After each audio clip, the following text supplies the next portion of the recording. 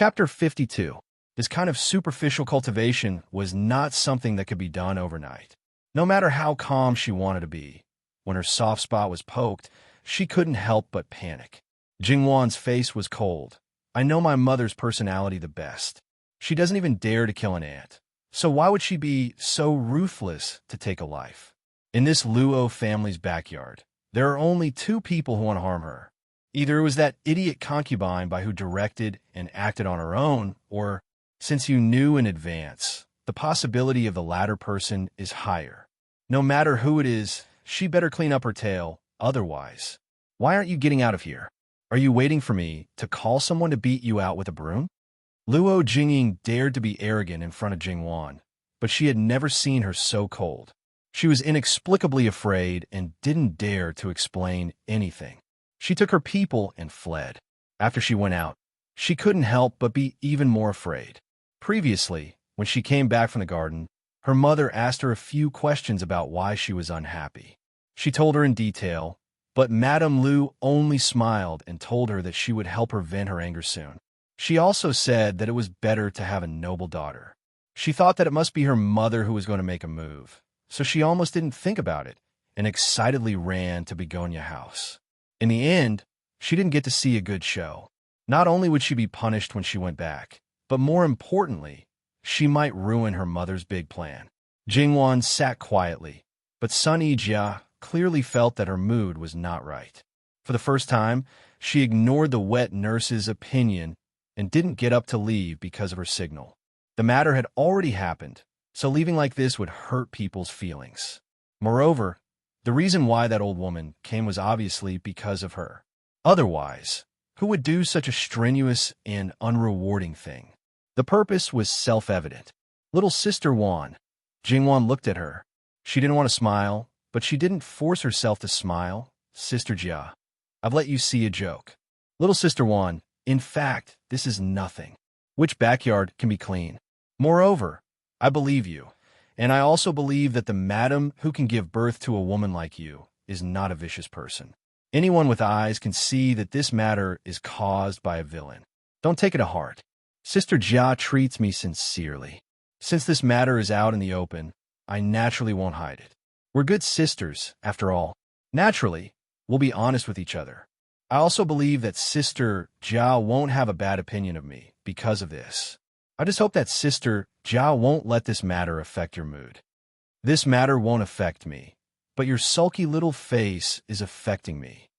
Sun Yijia reached out a finger and scratched her nose. Don't worry about this kind of thing. At the very least, there's still your grandmother.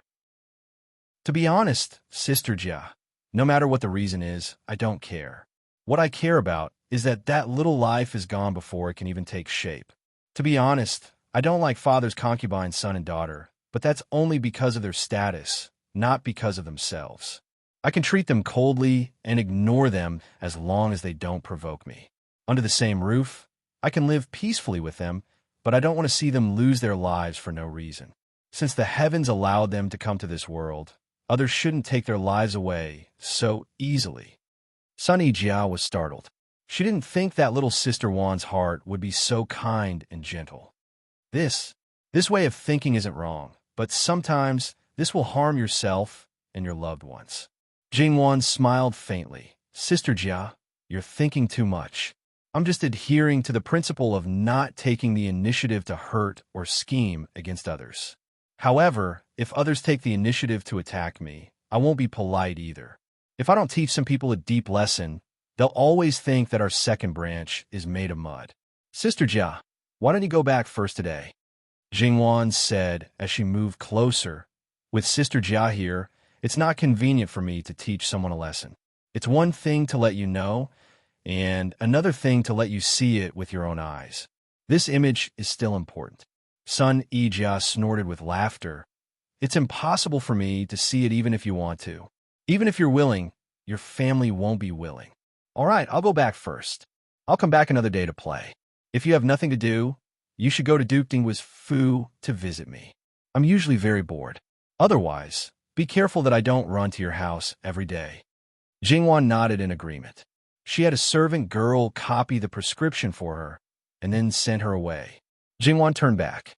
She wasn't in a hurry to go to Falling Plum House to take a look. Where's that biddy? Young miss, she's in the woodshed. Wet nurse, follow me. The others don't need to follow me. They knew that their young miss was worried that they would hear something they shouldn't hear. However, they didn't think that she was younger than them. Sometimes she was like this. As servants, they couldn't disobey her. Outside the woodshed, a rough biddy was guarding. Mama Gong wasn't there. She must have gone to check on Concubine Bai. After the door was opened, Jingwan walked in. She didn't care about the dirty and messy place in the eyes of others. Compared to the crying and howling before, the biddy was very quiet at this moment. However, unexpectedly, her body couldn't stop trembling. If it was because of the fear of death, it was understandable. However, from her eyes, Jingwan felt that it was more than that. Did she say anything? She asked the rough biddy guarding the door. Young miss, no. After bringing her here, Mama Gong asked her, but she didn't say a word. Jingwan nodded, not surprised. Now, she still doesn't want to say anything? The biddy raised her head and looked at Jingwan. Her lips moved, and there was hope and hesitation in her eyes. It was obvious that she was struggling in her heart. However, in the end, she remained silent, lowered her head, and curled into a ball. Jingwan left. She was not angry, happy, or sad, but it was this attitude that made the old woman even more afraid. Before, Nanny Gong did not scold her, nor did she order people to beat her. She just asked a few questions casually, and then approached her and said, You could be considered as an elder of the Luo family, so you probably won't betray your master just for a little money. Since you can splash dirty water on Miss in front of outsiders, obviously you don't care about life and death, then you probably also have a foot in Mistress Bai's side. Make the best use of everything. You're not a lonely old woman. If you were really alone, you should be thinking about living a comfortable life. How could you do such a thing in your late years? There is only one possibility left. Someone has captured your relatives to threaten you. Perhaps you also need money for them. It is understandable that you did such a thing. However, it is understandable, but it is unforgivable.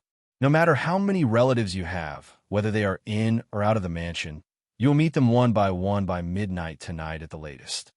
The biddy didn't want to believe it, and she didn't want to believe it. However, Mama Gong's attitude was too calm and firm. In addition, the third young lady didn't panic at all. Even if she repeatedly denied it, she became more and more afraid.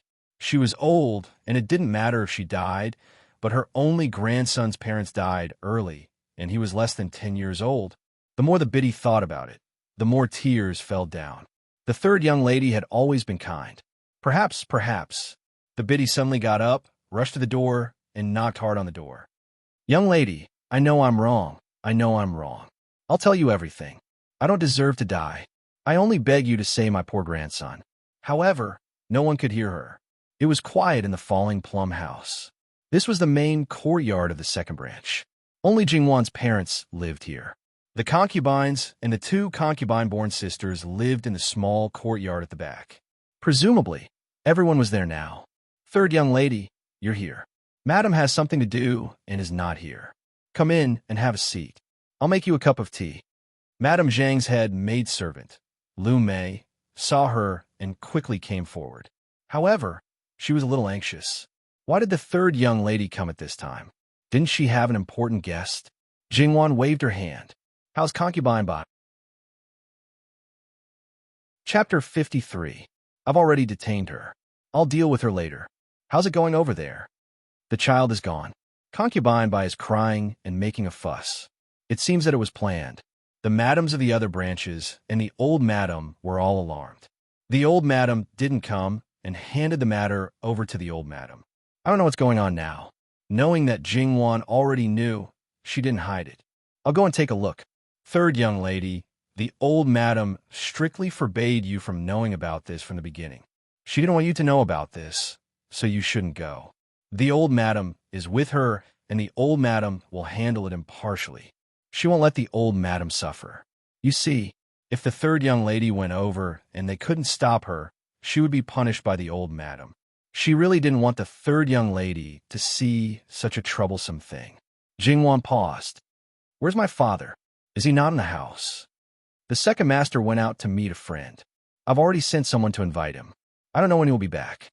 Okay, I'll go to grandmother. She had a big mountain to support her.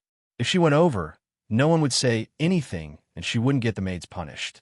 At this point, even if the maids knew what Jingwan was going to do, they didn't dare to stop her. Madame Luo didn't seem to be surprised by Jingwan's arrival. Continue to protect her. It's because all of you protect her that she only grows older, but not wiser. She's already so old, but she's still as innocent and naive as a girl. When you get married in the future, I'll see what she'll do. Can she continue to rely on her husband and her son? Men spend most of their time outside. If someone really catches the opportunity, they'll definitely scheme against her. If 3 or 5 times aren't enough, they'll do it 8 or 10 times. Sooner or later, your father will have a grudge. Without your father's support, whatever Jingbo wants to do will be in vain. So, before I get married, I have to quickly find a daughter-in-law who can help and protect her. Jingwan said with a flattering smile. How could Madame Luo not know what she was thinking? She glanced at her. I'm already worried enough about your marriage. You still want me to find a wife for Jingbo? Do you have the heart to let grandmother work so hard? What a heartless girl. Jingwan saw that her grandmother was angry, so she hurried forward and said, I'm not asking you to look for a candidate. I just hope that you can take a look at the candidate when father and the others decide. Seeing that Madame Luo was still unmoved, Jingwan softened her voice. She called her grandmother coquettishly and gently shook her arm. Her voice was so sweet that Jingwan herself almost had goosebumps. At first, Jingwan could still act coquettishly naturally, but after a long time, she felt like she was about to break down.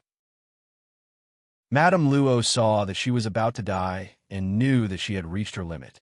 She finally relaxed her expression and said, helplessly, Okay, I promise you. In the beginning, he taught Jingwan how to show weakness at appropriate times. As for later, he seemed to enjoy watching Jingwan act coquettishly. The reason was that it was okay for a short period of time. After a while, Jingwan's little appearance made people very happy. Jingwan breathed a sigh of relief. It was simply killing her. In her previous life, before the family incident, although she wasn't arrogant, she was still proud and was flattered by everyone. After the incident, especially after her grandmother's health collapsed, whether it was the external environment or herself, she would never allow herself to be weak and would never show weakness to others. That kind of pride in her bones, even if it wasn't obvious in this life, was still there. Madame Luo stopped teasing her, but she thought of something else and her face darkened. Sister Jia left because she knew about this? Jingwan nodded and briefly explained what happened. These idiots, there are some things that they never understand. Madame Luo didn't know whether to sigh or be angry. Jingwan hesitated for a moment and asked, Grandmother, how did third Aunt marry into our family? Although the Lu family was established as a duke and still had a noble title, with the decline of the Lu family, even if Madame Lu married into the Luo family, when Luo Peishan didn't hold the position of minister, it was still proper marriage. Generally, even if families of 4th or 5th rank officials wouldn't look at them. Jingwan didn't look down on the Lu family, but in this place where people paid attention to matching social status, it was strange that Madame Lu married into the Luo family. When your grandfather was young, he had some friendship with your third aunt's father and asked your grandfather for help. At that time, your eldest uncle was already married and your father and mother were also engaged. Your fourth uncle was much younger than Madame Lu, so only your third uncle, who was born of a concubine, was left. The Lu family didn't mind, so your grandfather agreed to this marriage. So that was it. However, this also created a pair of resentful couples. Whether it was Luo Romping or Madame Lu, in fact, they looked down on each other from the bottom of their hearts.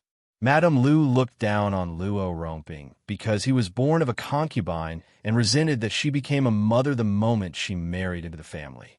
However, she didn't have the courage to break off the marriage. She also knew very well that with her situation at that time, she couldn't find a better husband than Luo Romping. She was proud and arrogant, and Luo Romping, who wasn't valued since childhood, used his arrogance to hide his inferiority. He despised the Lu family from the bottom of his heart, but he didn't dare to disobey Luo Peishan. Thus, for so many years, he lived peacefully and happily. Luo Rongping had a lot of beautiful women in his harem, but other than his eldest concubine son, Luo Jingming, and his eldest concubine daughter, Luo Jingxiang, there were only 2 or 3 children born of concubines. They were completely out of proportion to the huge group of beautiful women in his harem. Moreover, they were all relatively young. If they weren't weak, they were sickly. Many people in the Luo family knew that this was only because Madame Lu had loosened her grip on them in the past few years. As for whether it was because she had discovered her conscience, or because she wanted to accumulate some good karma for her children, or because she thought that their existence would no longer affect her and her children, only she knew. It wasn't that Luo Rongping didn't know her methods. Among the 4 brothers, he had the most concubines, but not many of them were pregnant. Even if they were pregnant, most of them would suffer miscarriages or die shortly after birth. Even if he had a pig's brain, he should have known what was going on. However, he didn't care and didn't ask. Even the concubines that he doted on at that time would at most criticize Madame Lu. They didn't scold her for being cruel and merciless, but they said that she didn't manage the household properly. Those who didn't know would think that he valued his wife. In fact, he was just selfish and cold by nature. He only cared about a moment of pleasure and could turn around and pretend that he didn't know anything. Outside, Luo Rongping had always been a person who cherished his reputation. He still wanted to have a bright future, a high position, and a generous salary. Naturally, his reputation couldn't be bad. Because Madame Lu was very clear about this, she became more and more unscrupulous. Luo Peishan was naturally not a person who would intervene in his son's backyard. It was just that he inadvertently learned about his 3rd son's absurd behavior. He also had the idea to punish him. However, when he found out that the husband and wife were just snakes and rats in a nest, he was too lazy to ask. As long as they didn't make a scene outside and become a joke, he would let them do whatever they wanted behind closed doors. Madame Luo naturally didn't want to care about concubine Bai's trivial matter. She left it to her eldest daughter-in-law to handle. If she went there, it would show that she didn't trust her eldest daughter-in-law. However, she also thought that Jingwan might come to find her, so she didn't say anything to her eldest daughter-in-law. Moreover, when Jingwan learned that her eldest aunt was handling this matter, she couldn't let her lose face. She also promised Madame Luo that she would just take a look. When they saw Madame Luo arrive, except for Madame Bai, who was lying in bed after the miscarriage, everyone hurriedly greeted her. Seeing Jingwan by her side, even if Madame Zhang was anxious, she couldn't say anything. Madame Bai, who was crying and howling like a shrew and refused to speak properly, automatically shut her mouth when she saw Madame Luo. Madame Luo, please forgive me. This concubine, that's enough. Lie down. Madame Luo interrupted her. Then she looked at Madame Bai. On the day she entered the capital, this woman should have greeted her at the gate, but she didn't have any impression of her. Willow leaf eyebrows, an oval face, and because of the miscarriage, her face was pale and she looked very weak. She was delicate and pitiful. However, Madame Luo's face didn't have the slightest fluctuation of emotion. Chapter 54. Sometimes, Jingwan admired these people who could act at any time and place. She was howling so fiercely, but when she stopped, she didn't seem to be in a sorry state. She was like a weeping beauty. If it was someone who didn't know, even if it was a woman, their heart would soften. However, in the face of her grandmother, who had experienced decades of wind and rain, those tricks were really not enough. Madame Luo walked to the side and sat down. "Old lady, what's the situation?" Madame Wang knew that Madame Luo didn't avoid Jingwan, so she directly said, "Mother, the thing is Madame Bai's daily food comes from the small kitchen of the Falling Plum house." As soon as she finished speaking, Madame Luo turned her head to look at Jingwan, and Jingwan seemed to sense it and looked back. At that moment, Jingwan read the meaning in Madame Luo's eyes. "See, your mother is such an idiot." Jingwan was helpless. Her mother's purpose was actually very simple. She hoped that the pregnant concubine would be able to eat well. After all, without the support of her husband, a concubine would be a concubine. Even if she was pregnant, the amount of food she ate would not be better than that of the official wife.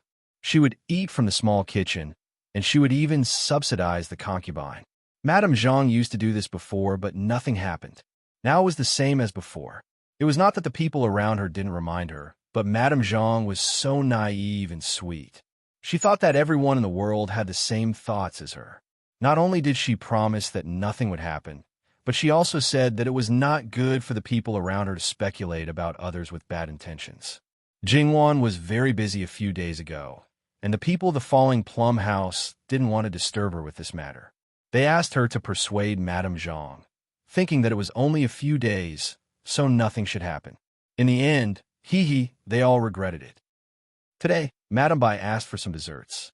Not long after she ate, her stomach began to hurt. Soon, she saw red and reported it to her younger sister-in-law. Her younger sister-in-law invited a doctor she was familiar with from outside, but by the time the doctor arrived, the child was already gone. Daughter-in-law had someone check the desserts.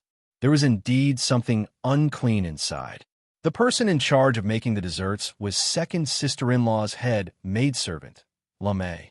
The person who delivered the desserts was second sister-in-law's second-rank maidservant, Lu personally handed the desserts to Bai Shi's maidservant, Kai Ling. The three maidservants all said that during the time the desserts were in their hands, no unrelated person had touched them. The ingredients used for the winter sweet were all ready-made from the Fallen Plum House. Her daughter-in-law had sent people to check the ingredients, and there were no problems.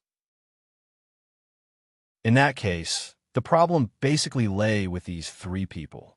The Belle was a clever one. She swore that she did not do anything. She was the only one who followed Bai Shi into the Luo family. She was loyal to Bai Shi.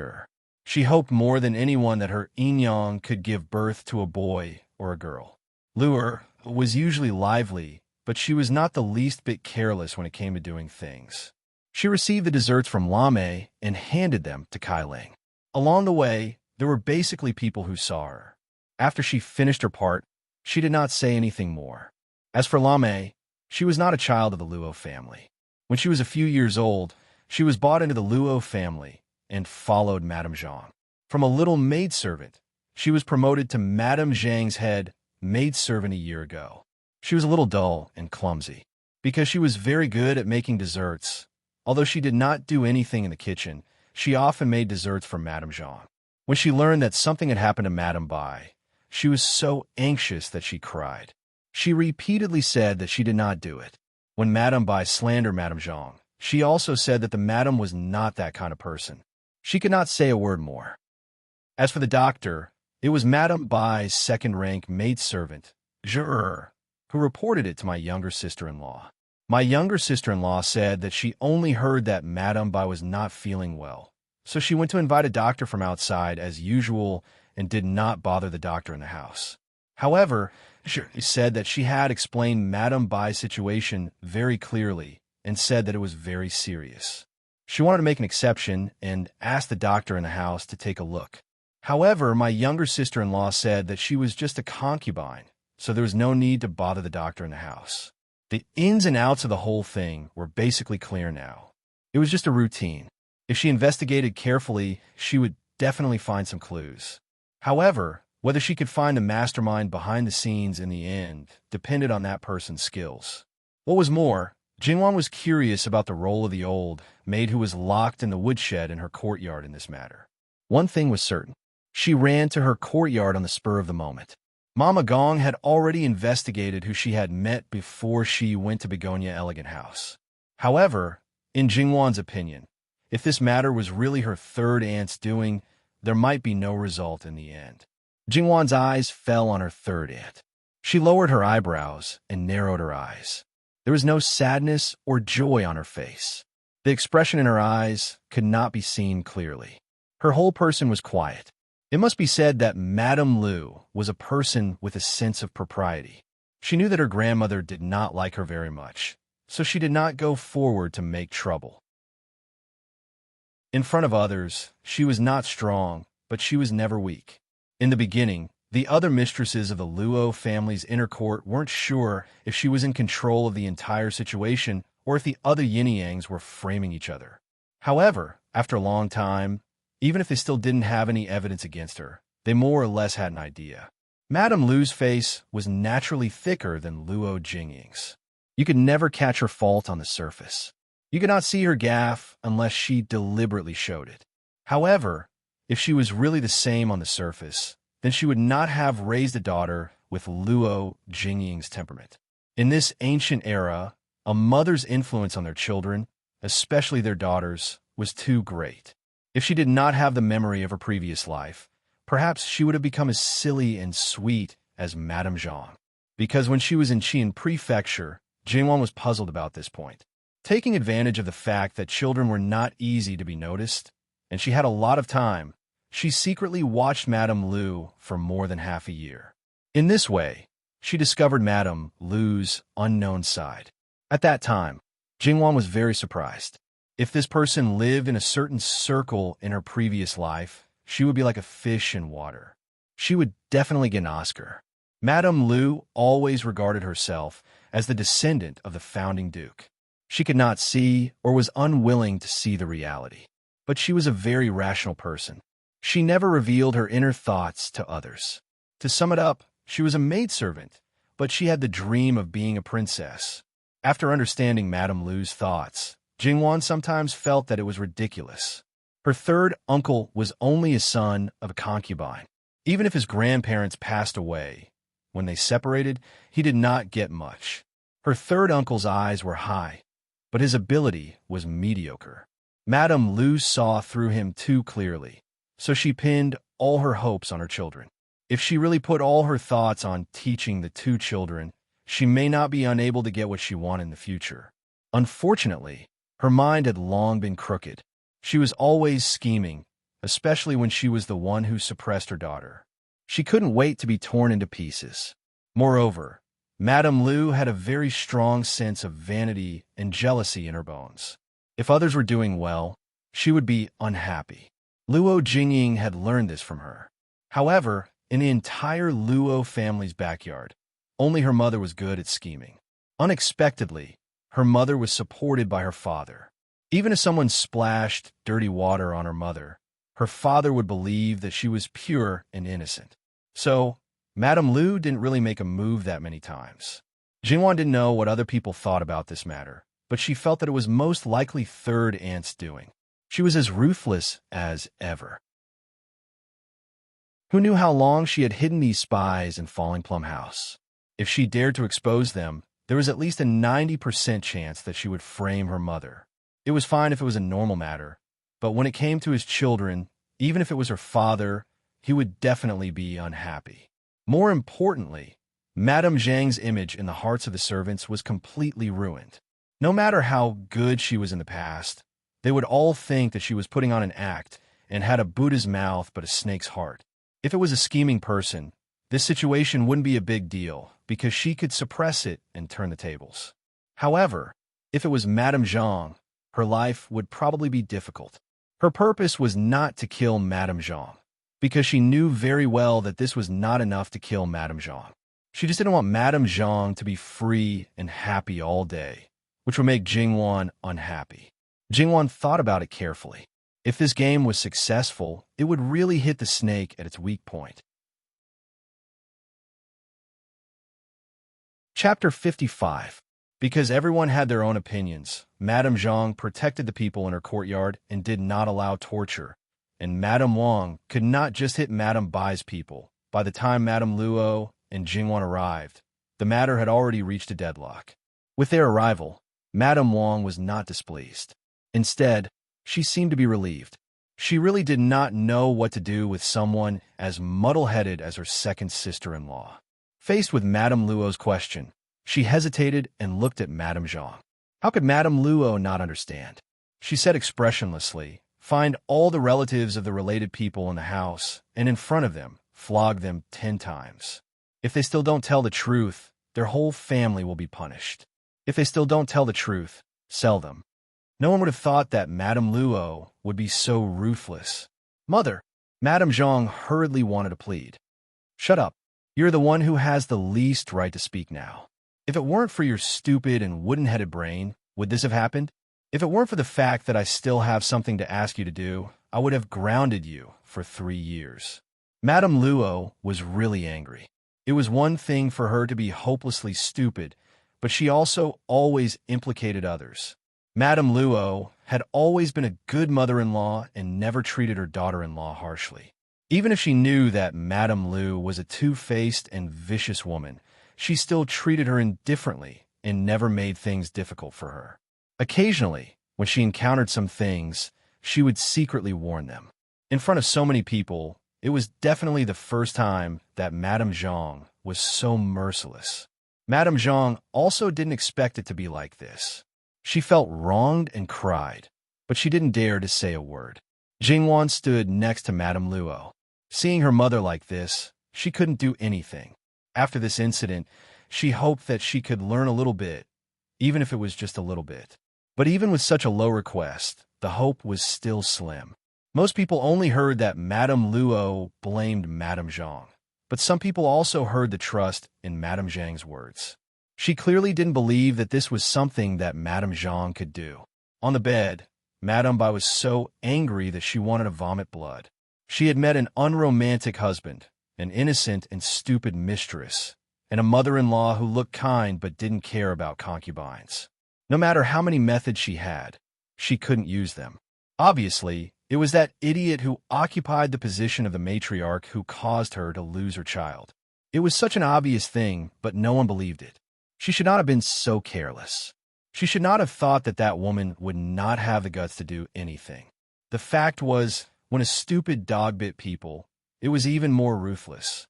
It could even hit you when you were not prepared. She should have listened to the advice of the bell and not eaten the food sent by the falling plum house. The child that she had painstakingly gotten was gone, just like that. The relevant people were gathered as quickly as possible. Everyone in the room was moved to the courtyard, including Madame Bai, who struggled to get up. Madame Luo did not comment on this, but Madame Zhang, seeing her pale face, wanted to persuade her.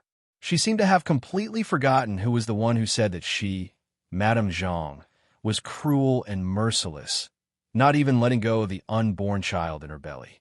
She was not just naive and sweet. In Jingwan's eyes, she was no different from the Virgin Mary. Fortunately, before Jingwan could do anything, Madame Zhang's mammy had already stopped her. Not to mention that Madame Bai had already recognized Madame Zhang as her enemy.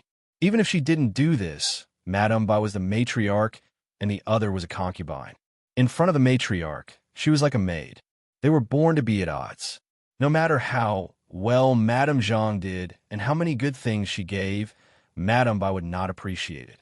Now that Madame Bai tried to dissuade her at this time, Madame Bai might think that Madame Bai had ulterior motives and wanted to take this opportunity to get rid of her confidant. Other than Kaylin, everyone else more or less had relatives. Even the winter suite that was bought from outside had been worshipped as a godmother in the Fu. However, it did not mean that Kaylin could escape the disaster. For a servant like her who had unknown origins, as the ruler of the backyard, Madame Wang would naturally find out their origins. Madame Bai was a distant niece of the Luo Rongyan. She was the daughter of a concubine and was not favored. She was given away just like that and did not have a close maid who had a deep relationship with her. Kaylin was also from her so-called uncle's family. From the moment Kaylin was sent to Madame Bai's side, their fates were closely linked. Madame Bai's methods were also extraordinary, so she quickly took Kaylin as her confidant. Madame Luo originally did not want to intervene, but Madame Zhang's performance made her change her mind. She decided to fiercely tidy up the backyard. If she did not properly knock some people down, would they really think that she was a decoration in the residence? They always made all kinds of trouble from time to time. Originally, Wanwan was in a good mood because the good thing was about to happen, but someone was not sensible and wanted to ruin it. Madame Luo used a method that she would not use in the past. She directly took Luo Peishan's name card and asked people to go to the Luo Rongyan's house to ask for Kaylin. It was just a few servants, so the other party would not refuse to give face. Moreover, Kaylin was sent from their Fu. Now that there was a problem in the Luo family, they did not know the specific situation. It was inevitable that they could not help but wonder if something had happened in the Luo family. They did not train them well. As a result, they could only hand over Kalen in fear and trepidation. Although it was a gift from a superior to a subordinate, in fact, there was still the intention to curry favor. Luo Rongyan was not a good person, but his father was not to be underestimated. Jingwan carefully observed the expressions and reactions of the relevant people. She could conclude that Lame was not involved in it. Although she reacted in panic, she was not guilty. Lame was only 2 or 3 years older than Jingwan. She had been in contact with her when she was in Qianfu. Living in the capital for 3 years did not change her nature much. As for the other people, in fact, as long as they had enough experience, they basically knew what was going on. It was just that Kalen's reaction was a little strange. Needless to say, Kalen was afraid, but there was a trace of strange excitement mixed in. What was the secret behind it? She believed that she would soon know the answer. However, Madame Zhang's anxiety and Lame's fear made Jingwan decide to intervene. If there was really no problem with the ingredients in Fallen Plum House, then the desserts must have been swapped. In this way, it was not difficult to prove Lame's innocence. First, Aunt, is the desserts left by concubine still here? Yes. Did you think of something? Madame Wang asked kindly. Jingwan nodded. There are a few desserts in Fallen Plum House. When I was in Qianfu, I made some small changes. The taste is different, especially the desserts made by Sister Lame. The taste is especially good. I think the desserts that concubine wanted should be one of them, but I'm afraid that ordinary people can't taste them. For those who were used to all kinds of exquisite food, their mouths could more or less be considered as gluttons. It wasn't difficult for them to taste the subtle differences. As far as I know, Sister Lame habitually makes more desserts.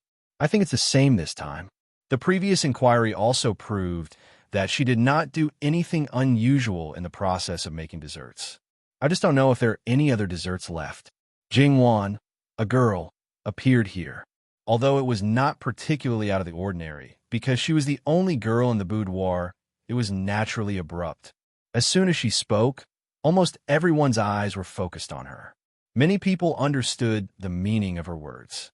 Fortunately, the desserts left in the Falling Plum House had not been touched yet. Plum blossom cake? When Jingwan saw it, she smiled. This was their second branch's special dessert. Her father especially liked it. No wonder Madame Bai would choose this. Whether it was taken from Fallen Plum House or sent to Madame Bai, they all looked exactly the same. Not to mention the color and style, even the texture was the same. No one doubted that this was made by 2 people. Thinking back to Jingwan's words, not only did it not clear Lame's name, but also made the people who originally trusted Lame look at her with suspicion. Madame Bai wanted to pounce on her and eat her alive. Jingwan was indifferent. Try it and you'll know. As she spoke, she stretched out her hand. Madame Luo grabbed her hand. You little girl, how can you eat unclean things? The things inside are so powerful that ordinary people can't touch them. Could it be that the person behind the scenes was worried that ordinary methods could not guarantee a 100% success rate? So he used a heavy hand? Chapter 56. It's not that serious, but it's better if you don't touch it. Wang sure smiled, but there was a different meaning in her smile. Jingwan understood. Just because it was not serious, it did not mean that it was completely useless. Something that was used to deal with children would probably have some influence in this aspect. As an unmarried girl, she naturally had to stay away from it. She did not care about it, but others would. Jingwan pretended that she did not understand and just did what an obedient child should do. Third girl, if you still trust eldest aunt's tongue, let eldest aunt taste it. Jingwan nodded. Wang sure came from a noble family, so there was naturally no reason for her not to trust. Wang sure picked up a piece of plum blossom cake, took a small bite, and chewed carefully. Mother, these 2 plum blossom cakes were indeed made by 2 people. Although if I did not deliberately taste it carefully, I'm afraid that I would be deceived. This one was made by Lame. I can be sure that I have tasted her cooking not long ago. Wang Shi gave a positive answer, and there was no problem with the plum blossom cake in Luo Mei house.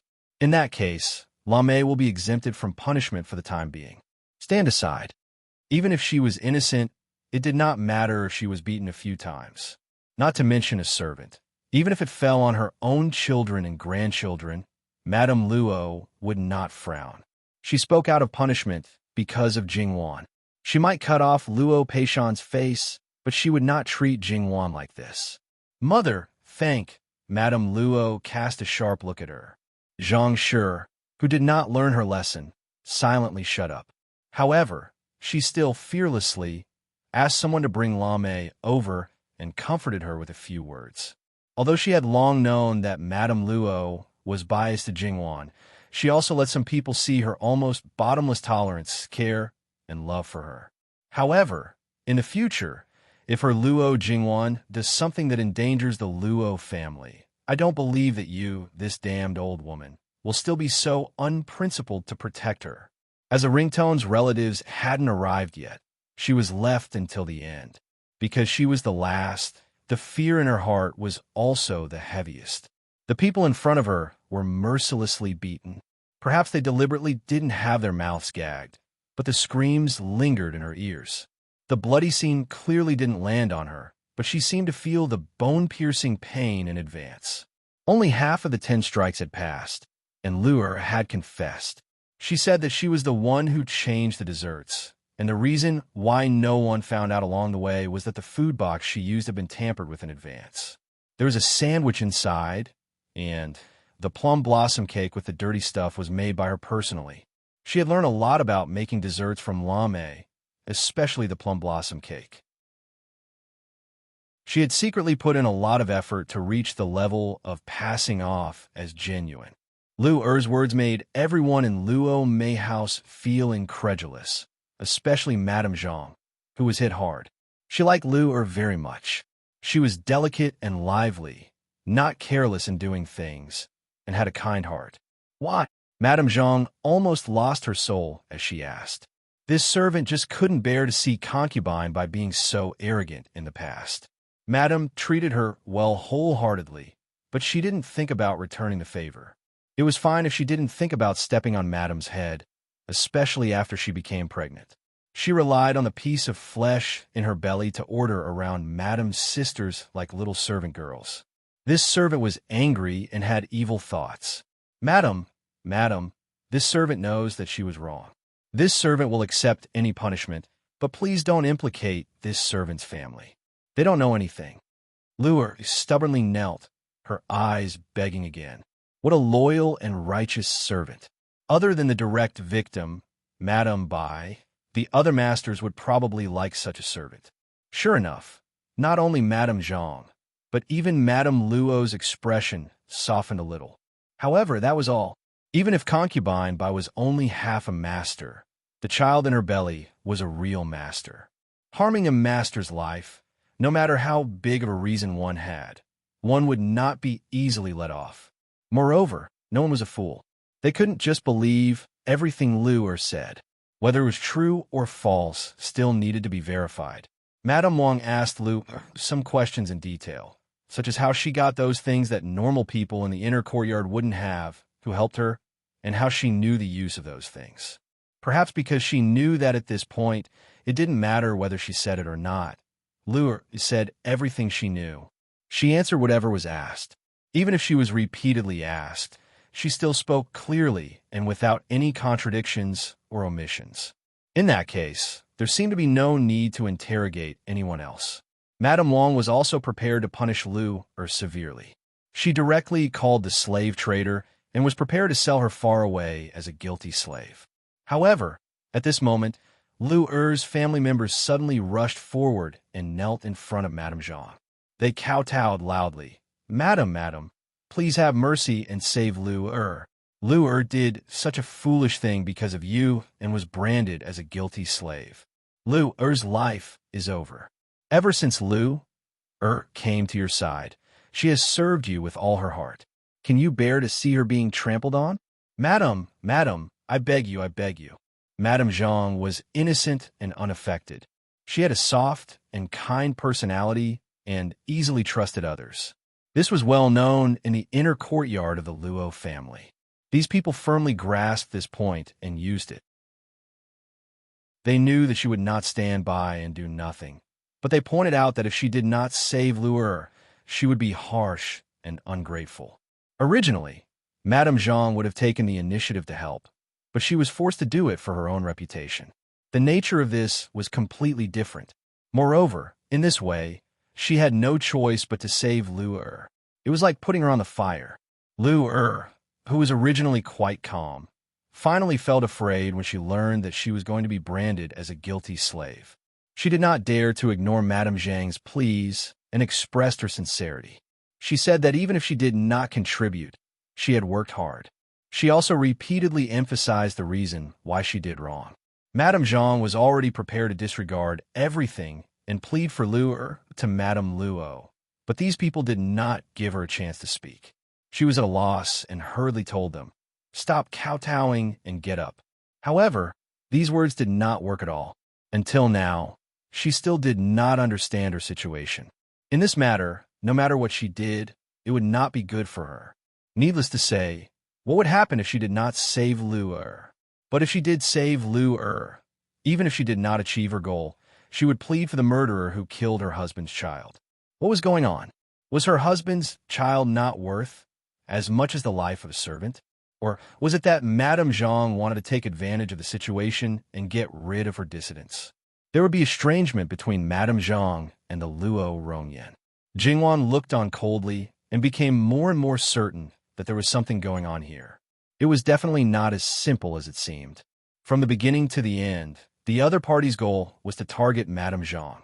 They were determined to taint her and step on her as much as they could. While everyone's attention was focused on Madame Zhang and Lu Er's family, Jingwan did not let go of other places and try to find clues. After all, even if Jingwan was very good at judging people, she could not read too much from a person's expression. She was not a professional in this field. However, her efforts paid off. She finally found something else. After carefully sizing up Lu Er again, she thought of another possibility. As for the result, she would know with a try. "Enough, all of you shut up."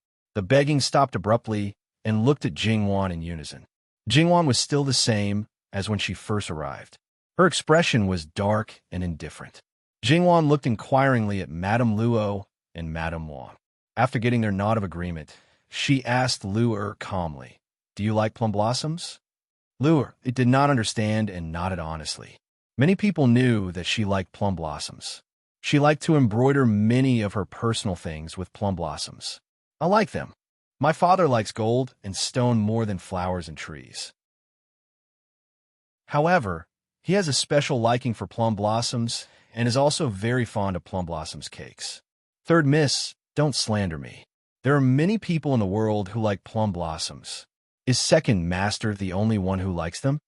Lu refuted quickly and fiercely. Her attitude was so fierce that it made people speechless. Chapter 57. Lu Er's face turned pale. What she said just now was simply a confession out of guilt and desperation.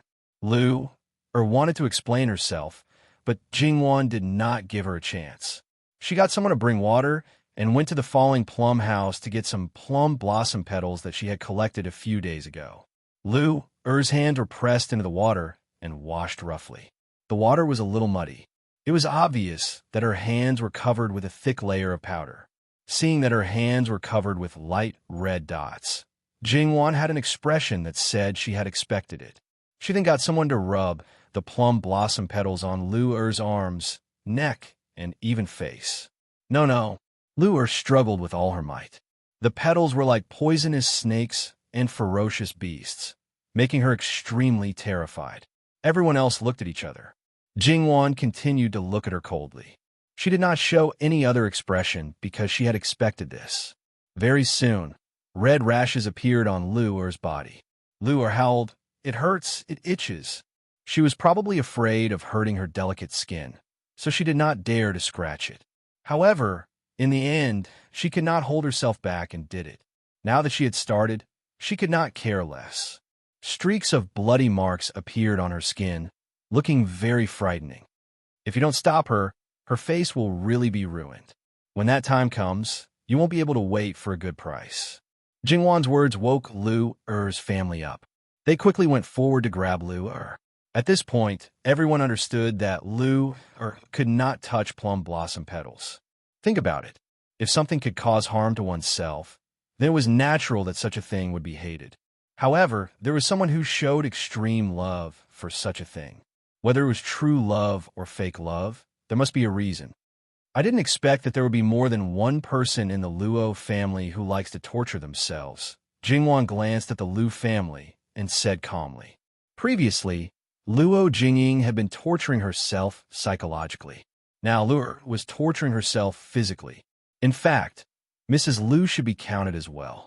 Instead of living a good life, she insisted on making things difficult for herself and then wanted to drag others down with her. Mrs. Lu happened to see Jingwan's meaningful glance. Her heart jumped.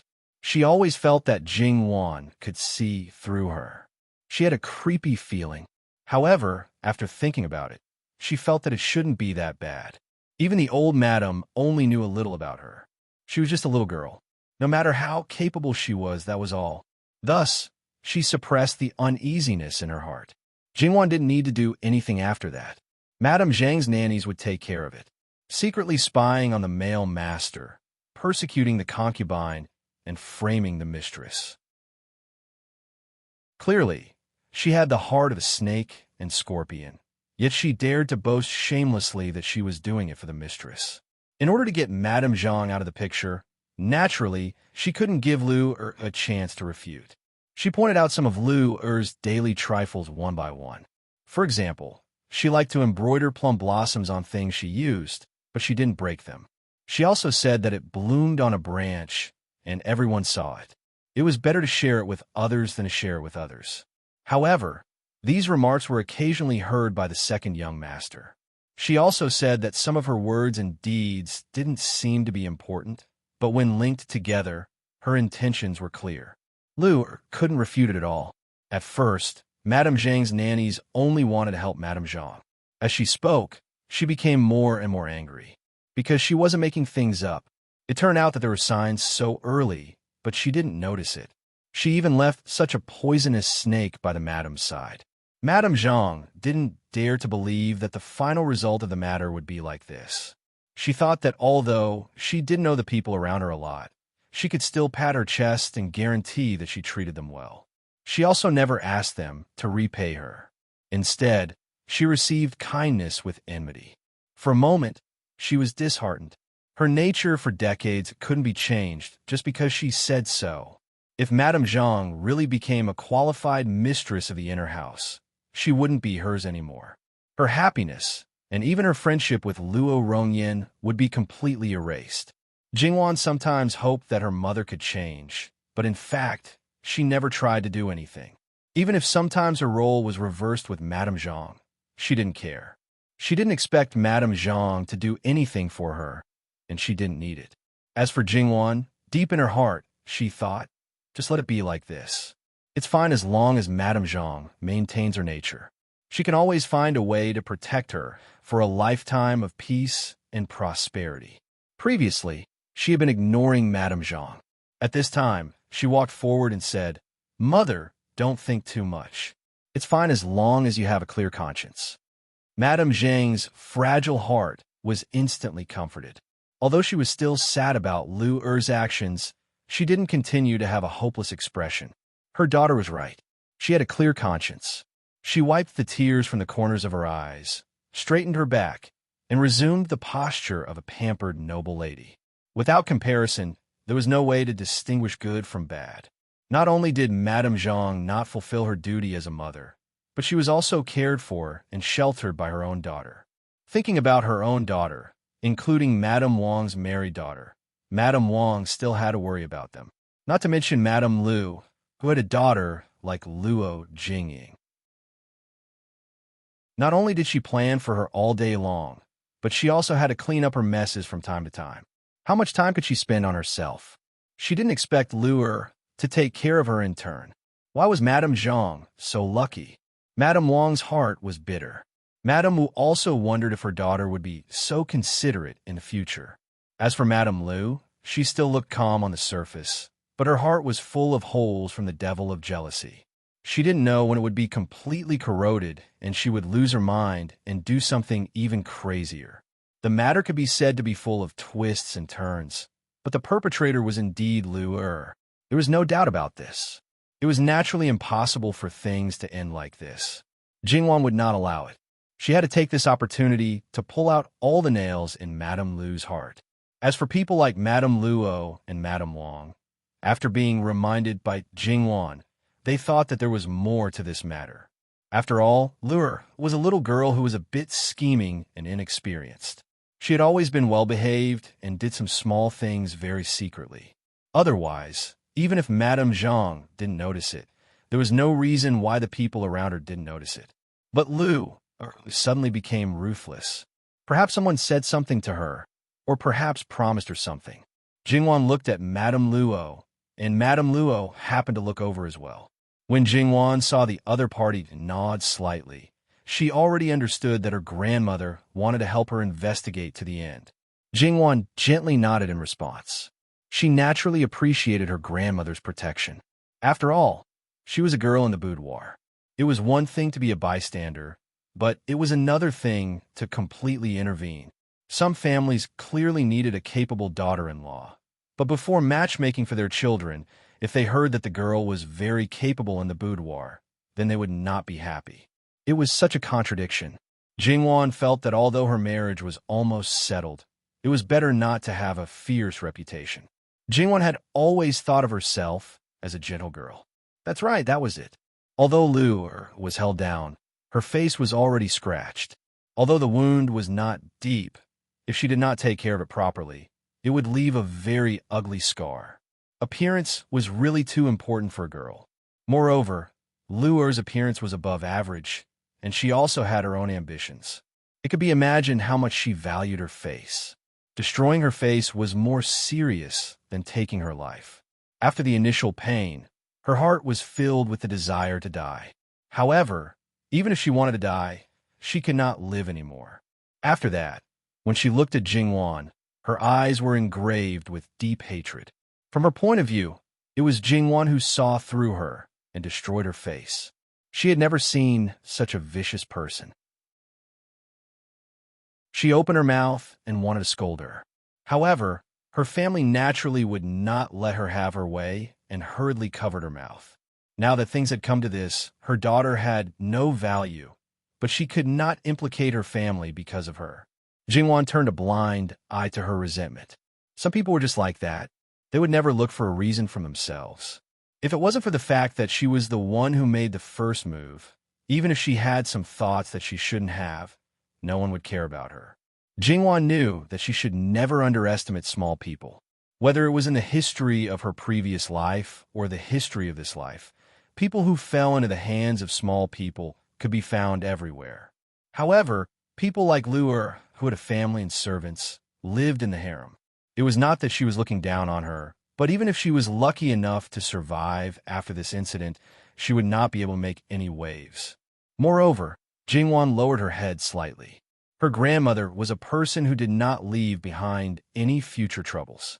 Although she had never done anything ruthless in front of her, she knew. As for the female lead's mother, the character's setting was like this. If the relatives did not like her, they could just ignore her. In the future, they would write less about her. Also, the relatives expressed that they did not like the inner house fights.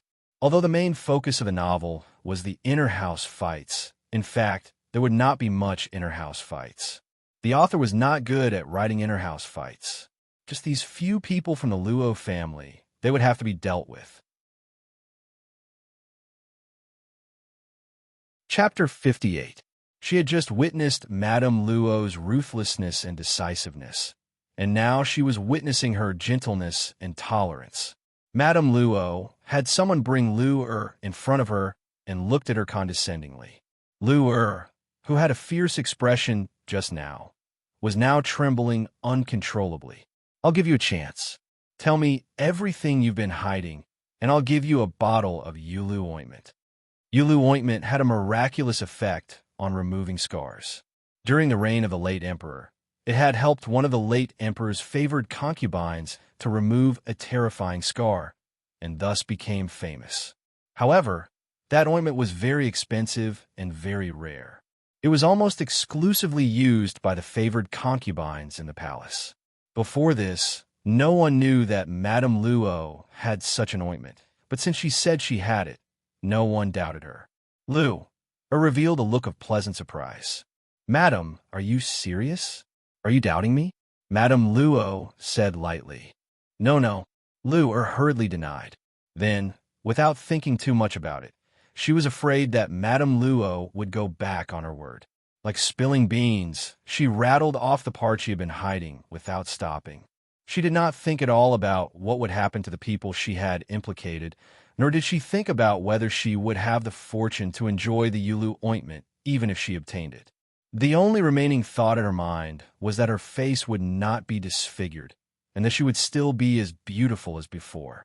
Sure enough, Lu Er's thoughts had been known by someone, and then she had been instigated intentionally or unintentionally.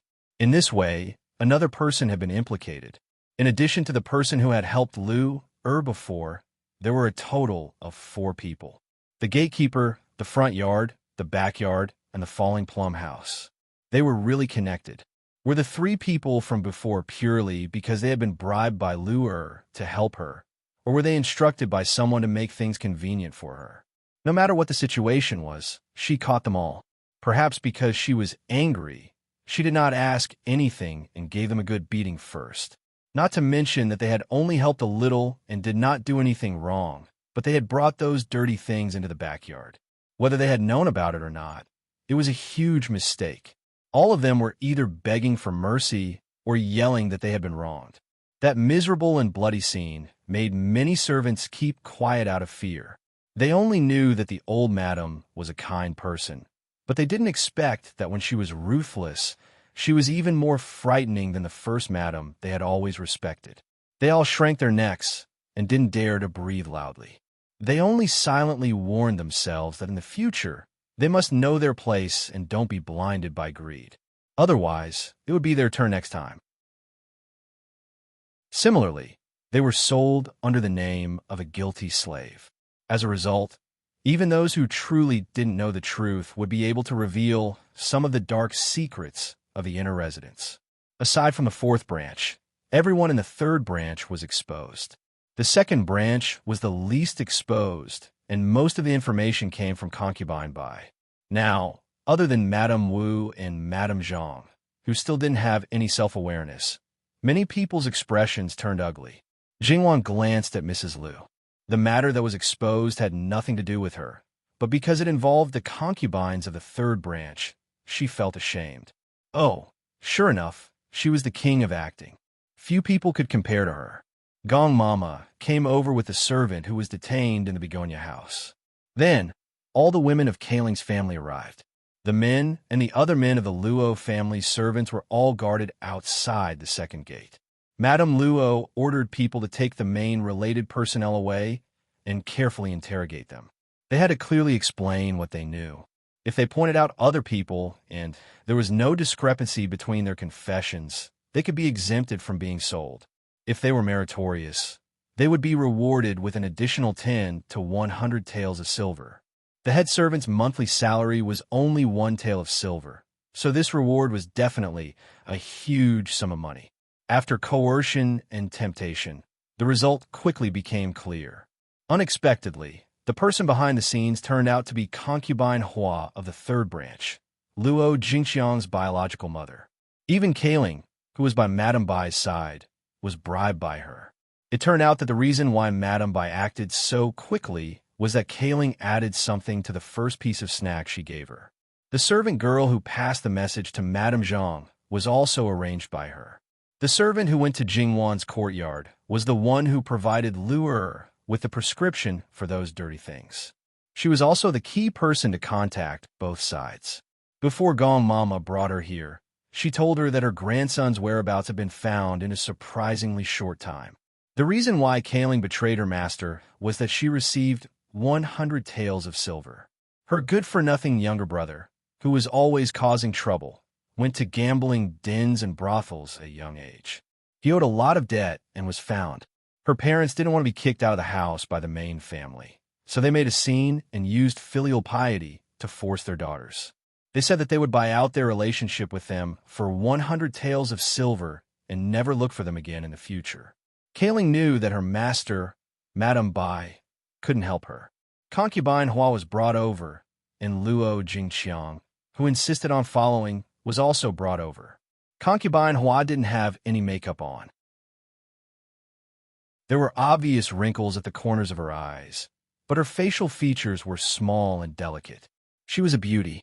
Looking at it carefully, Luo Jingqiang looked more like her father. Concubine Hua was neither sad nor happy. Her eyes were exceptionally calm, as if she had already expected this situation. She quietly knelt in front of Madame Luo and calmly admitted all her sins.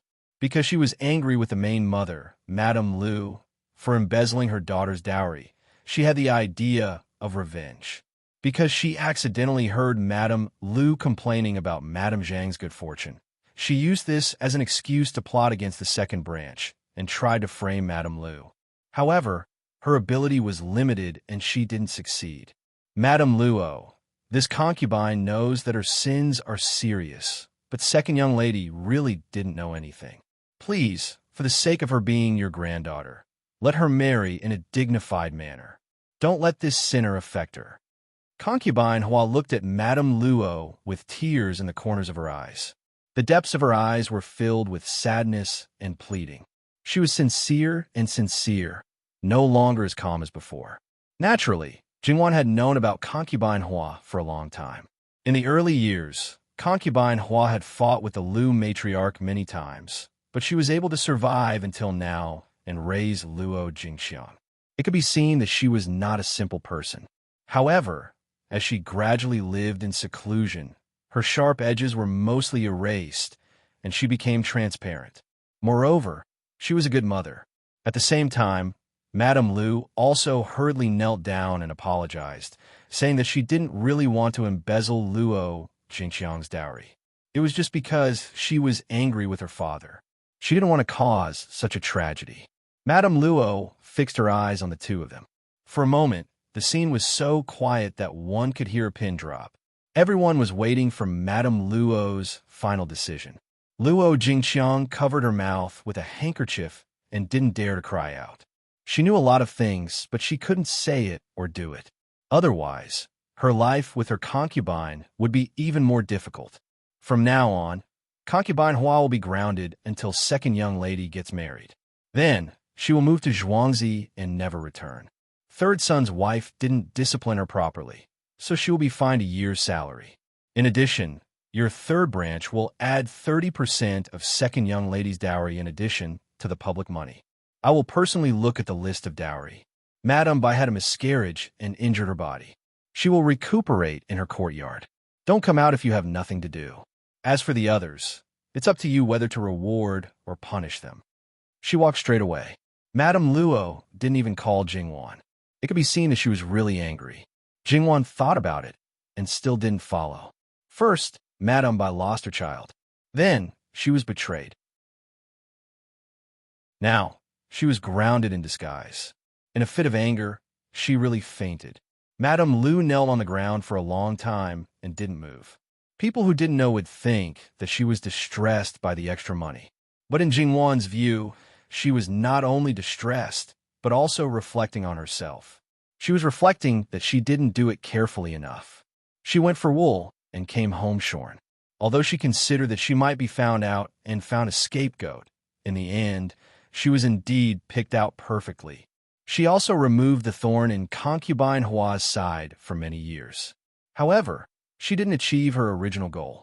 Instead, she was warned by Madame Luo and lost a lot of money. Jingwan was very curious. How did Madame Lu's heart become so twisted? But she didn't show it on her face at all. Madame Wang always had her own set of principles. Rewards and punishments were clear, but she also considered what Madame Luo said. Rewards were rewards, punishments were punishments. The two sides didn't offset each other. Those who should be beaten were beaten, those who should be sold were sold, and those who should be sold were sold, and those who were sold were sold, and those who were sold were sold, and those who were sold were sold, and those who were sold were sold, and those who were sold were not kept. It could be said that she was merciless and benevolent. Jingwan asked Madame Zhang's servants to take her back, indicating that they should comfort her. In fact, Jingwan was not very worried about her. Her mother was easy to be sad, but sometimes she was open-minded. A maidservant wouldn't really hurt her. After a while, she would be fine. To put it nicely, she was open-minded. To put it bluntly, she was heartless. Chapter 59. When Mrs. Liu turned around, there was a kind smile on her face. "What's the matter, third girl?" Jingwan was a little embarrassed. She pursed her lips and smiled. "Speaking of which, there's a small matter that I'm sorry about. When that old woman shouted about concubine Bai's matter to me, not only did she dirty the ears of Ding General Manor's sister's son, but she also dirted the ears of fourth sister. After hearing such a dirty thing, fourth sister's heart must be uneasy. Third aunt, I'm afraid you'll have to spend some time to persuade her." Mrs. Liu's eyes darkened. "Suspect her? Warn her? Remind her? If you don't say it, I'm afraid I'll really be kept in the dark. It's also my fault. I spoil your fourth sister too much. I don't let her know anything. If she can be half as smart as you, I should pray to Buddha." Her tone was very helpless. Was she mocking her for knowing all kinds of dirty things at such a young age? Fourth sister is lucky. Even if she doesn't know anything for the rest of her life, it doesn't matter. Third aunt will always worry about her. I can't do it. If I don't know anything, won't I be bullied to death? As a mother, worrying about her daughter for the rest of her life, if it wasn't cursing her daughter to have a short life, what was it? No matter how good Mrs. Liu was at pretending, at this time, she stopped smiling. "Third girl, are you saying that your mother is not good?" "My mother is naturally good, but grandmother said that she is lucky. She doesn't know anything. There's no other way. As children, we are self-reliant. Maybe fourth sister will be like my mother in the future. That's really enviable." With Luo Jingying's temper, even if she met a good husband, she couldn't live as carefree as Mrs. Zhang. It was said that if she was unhappy, she asked for it, looking for trouble all day long. No matter how deep the feelings were, they would disappear. Mrs. Liu still wanted to say something, but Jingwan didn't want to be long-winded with her. "I think third aunt still has things to do. After all, second sister will be married soon. Third aunt still has to add to her dowry. It's not easy work. Niece is going to see grandmother, so I'll take my leave first." Jingwan bent her knees, turned to the road of the main courtyard, and walked away. Concubine Hua and Luo Jingqiang were silent, but the servants who followed them lowered their heads. They couldn't wait to find a hole to hide and disappear in front of Mrs. Liu. Mrs. Liu was silent for a moment, but in the end, she didn't say anything. When she returned to the territory of the third branch, Mrs. Liu was about to call Concubine Hua and Luo Jingqiang, but Concubine Hua spoke first. "Foreign, the second young lady's dowry hasn't been embroidered yet. The Buddhist scriptures that Foreign ordered this servant to copy for the old Foreign haven't been finished. This concubine is now a sinner. I'll take my leave first." Facing them in her own territory, Mrs. Liu naturally won't pretend anymore. Looking at the mother and daughter in front of her, her eyes were full of poison. But now, Concubine Hua helped her take the blame and got what she wanted. She was not afraid at all. She slightly raised her head and looked at Mrs. Liu. After Mrs. Liu married into the Luo family, except for the first 1 or 2 years, no one in the third branch dared to provoke her like this. However, she really can't touch the mother and daughter now. If Concubine Hua was desperate at this time, even if she didn't admit it, she would be greatly affected. I hope that the second young lady will have a good life in her husband's family in the future and won't need her family. Regarding Mrs. Liu's threat, Concubine Hua didn't comment. Master Luo was healthy and had more than 1 or 2 years of life. As long as her grandfather was still alive, Chong Er's husband's family would treat her well. Besides, even if her daughter was not good in learning, She was definitely much better than Luo Jingying in dealing with people. She believed that her daughter would have a good life, and no matter how bad it was better than living in the hands of Mrs. Lu. Thank you for your kind words. Mrs. Lu coldly sent them away. Concubine Hua. After returning, Luo Jingxiang couldn't stop crying in front of Mrs. Hua. Silly girl, why are you crying? Mrs. Hua hugged Luo Jingxiang and gently patted her back. It's all my fault. If it weren't for me, Concubine Hua wouldn't be threatened by her and wouldn't be driven out of the Luo family. It's nothing. It's not like you don't know her character. She can't wait to get rid of those who are in her way. Luo Jingxiang leaned on her shoulder and cried for a long time before slowly stopping. Concubine Hua, wait for me. I will find a way to bring you back. You're talking nonsense again. Your grandmother said that I will never come back. How can I come back? In fact, old madam is not punishing me, but helping me. Although she doesn't like Concubine Hua, it doesn't mean that she is unreasonable. I'm afraid she's very clear about who's behind today's incident. I don't have that much ability, nor do I have that much money to gather so many people in the Luo family's backyard. Actually, old madam isn't the only one who knows about this. That Zhuangzi is the Luo family's Zhuangzi, not hers. She can't even reach out and criticize me. In this way, I will be the only master there. Isn't it better than being tortured by her in the backyard? Moreover, old madam will personally ask about your dowry, which is something that Concubine Hua didn't dare to think about. Now, Concubine Hua is just waiting for you to get married, and Concubine Hua has no other ideas. Concubine Hua, you just live a good life in the future. Don't think too much. Also, if possible, get closer to your third sister. It will only be good for you. But she knows that old madam is unhappy, but she still deliberately used my dowry to stab old madam. Didn't she think that old madam might vent her anger on us? It was impossible to say that she didn't feel resentful when she heard Jing Wan's words before. That's because your third sister knows that old madam won't do anything to us. Your third sister has been steady since she was a child. She has always had a sense of propriety. Even if it's a servant, she won't be tired. Except for fourth young lady, she has never said harsh words to anyone. Your third sister was taught by old madam. Old madam can be said to be the wisest woman Concubine Hua has ever seen. Concubine Hua, I know what to do. Concubine Hua knows that Chang'er is a well-behaved girl. Don't learn from Luo Jingying. You're so arrogant that you can't see the reality. You're smart, but you're often the victim of your own cleverness. Mrs. Lu asked someone to call Luo Jingying to the front. She didn't say anything and just looked at her with a gloomy face. When Luo Jingying came back from Begonia House, she was very nervous. Now that she saw her mother like this, she was scared. Her usual arrogant, flamboyant, elegant, and confident girl was completely gone. She became a bit timid. However, the more Luo Jingwan behaved like this, the angrier the Lu matriarch got. Even if she was in the wrong, she should not lower her head. She should maintain her composure. But look at her now.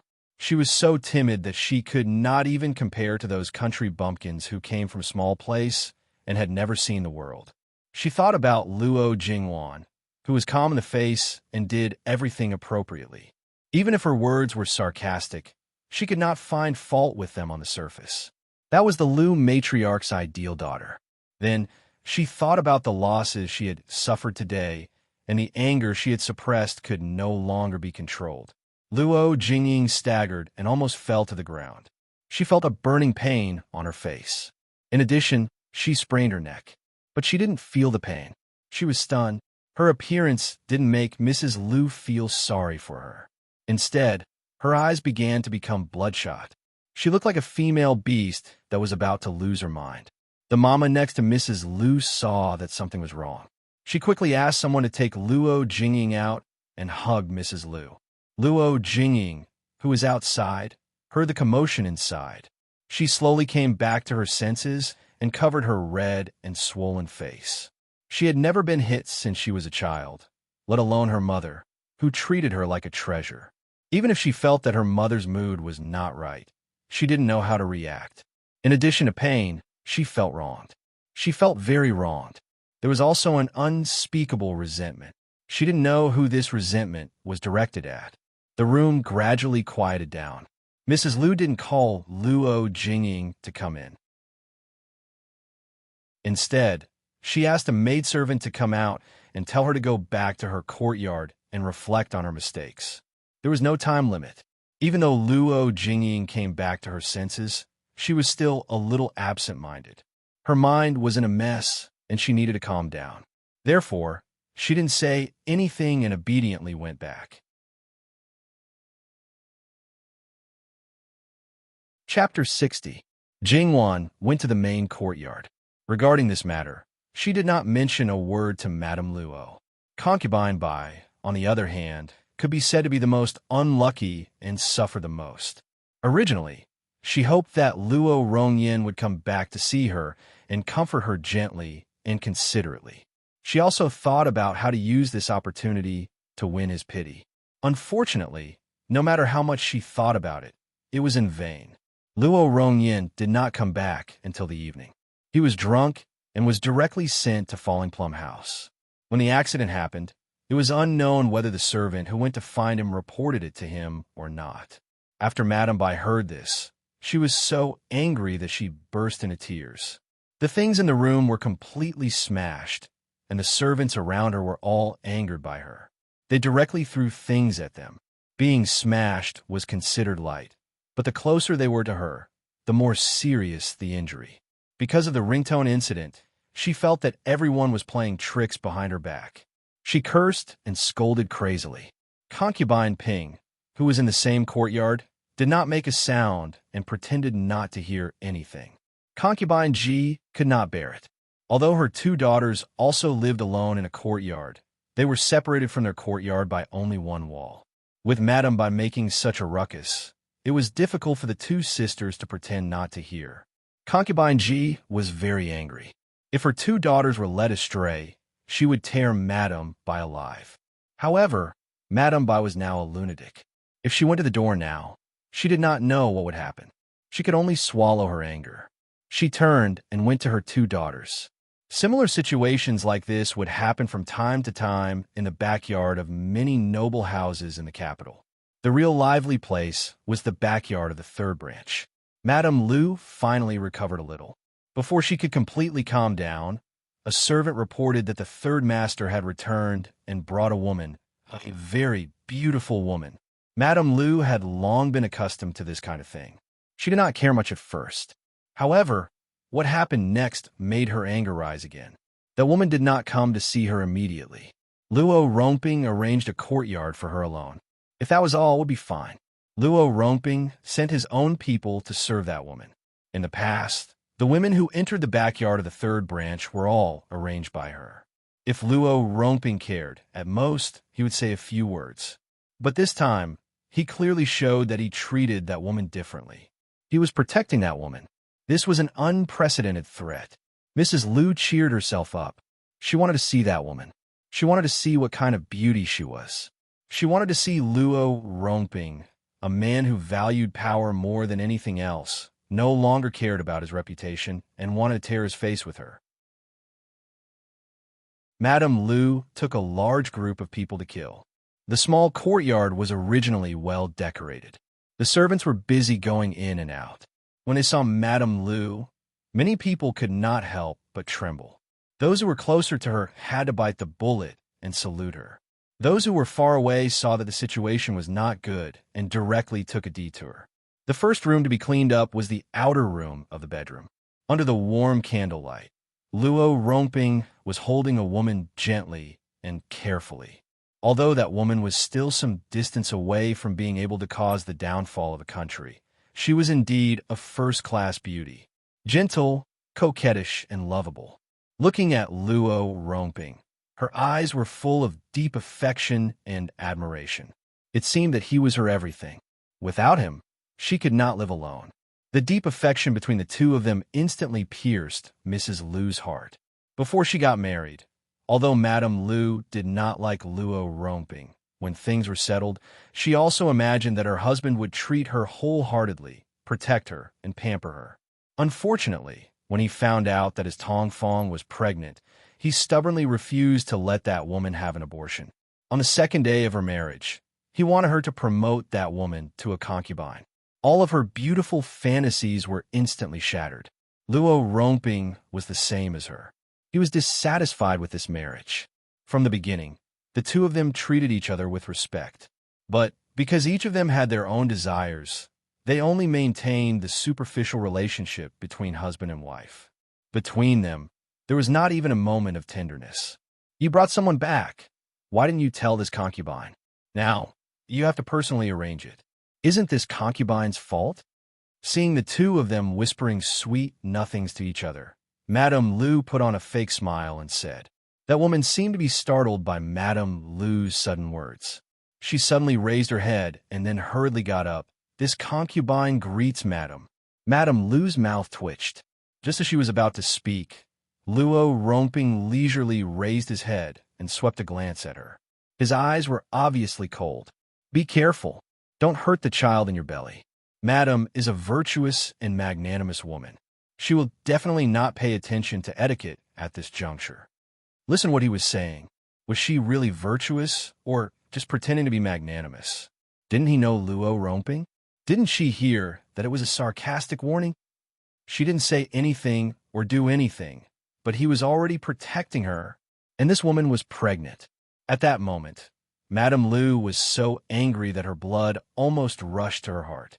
At the same time, she felt a chill run from the soles of her feet to the top of her head. Madame Lu thought that she knew Luo Romping's character very well. It was impossible for him to fall in love with a woman. But now, reality slapped her in the face. It wasn't that this man didn't know how to fall in love with a woman, but he hadn't met that woman yet.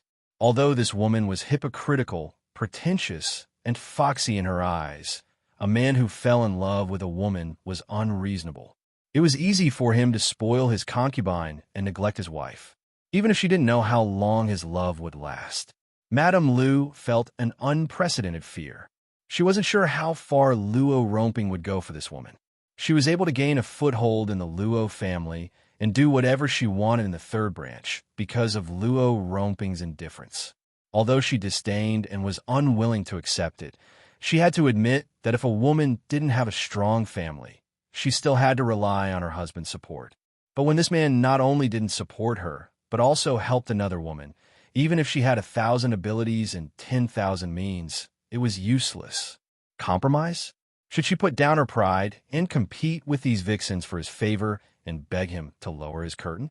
She wanted to be strong for half of her life, but she couldn't do it, especially when she didn't have a good impression of this man.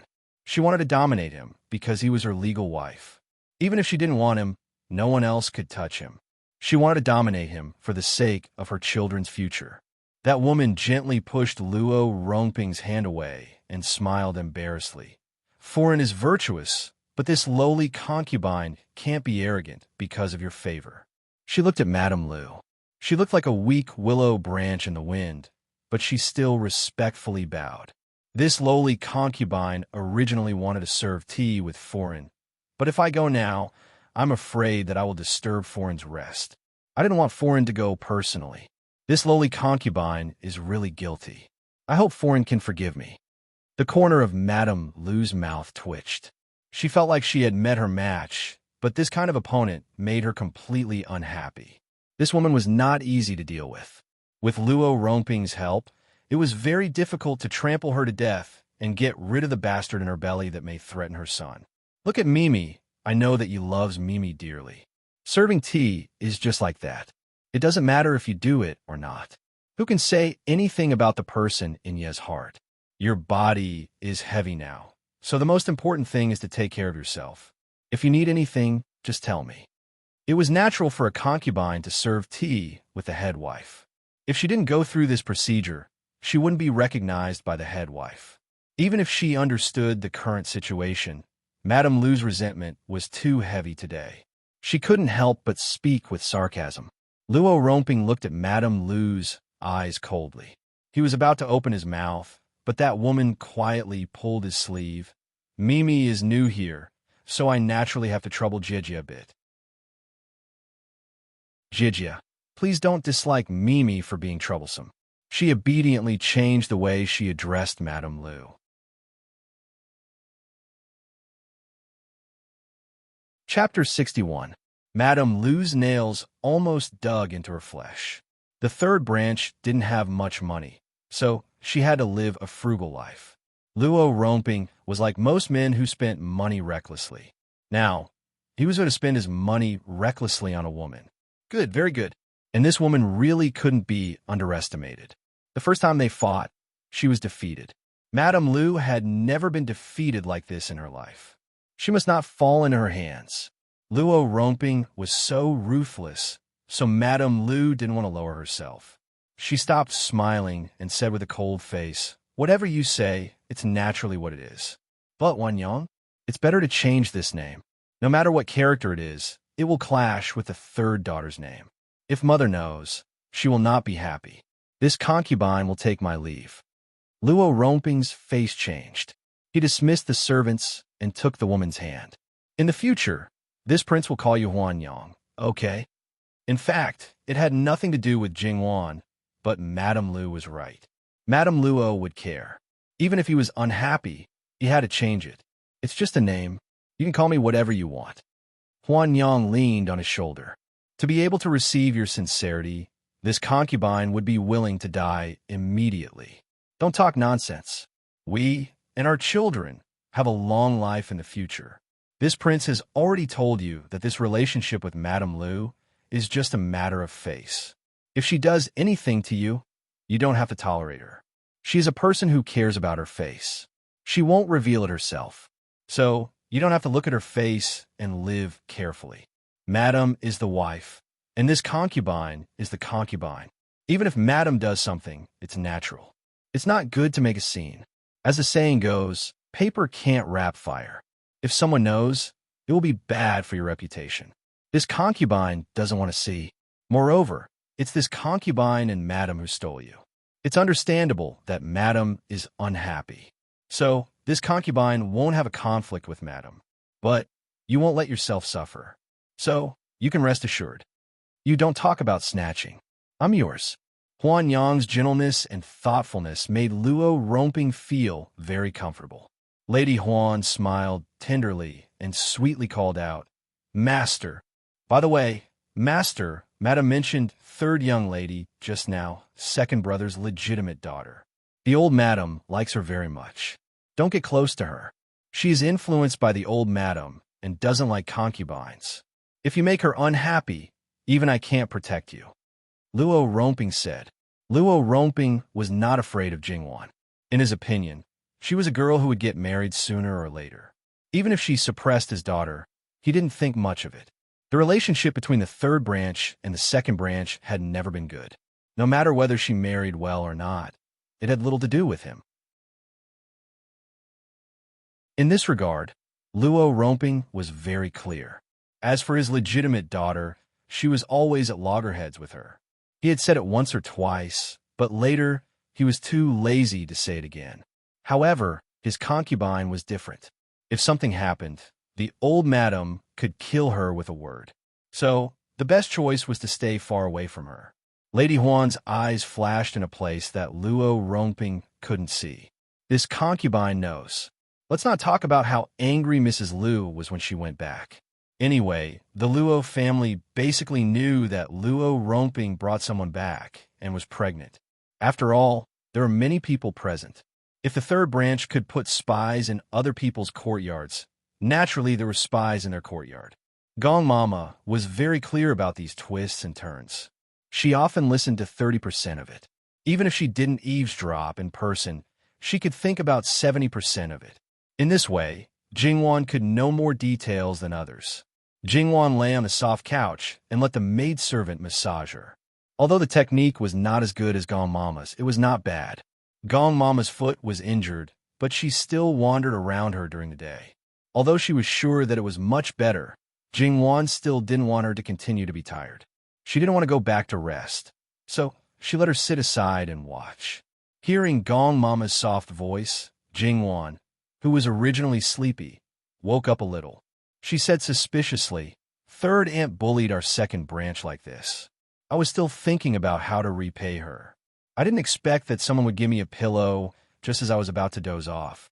It's really timely, and it's the most unlikely person. I think it's a coincidence. That woman was probably raised by third master outside for a long time.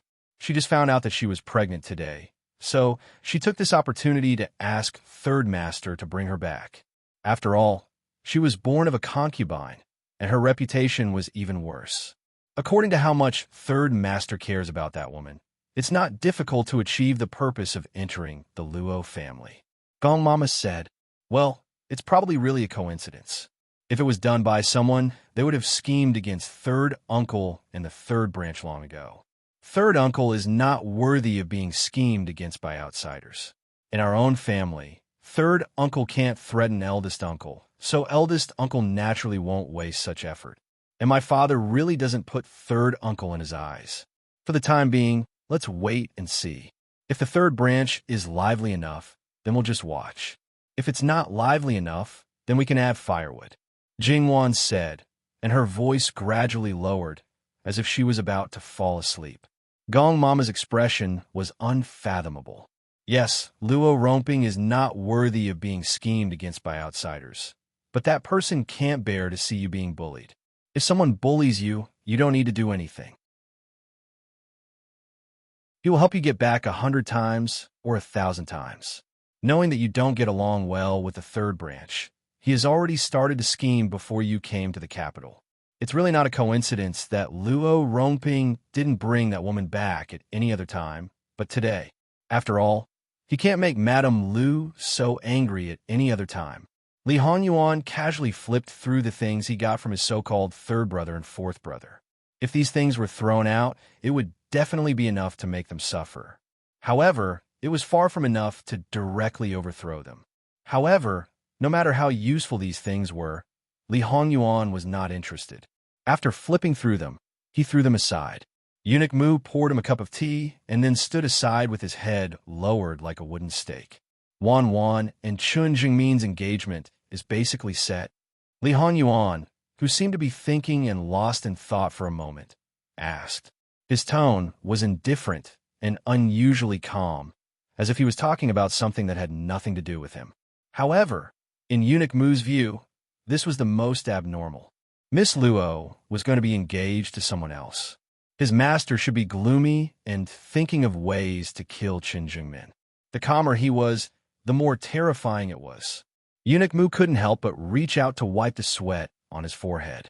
His master knew everything about Miss Luo's big matter. Even so, Eunuch Mu didn't dare to disagree. But would his answer make his master immediately furious and directly wring his head off? Master, it should be like this. Sun Yilin sent away Zi to Wan Wan. Li Honyuan continued to ask. Master, yes. Eunuch Mu's back began to sweat. Who would save him? Sun Yilin's status is barely enough.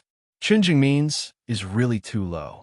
For this imperial examination, let them know, as long as his standard is passable, he will at least be the third. Yes. Master, what do you want to do? Have you given up on Miss Luo? Otherwise, why did you not trample on the man who was about to become her fiancé and even put in so much effort to help him? Sometimes, the three people in the first place were personally appointed by the emperor. It was really difficult to influence the emperor's decision. It would be best if Chun Jingmin happened to be favored by the emperor. But now that you have said something, we can't just wait. For insurance, we have to find a way to let Chun Jingmin make his presence known in front of the emperor in advance. It was easy to say, but too difficult to do. It was true that a word from a master was enough to make the subordinates run out of legs. Since Sun Yilin has already entered the imperial court as an official, how can he still have time to go to the flower market and neglect his proper duties? Aren't you the one who neglects his proper duties the most, master? If you want to find trouble for others, but don't have time to contact Miss Luo, just say so. If Chun Jingmin is not at the Chun residence, then he is at the Luo residence. Is he preparing to become a bookworm? Young Master Chun has been in the capital for a few months, but the number of times he has been to the Luo residence can be counted on one hand. Although he doesn't participate in literary gatherings or social gatherings every few days, he also doesn't blindly read books. Today is the first time he has seen Miss Luo in the Luo residence.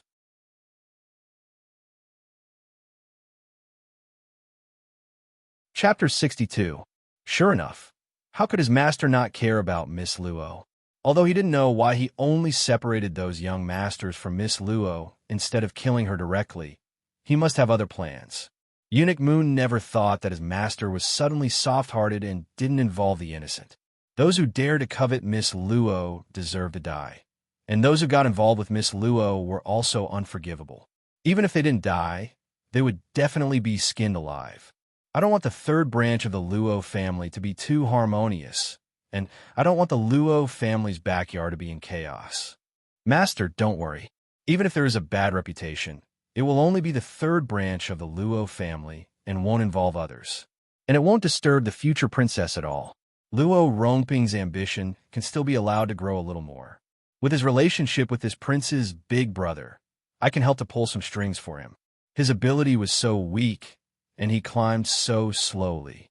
It would be hard to find an excuse to deal with him. Yes, I feel a little tired recently and need to go to White Dragon Temple to rest for a while. Eunuch Mu was slightly stunned. Why did he suddenly change the topic?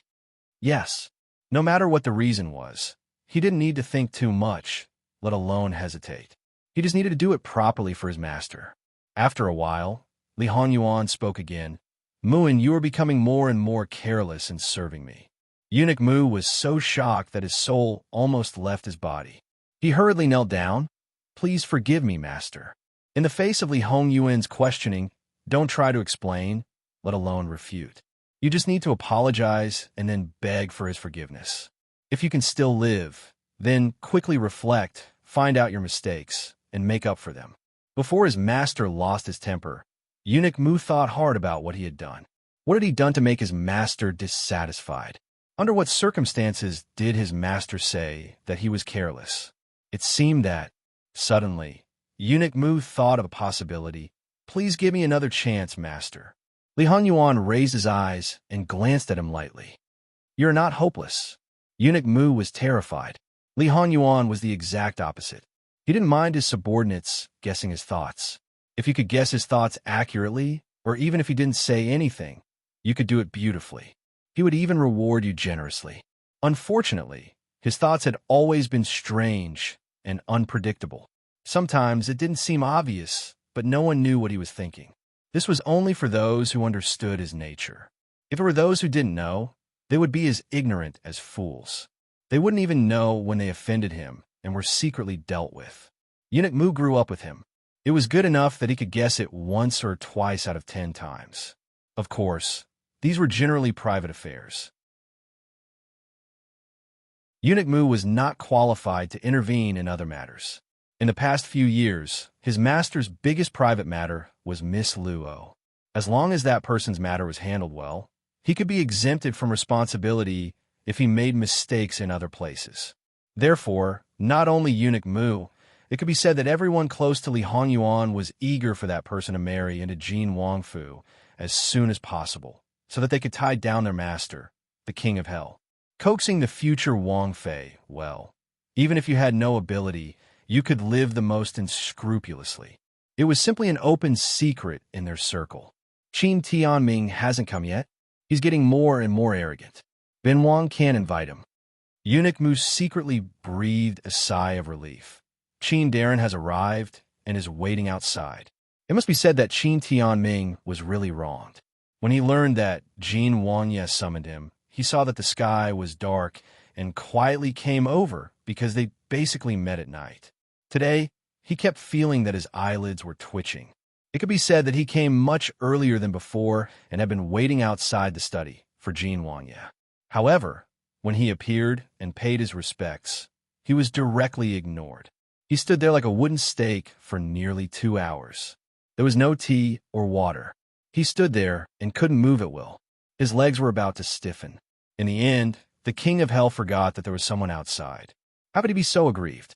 When Eunuch Mu called him in, he breathed a sigh of relief and tightened at the same time. He was glad that he didn't have to continue to stand there as punishment. At the same time, he was very nervous. Under normal circumstances, this master wouldn't summon them. Basically, he would only come when there was an important matter. But after thinking for a long time, he didn't feel that there was anything important recently. Could it be that the fire in by Ri Flower Market was actually related to this person? This official greets Wang Ye. Long live Wang Ye. Li Hanyuan didn't wake him up and just left him hanging. Whether it was the death penalty or a reprieve, he just didn't give him a happy ending. After all, Qin Tianming was not Fu Yunting. Not to mention that he was at the same age as Fu Yunting's father. He had led troops to kill enemies and experienced the baptism of blood and death. Even though Fu Yunting's wisdom far exceeded that of his peers due to the changes in the Fu family, he was still inferior to Qin Tianming.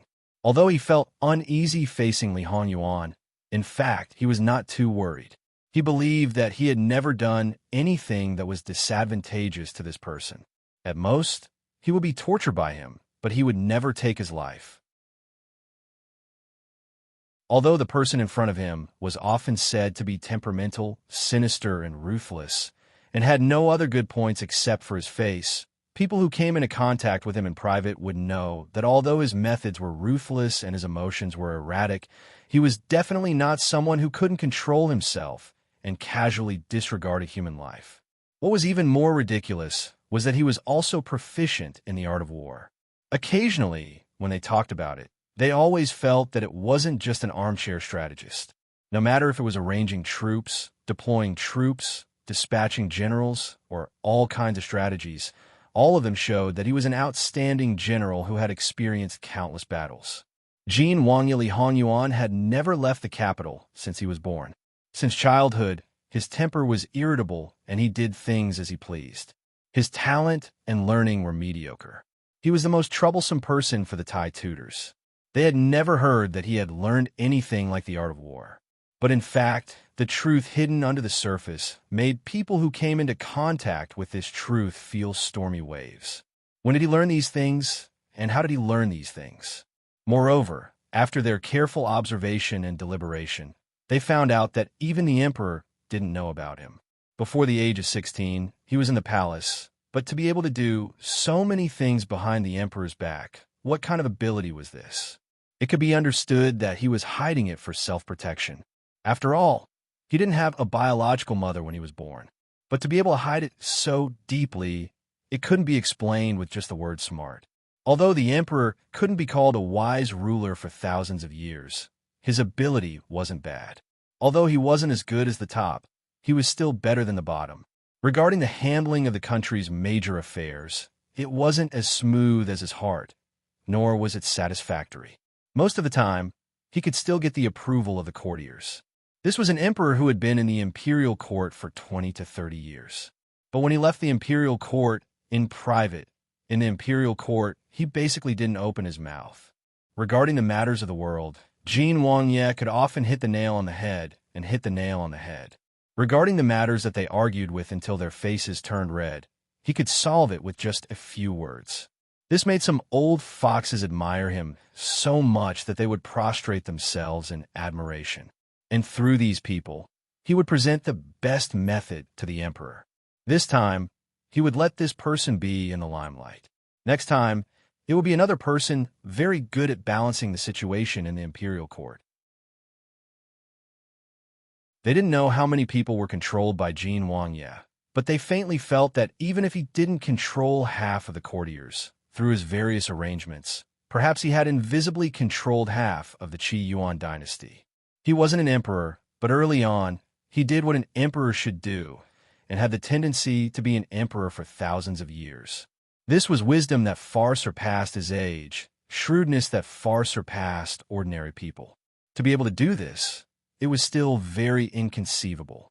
But they were also willing to follow him and assist him. They never doubted that this country wouldn't be his. After all, compared to him, the other princes were simply fireflies competing for splendor with the moon. Even if the emperor passed the throne to the other princes in the future, they probably wouldn't mind being a rebellious courtier and helping Jin Wangye seize the throne.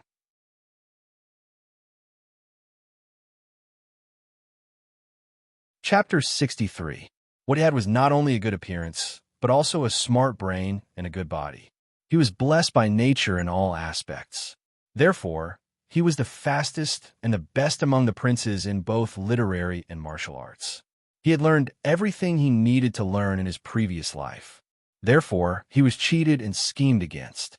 However, these things made him the final winner.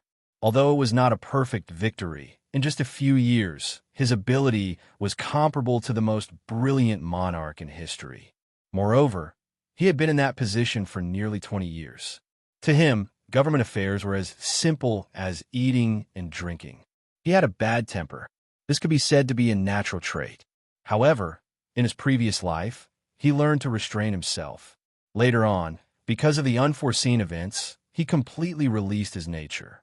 Therefore, although he was the divine lord in the eyes of the people, he was a complete tyrant in the eyes of the courtiers.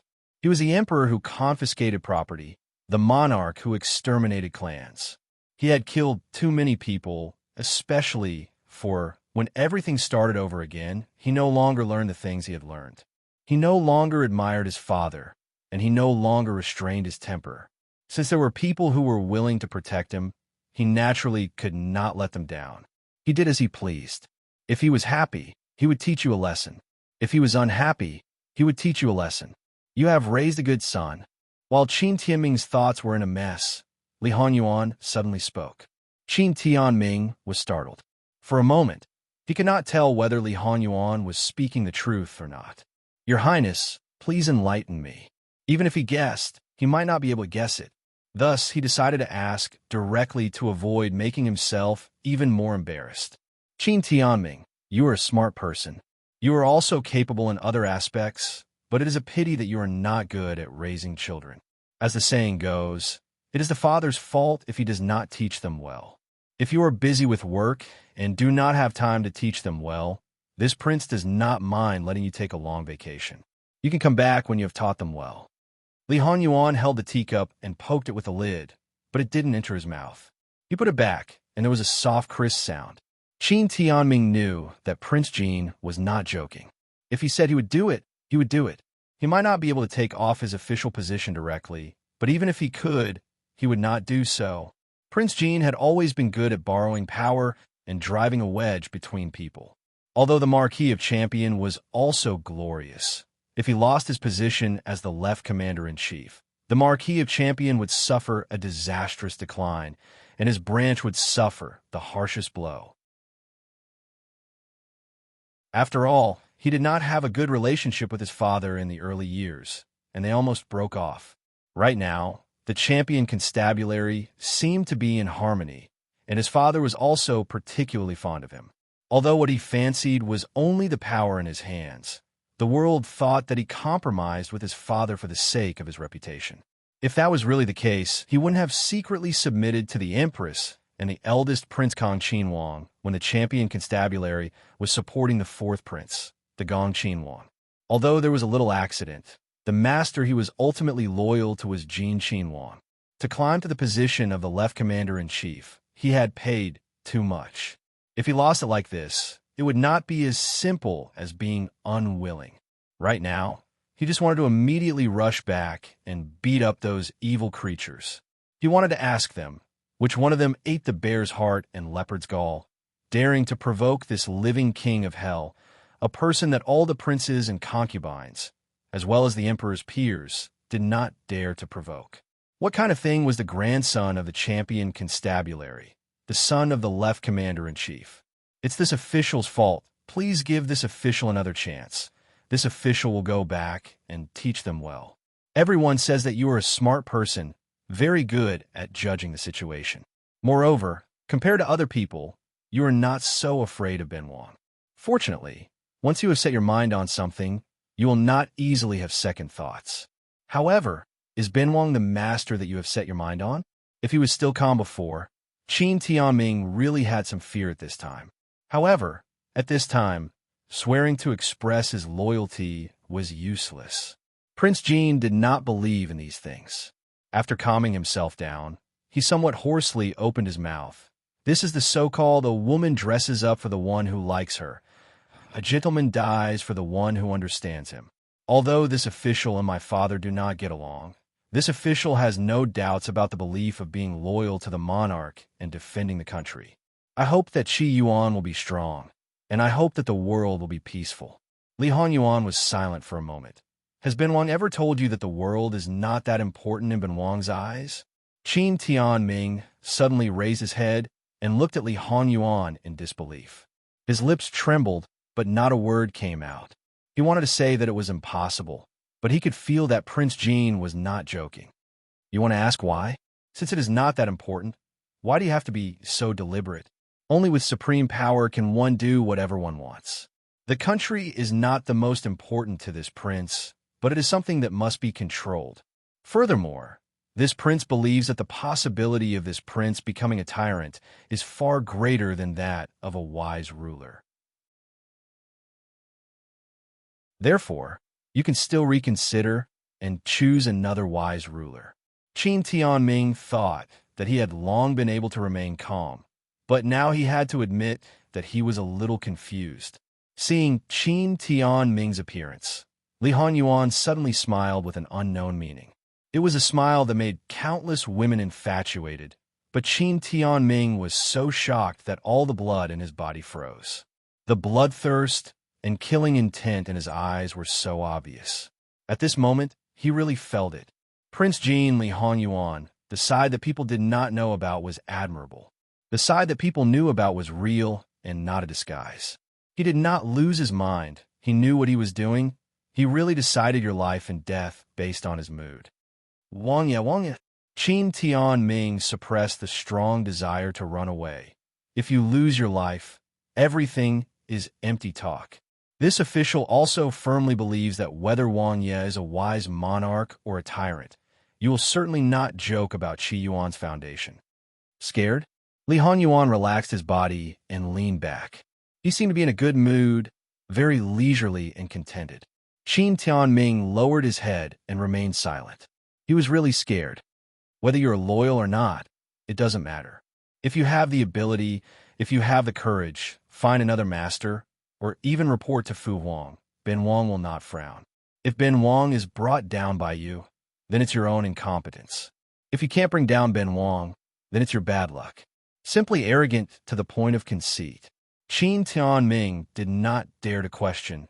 Mu Gonggong did not dare to question, and the shadow guards in the dark did not dare to question. Go back and train the young masters well. You are a tiger general, so don't raise a nest of dog sons. Ben Wang will not be stingy with the tiger cubs. Ben Wang is not afraid of being overshadowed. If you have the ability, one duke and one marquis in a family is nothing. If you have 2 dukes in a family, even if you have 3 dukes and 4 dukes, I can still help you. The stick was ruthless, but the date was also extremely tempting. Qin Tianming had not yet broken free from the shock when he heard the words, which aroused the courage and ambition in his bones. The combination of the two together made his body involuntarily tremble.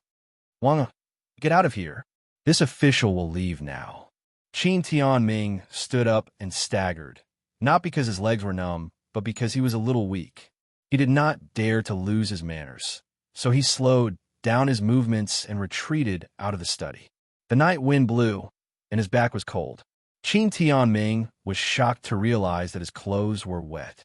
What happened today could not be considered as making things difficult for him. However, the psychological pressure he was under was unprecedented. Qin Tianming returned to the champion Marquis Fu and called his sons, regardless of whether they were Di or Shu, to the study. Even if they were asleep or still performing the rites, he could not hesitate for a moment. Each one of them was at a loss. What was going on? What did you all do today? Tell me one by one. They did not dare to disobey their father's orders. Starting from the eldest, they began to tell the details one by one. The more he listened, the tighter Qin Tianming's brows furrowed. It was not because they had discovered something big, but on the contrary, the most outrageous behavior was just going to the brothel, drinking a little wine, or gambling a little. The Gongzi brothers of the capital, 10 times out of 10, did these things. It was nothing. Just these. Jin Xinhuang would definitely not ask. Are you sure you are not hiding anything?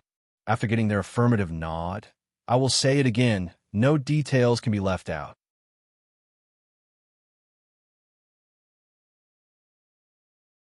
Chapter 64. Qin Tianming's brows furrowed, like a river. He couldn't find any suspicious points. Moreover, according to Jin Xinhuang's temperament, if he was present and offended him, he definitely wouldn't remain silent. But an unintentional sentence, a small matter, even if it offended Jin Xinhuang, it wouldn't reach his ears. What was going on? Qin Tianming probably couldn't think of it, even if he cracked his head. It was just because his youngest son kicked over the black peony in anger. The Luo family's daughter, Jingwan, was distressed for the flower, and Li Hongyuan was distressed for her. At that time, he couldn't show that he cared about her, so he could only find someone to settle the account behind her back. Qin Tianming's youngest son didn't have the qualifications to stand in front of Li Hongyuan, so he could only do it. In desperation, Qin Tianming gave his sons a confinement order. If they had official business, they were to return home immediately after finishing. If they had nothing to do, they weren't allowed to step out of the house half a step. From today onwards, the books that were thrown away were to be picked up again, and the martial arts that were abandoned were to be picked up again. Several Qin Gongzi were stupefied by their father's move. Those who had official positions were fine, but those who didn't have official positions and loved to play, such as Qin Tianming's youngest son, were simply asking for their old lives. Just as they were about to habitually refute a few words, their father threw them a glare, and they obediently shut their mouths. When his mother was protecting him, he could still be unyielding, but his mother wasn't unprincipled in protecting him. When it came to serious matters, one wrong move, and she dealt with him more ruthlessly than his father.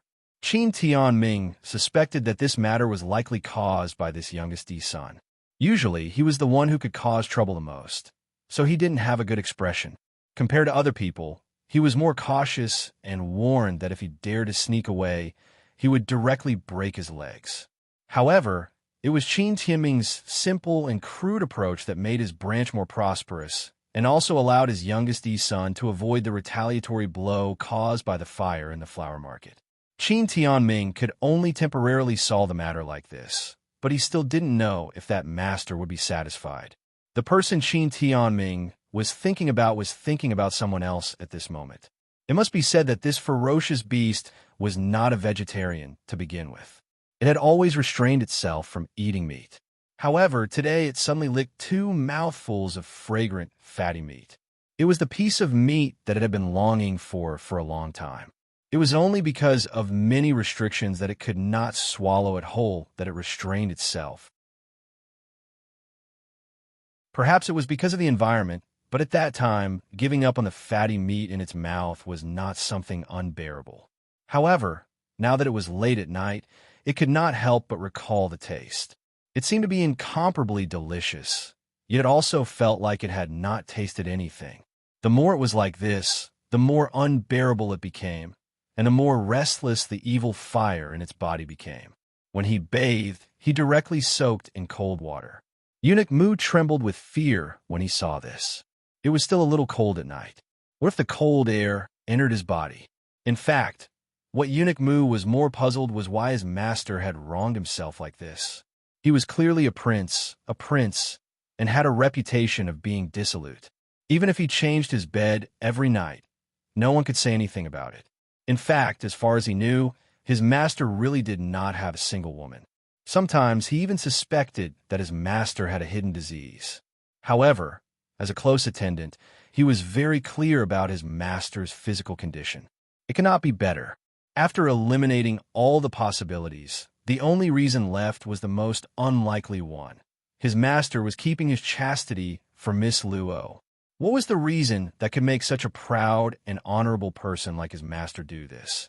And it was under the circumstances that the other party was completely unaware of it. They knew that his master had a secret because he had not concealed it and did not care about letting them know. As for what the secret was, they had no way to find out, and they did not dare to find out.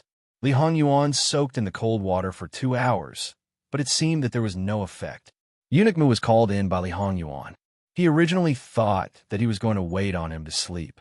Unexpectedly, Li Hongyuan had already put on his clothes. He was wearing a black brocade robe, a belt around his waist, and a pair of brocade shoes of the same color. In addition, he had no other accessories. But his hair was still wet and hanging down, which did not cover his coldness. On the contrary, for some reason, he made people more and more afraid to approach him. Eunuch Mu had to go forward to dry Li Hongyuan's hair. It took him some time, and then he automatically tied up his hair. He had made a mistake once, and he could not make the same mistake again. It was not the first time for him to go out at night. But Eunuch Mu had a feeling that the purpose of tonight was different from before. The secret guards who followed Li Hongyuan thought that he had something important to do. When they arrived outside the courtyard wall of the Luo family, they thought of a certain possibility and could not believe it. However, when they saw their master jump over the wall and enter, these well-trained secret guards could not help but be stunned. Fortunately, the stiff expression did not last for too long. Thinking of the fact that their master kidnapped people during the day, it seemed that it was not surprising that he would do something like sneaking into a lady's room at night. What did the secret guards do? When their master planned, they took action first. When their master had an accident, they risked their lives to save him. When their master killed someone, they dealt with the aftermath. Now that their master wanted to sneak into a lady's room, they naturally had to keep watch. They looked at each other. Those who should be outside stayed outside, and those who should go in went in. They had a tacit understanding of the division of labor and did not need to communicate with each other. Although Li Hongyuan had never been to the Luo family, he was very familiar with the layout of the Luo family. He did not need to take a detour. He avoided the guards on night patrol and went directly to Begonia Elegant House. At this time, Begonia Elegant House was naturally sleeping in the dark like other places. Hearing the familiar signal, Mama Gong was immediately alerted. She nimbly got up, but did not make any sound. She listened carefully. The sound was very soft and did not disturb others. Mama Gong held a slightly bright lamp and walked into the courtyard. She saw the figure standing proudly. It was obviously a man, and it was very obvious that he was not one of the secret guards. Mama Gong immediately realized who it was. Mama Gong hated that she could not fiercely bite him. Mama Gong stepped forward. With the help of the dim light, she finally saw the other party's face. It was indeed the living king of hell who meant what he said. "Greetings to your highness. Your highness came in the middle of the night. It is really improper and has broken the rules. It also degrades your highness's prestige and loses your bearing and self-restraint." The secret guards who followed behind her almost broke out in cold sweat. They didn't know that the Lady Protector was capable in all aspects. These two were not ordinary.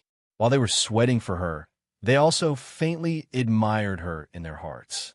This prince thought that Mama Gong should have known that these things are nothing to this prince. If this prince wants to see Wan, you can't stop me. I don't think this prince needs to teach you what to do.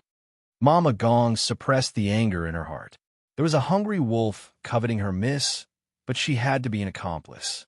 If she let the other secret guards do it, a group of rough men would cause her miss's servant girls to suffer. Therefore, she could only use a gentle method to let those servant girls have a good night's sleep. "Your Highness, please wait a moment." Li Hongyuan stood in the courtyard.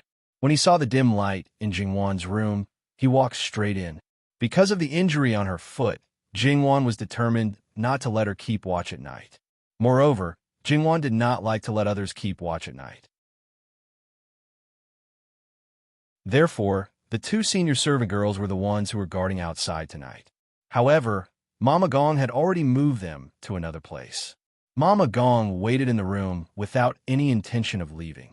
Li Hongyuan completely ignored her and casually threw an item to her. Mama Gong subconsciously caught it and opened the cloth wrapped around it. When she saw the item inside, she really did not know what expression she should have. He used a precious treasure like the night-luminescent pearl to spy on a beauty at night. Li Hongyuan walked to Jingwan's bedside and lifted the muslin curtain. When he saw Jingwan's peaceful and beautiful sleeping face, his restless heart suddenly calmed down. In his previous life, he had not seen her sleeping face many times. However, every time he saw her sleeping face, her brows were tightly knitted, as if she was in a nightmare and could not escape. Li Hongyuan reached out and gently brushed his fingers across her brows. They were smooth and delicate. Following the corner of her eyes, His fingers sank into her hair. Her well-maintained black hair made it hard for him to part with it. Mama Gong put the night-luminescent pearl into a hollow incense ball and hung it at the head of the bed. Immediately, the inside of the curtain could be seen clearly. Jingwan's originally excellent skin was now glowing like a pearl. Compared to his previous life, this was the first and only time he hugged her. Although his body was originally good, he had experienced all kinds of hardships and had become rough. However, it was this kind of her that made him intoxicated. It made him shameless and unscrupulous. In this life, he must protect her well.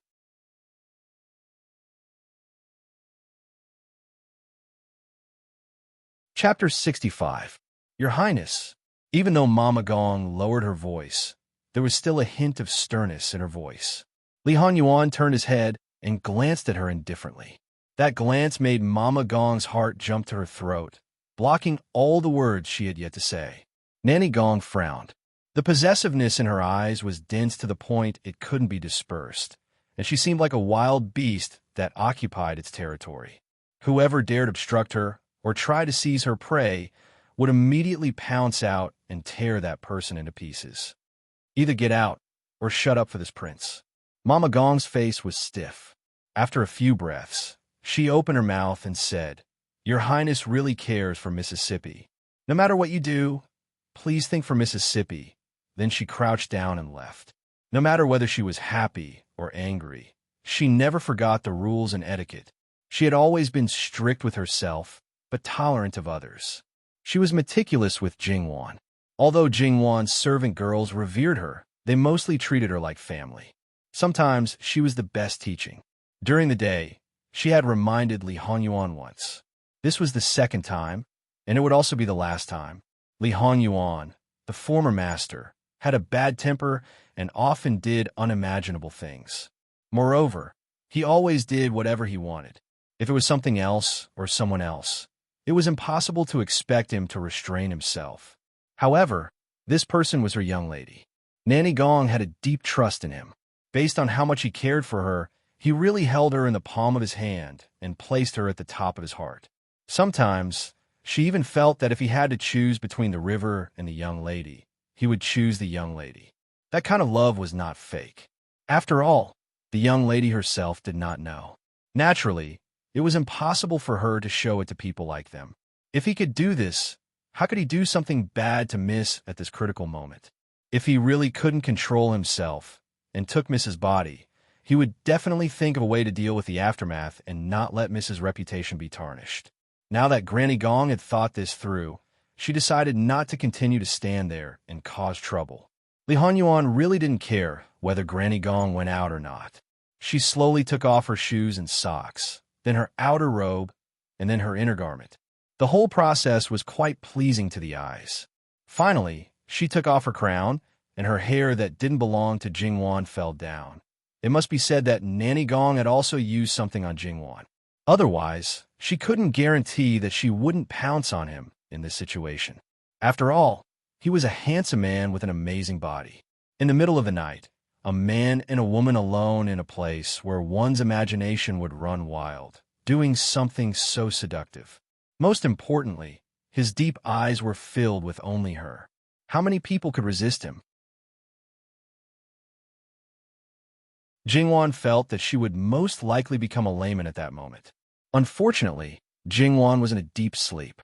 Because she was drugged with something to calm her nerves, she didn't even dream. Naturally, she was unaware of the outside world. Li Hanyuan placed his hand on the neckline of his underwear. After hesitating for a moment, he slowly tore off his underwear as well. His slender and powerful body and wheat-colored skin, even though he was a grown man, due to his pampered upbringing and proper maintenance, he looked just as delicate. Li Hanyuan lifted the brocade quilt and was about to slide in, but his body couldn't help but stiffen. The situation under the quilt was very different from what he had imagined. It looked like she was sleeping properly, but what was underneath was not proper at all. Because Mama Gong practiced martial arts, her hearing was far better than ordinary people. When she heard the faint sounds outside, she suddenly thought of her Mrs. Bad habit that couldn't be corrected. She was originally a hungry wolf. If she continued like this, she really couldn't stay calm. Jingwan, who was originally unaware of the outside world, opened her eyes in a daze. Coincidentally, her eyes met with Li Hongyuan's. Perhaps Li Hongyuan didn't expect Jingwan to wake up. He was stunned for a moment and didn't know how to react. However, Jingwan rubbed against his body because of her discomfort. This reaction made Li Hongyuan instantly understand that Jingwan wasn't really awake. Otherwise, a girl in the boudoir wouldn't be like this when she suddenly encountered something like this. Li Hongyuan sighed in relief and at the same time felt a little regretful. He was prepared to be discovered by Jingwan. However, some things weren't easy to explain. He still hoped that after the two of them got married, they would have some time together. Then, even if some of the things he did were a little out of line, he could confidently say that he fell in love with her at first sight. However, Li Hongyuan, wasn't a saint. He helped her do everything behind her back, but she didn't know anything about it. He was still a little unhappy. Jingwan's eyes were covered with a layer of mist. The corners of her eyes were dyed with an abnormal shade of red. Since she was awake, Li Hongyuan just assumed that the two of them were in love with each other. That exceptionally pleasant voice kept calling out, "Wan Wan," by her ear. Li Hongyuan had experienced the ups and downs of his previous life. He had tasted all kinds of joys and sorrows. He had stepped through wind, frost, rain, and snow. Countless people wouldn't be able to experience the ups and downs of life. Therefore, his rationality was absolutely beyond anyone's imagination. Even if he was sinking, he knew that now wasn't the time. Therefore, he didn't completely indulge himself. Mama Gong waited outside for 2 hours before she heard the living king of hell calling for her to come in. Even though she was mentally prepared, Mama Gong still quickly walked in after hearing the call. She lost her usual calmness. Li Hongyuan was loosely draped in a robe. He wrapped Jingwan in a quilt and held her in his arms as he sat on a soft couch. His hair was loose and his eyes were half closed. There was a hint of laziness in his expression. The usual hostility and gloominess were all gone. His entire person had softened, and because of this, he appeared even more attractive. Even Mama Gong couldn't help but be startled when she saw him. In just a short moment, Mama Gong looked at Jingwan's peaceful sleeping face and quickly walked to the bedside. She lifted the gauze curtain and looked at the messy bed. Her heart was filled with panic. Fortunately, there were no traces of blood. Mama Gong deftly changed the things on the bed. She turned around to look at Li Hongyuan. "Your Highness, this servant asked your people to go back and get some clothes for you. I'll also pour some water for you to wash up in the washroom." Li Hongyuan opened his eyes and glanced at her. He got up with Jingwan in his arms and put her on the bed. Mama Gong mixed some warm water for him and put it in the washroom. Then she went back to wash Jingwan. In order not to disturb others, she naturally couldn't take a bath in a big way. Mama Gong lifted the quilt and saw that Jingwan didn't have any marks on her body. She didn't know whether she should admire his endurance or doubt his love for this girl.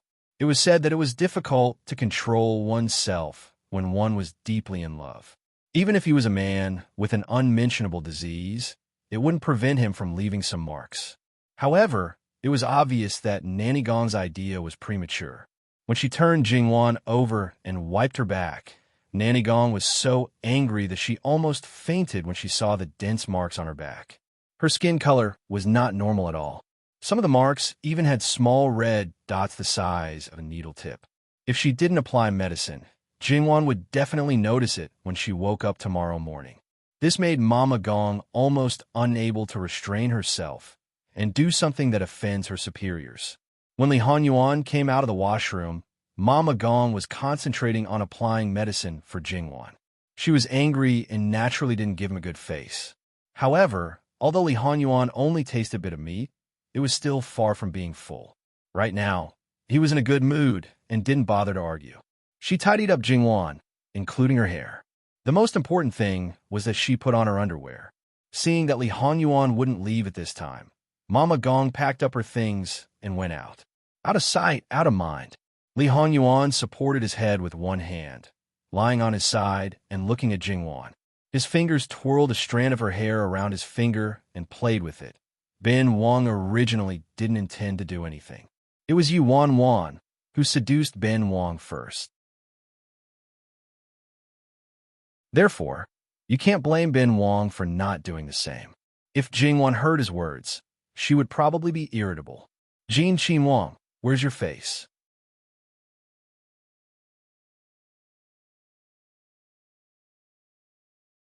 Chapter 66.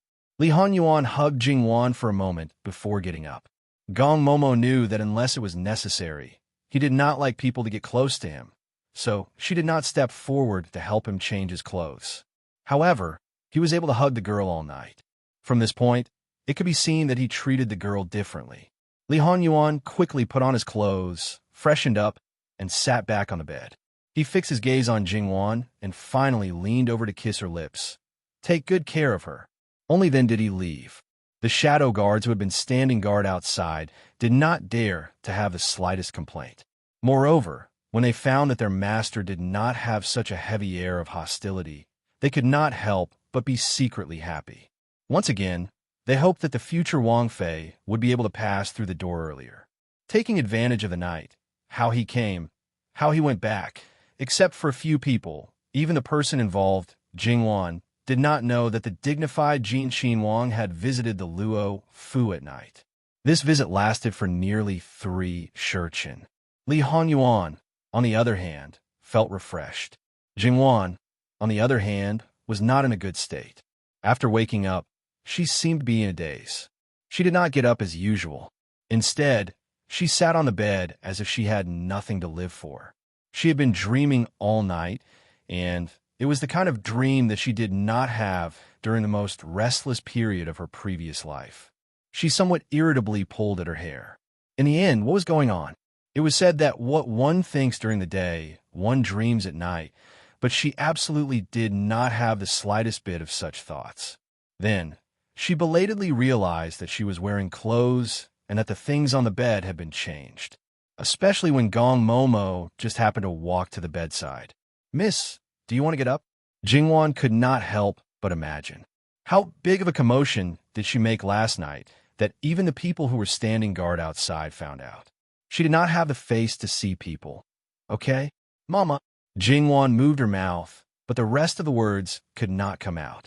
Gong Momo was not old, but she was shrewd. How could she not know Jingwan's thoughts? It seems that Miss had a nightmare last night. Newbie just happened to come in and saw that Miss was sweating, so Newbie wiped Miss and changed a mattress. Jingwan heard this and breathed a sigh of relief. However, she felt that Gong Momo said this to protect her face. She was also very glad that it was not the Yahuan who found out. As for why Gong Momo came in at night, it was not the least bit strange. She almost did not get up at night and would not ask for water, but Gong Momo treated her like a child for fear that she would lift the quilt and catch a cold. She did not seem to feel at ease if she did not check. Gong Momo, Momo, Gong Momo. Gong Momo had expected this, so the hot water was quickly carried into the bathroom. Jingwan was sure again that she made a big commotion last night. In fact, Jingwan was not sure whether the Yahuan knew it or not. For the first time, she was like an ostrich, so she did not ask them to serve her and continued to bother Gong Momo. This was exactly what Gong Momo wanted. After all, if the Yahuan saw the marks on her back, they would be shocked. Even if she could find a way to cover it up, it would be very troublesome. Jingwan nestled comfortably in the water and gradually forgot the awkwardness from before. In fact, she still had a question in her mind. Why didn't she feel anything when Gong Momo wiped her body and dressed her? Why did she sleep so soundly? Well, it was very embarrassing. And according to the conservative thinking of everyone, even if it was Gong Momo, Jingwan really could not ask. So, she could only stop here and erase it from her mind as soon as possible. Even if it felt very real, especially that pair of eyes that almost drowned her and that deep and sexy voice, according to the saying in her previous life, her ears were about to get pregnant. However, Jingwan treated it purely as a dream. She was very open-minded and did not hesitate to forget about it. But Gong Momo, who looked at her back, did not know how angry she was. and according to her understanding of the living hell, if there was a first time, there would be a second time. Maybe in the future, he would often do such a night attack. She could only cover for him and not let others know that the girl she pampered in the palm of her hand was not protected well, but was sent to the mouth of a hungry wolf as an accomplice. The more she thought about it, the more depressed she felt. She did not pay attention and hit her a little harder. Jingwan hissed and gasped twice. In fact, it was not too painful. It was just that it came suddenly, so she was particularly sensitive. But the skin was so tender that it hurt when a soft towel rubbed it with a little force. Was it really going to be made of tofu? Gong Momo hurriedly softened her strength. Miss, is it painful? It's okay. I don't know why, but I feel strange. It's my fault. I was distracted and hit you a little harder. If she could see her back, she would not feel strange. After bathing, she took care of her body as usual and applied some medicine. The pain was gone, but the marks would not disappear in a short time. Jingwan cleaned up and began to do morning exercises. Even if she was sweating and had to take a bath again, it did not matter. As a girl of a noble family, she was so capricious. After more than half an hour of morning exercises and bathing, Jingwan regained her vitality. As usual, she ate a bowl of nourishing porridge. When she went to pay respects to her mother, she met her father. It seemed that he was not in good spirits because of a hangover. Later, Concubine Ji, Concubine Ping, and the two Shu sisters came one after another. Needless to say, the elder brother was not young, so he did not have to pay respects every day. Whereas Madame Bai, Luo Rongyin did not see her, so he asked casually. In his opinion, even if she was pregnant, she still had to do what she should do. It was just paying respects, and it was not a long journey. How could she be tired? Jingwan glanced at her father. He still did not know about Madame Bai. Therefore, Jingwan respected her father more than enough, but was not close enough. From her own point of view, she naturally hoped that he would not put the concubines in his eyes. However, from the concubine's point of view, he was a complete scum. Moreover, he was not a competent father. She gently pinched Madame Zhang, who was about to speak. If she let her mother say it, she did not know what she would say.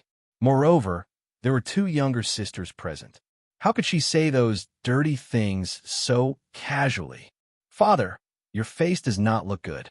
How about I take my two younger sisters to pay respects to grandmother first? You can go later? Luo Rongyin was not stupid. He knew that there was something going on. He nodded and said, Okay, you go first. Jingwan led Luo Jingyu and Luo Jingwei away. Before leaving, she glanced at Concubine Ji. Concubine Ji nodded imperceptibly, indicating that she understood Jingwan's meaning.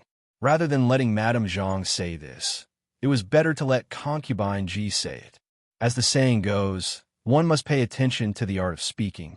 The same matter, different words could lead to different results. Concubine Ji was very clear about her position. Therefore, Jingwan believed that she would say this matter perfectly. If Madame Bai knew her place, Jingwan naturally would not do anything to her. However, as Luer said, she relied on the piece of meat in her belly to abuse her power. Now that something had happened, she could not blame Jingwan for adding insult to injury. In the eyes of Concubine Ji and the others, Jingwan was too soft-hearted. If it were up to them, it would be best to directly cause an accident and let her die suddenly. Just confining her was too easy on her. Compared to Falling Plum House, the main courtyard was more lively. As soon as Jingwan and her sisters arrived, the people from the third branch also arrived. However, compared to before, there was an additional woman. Even if Jingwan did not have any impression of the concubines from the third branch, she immediately understood that this woman was the one that her third uncle had brought back last night. She really did look like a beauty that would make anyone feel pity for her. Logically speaking, ordinary concubines did not have the qualifications to greet old Madame, especially someone like old Madame Luo, who did not like concubines. Madame Lu was not a fool. Even if she pretended to be virtuous and magnanimous, she would not do such a stupid thing. Then, there was only one reason. Luo Rongping had her bring a concubine who had been exposed to old Madame Luo. Naturally, she was much better than those concubines who had silently died in the back courtyard, and no one would know. It was clear that this woman had a high position in Luo Romping's heart. "Mother, this is the little sister that third master brought back last night. He treats her like his own flesh and blood. Didn't this daughter-in-law bring her here early in the morning for you to see?" Madame Lu said with a smile. However, everyone could see that her smile was forced and her words were filled with grievances. Jingwan sighed in her heart. Her acting skills were amazing. Jingwan would believe that she was burning with anger because Luo Romping had humiliated her, but she would not believe that she would compromise. Her purpose was nothing more than to gain sympathy in front of old Madame Luo. As long as old Madame Luo stood on her side and supported her, then no matter how much Luo Romping doted on this woman, she would not be able to cause any trouble. This little sister is not only beautiful, but her name is also good. She is called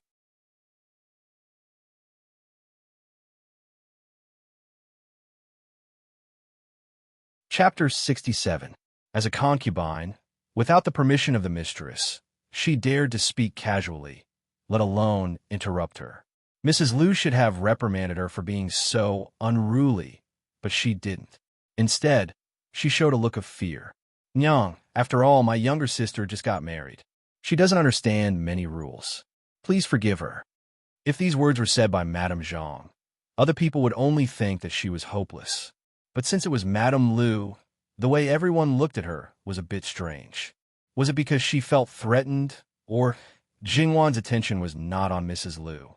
In her opinion, no matter what Mrs. Lu's reaction was, it was normal. But this woman who called herself Huan Yang, looking at her posture, she was not a person who didn't understand etiquette. But she did such a rude thing. It could only be said that what Mrs. Lu wanted to say might be more unfavorable to her. As the saying goes, choose the lesser of two evils. However, Mrs. Lu only wanted to say her name. The harm caused by a name was nothing more than offending and taboo. Jingwan's first thought was that her name might offend her grandmother. As for the name Huan Yang, it was most likely changed for some reason after Mrs. Lu saw her last night. And Mrs. Lu didn't say Huan Yang's original name.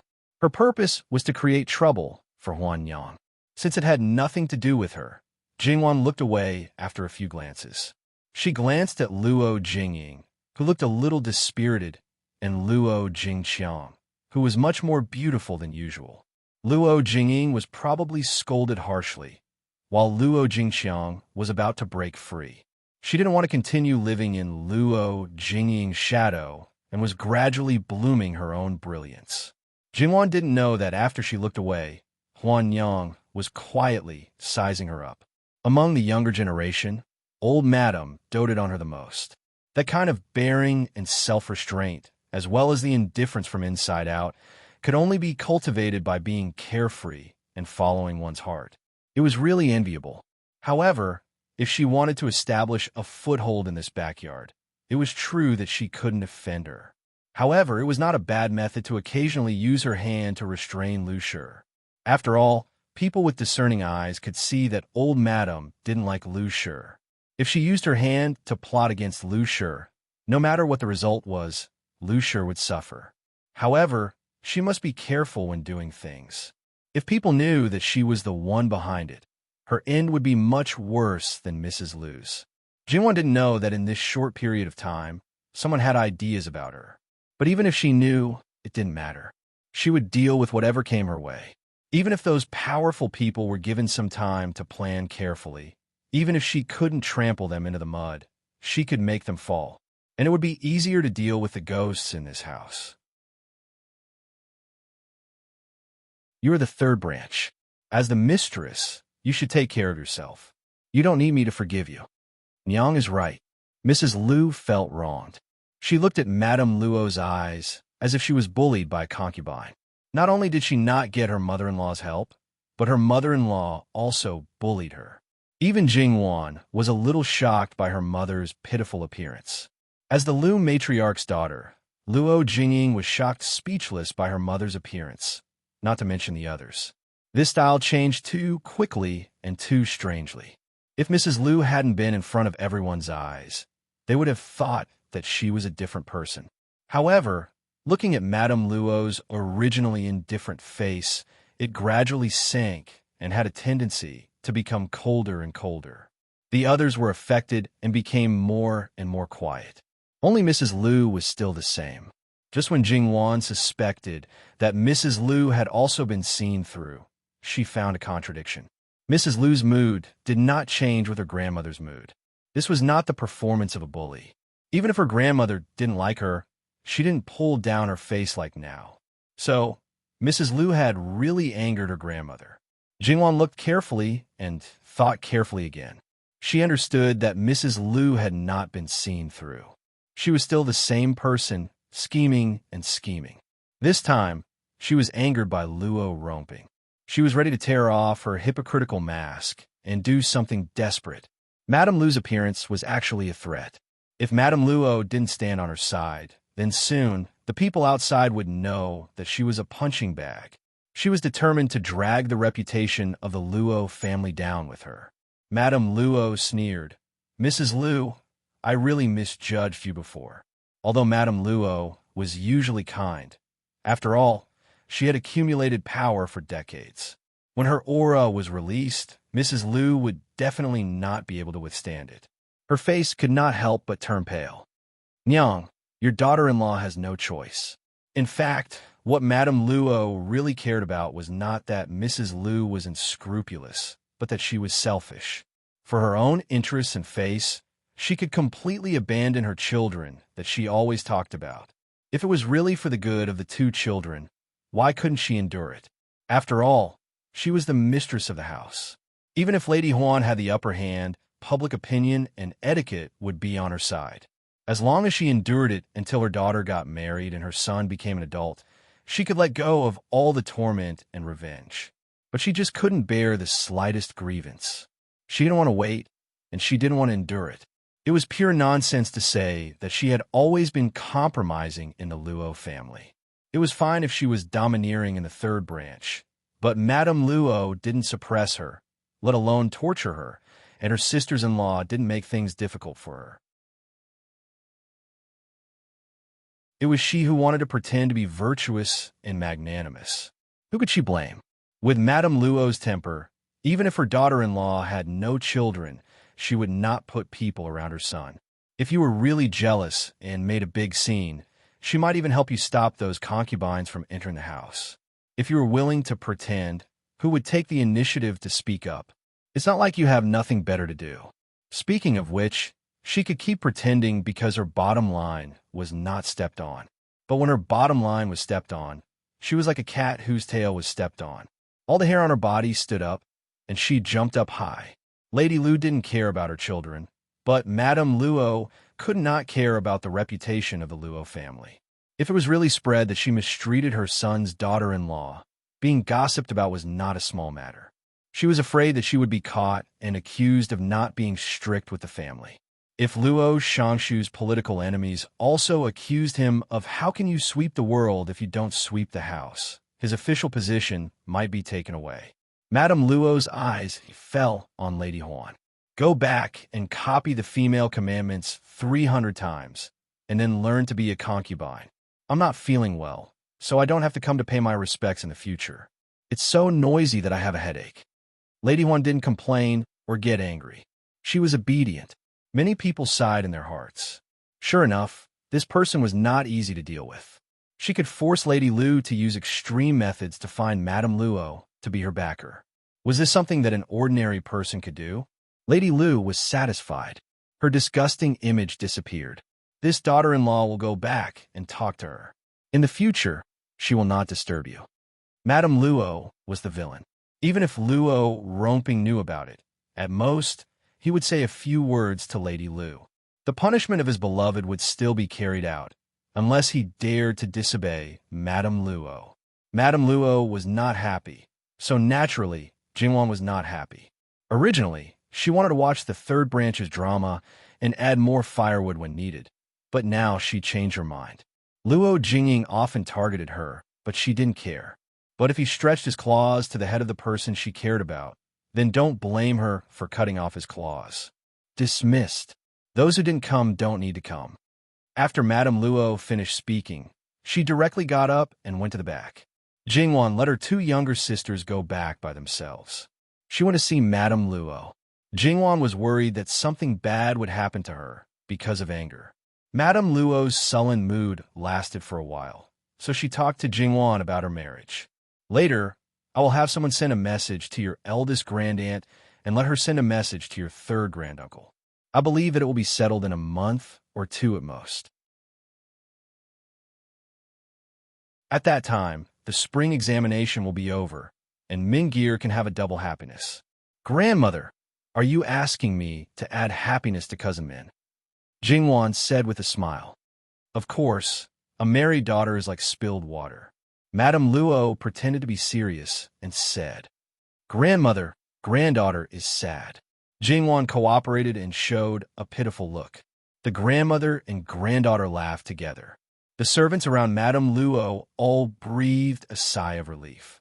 Unexpectedly, before Madame Luo's message could be sent to the Chun family, news came from the other side, saying that their third brother, Chun Jungmin's grandfather, had brought his family to the capital again.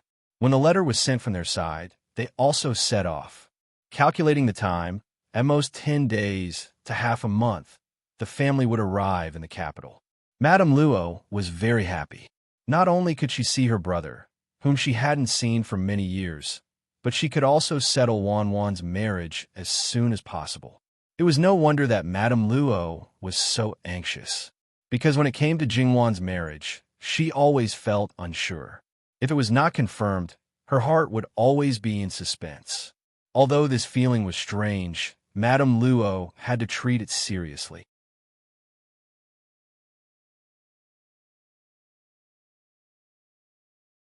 Chapter 68. Even if more than one life had been lost in the inner residence, in the eyes of those big men, it was just a small matter. If it touched on something that he cared about, he might intervene, and his methods were usually simple and crude. If he was under certain restrictions, he might even tell the truth. If he was the absolute authority in the family, then sorry, he would help whoever he favored without any principles. Even if the others were to stomp their feet in anger, they could only swallow their anger. In their eyes, the only important thing was the imperial court.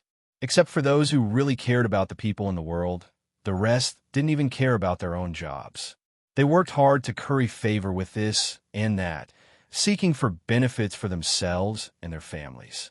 They tried to climb higher and obtain supreme power.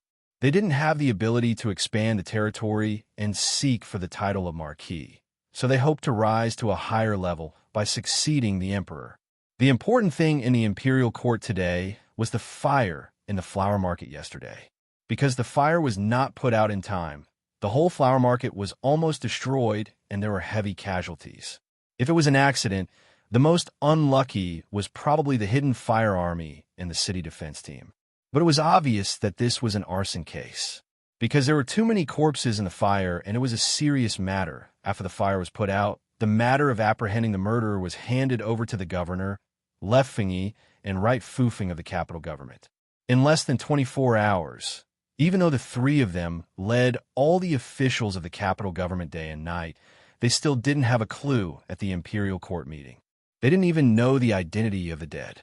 The governor's eyes were bloodshot. He knelt in the main hall and was scolded by Emperor Luchingdi. The governor was also helpless. The corpses were so badly burned that even the coroner couldn't see much. He didn't know whether they were burned to death or thrown into the fire after death. There were no other clues at the scene. It seemed that someone had erased the corpses. Everything pointed to the fact that someone had done it, but there was no evidence.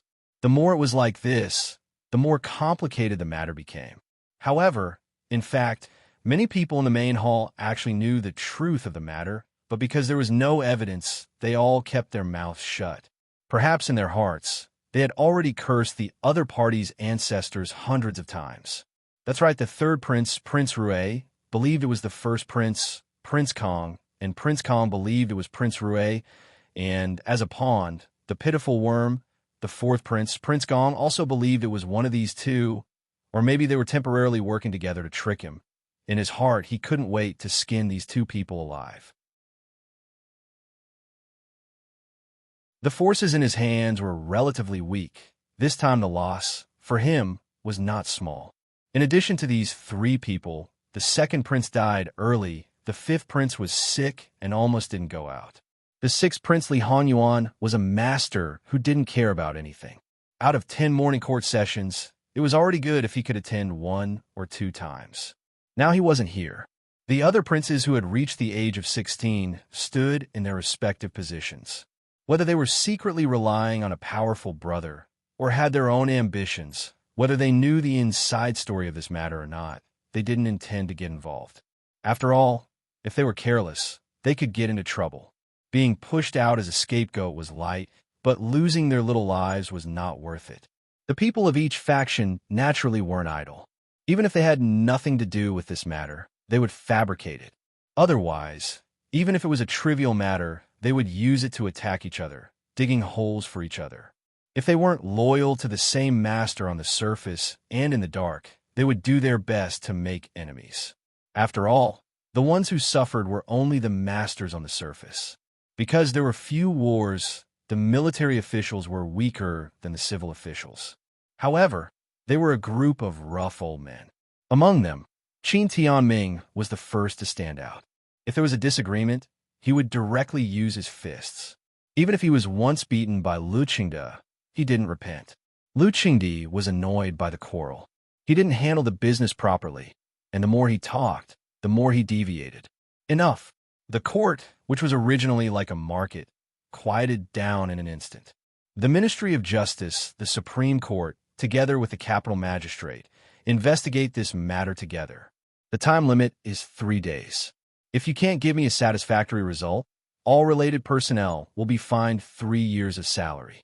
If there is anyone who slacks off or doesn't do his best, he will be demoted by 1 rank and go back to reflect on his mistakes for 3 months. The court session is dismissed. Lu Qingde said with a cold face and directly left. Farewell, Your Majesty.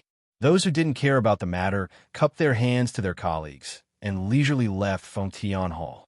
The Ministry of Justice, the Supreme Court, and the capital magistrate had a headache. What was this all about?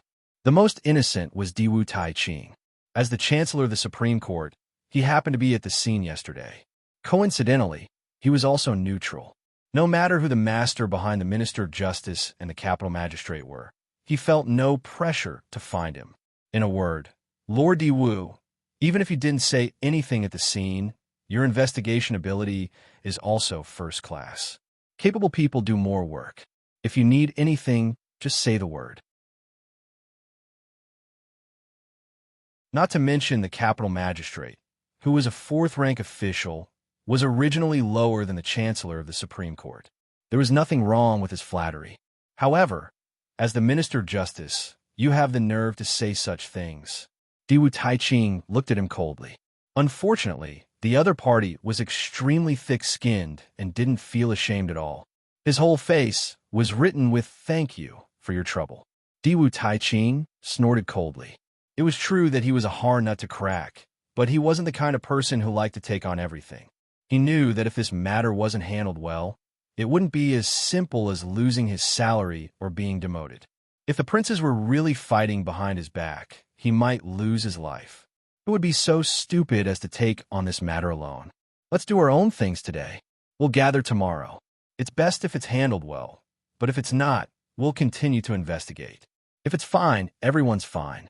If there's a problem, we'll shoulder it together. Bypassing the two, he quickly caught up with Luo Peishan. Although Luo Peishan was only in the Ministry of Rights, Diwu Taiqing never underestimated his ability. He was also at the scene yesterday. If he asked him, he might be able to get more pertinent advice.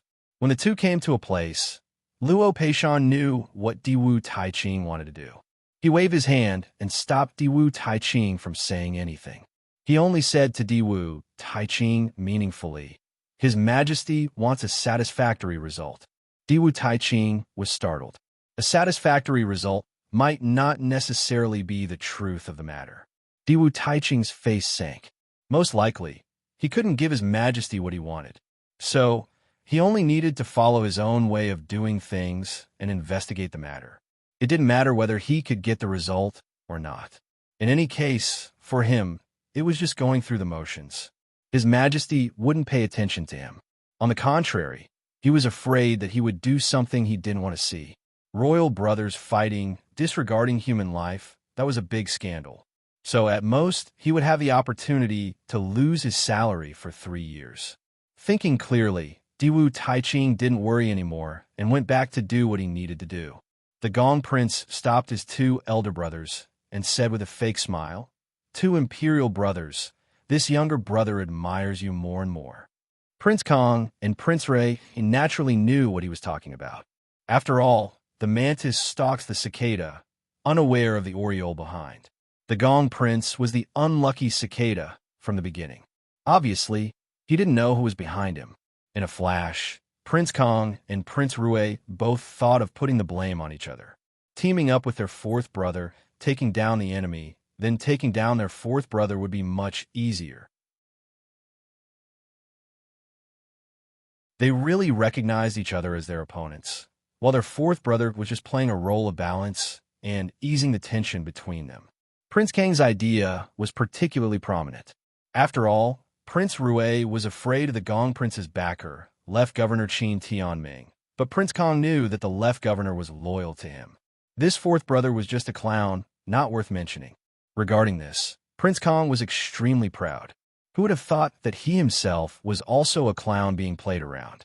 4th brother. Prince Kong and Prince Rui opened their mouths almost at the same time. Then they looked at each other at the same time. It must be said that they were old rivals since childhood. Sometimes, even if they didn't completely understand each other's thoughts, they still had a 70 to 80% understanding. They didn't need to say much to know each other's intentions. Very good. Now that they couldn't say anything, they could only solve it in private. Let's see who has the ability to pull their 4th brother to their side. One smiled wanton and brash. The other smiled reserved and refined. The Gong Prince was so angry that his liver hurt. These 2 people completely ignored him, completely didn't put him in their eyes. They had a tacit understanding that made him hate that he couldn't directly tear them apart. Belittling him, looking down on him, based on what? Which part of him was worse than them? Just wait and see. One day, he would ruthlessly trample them under his feet and watch them wag their tails and beg for mercy.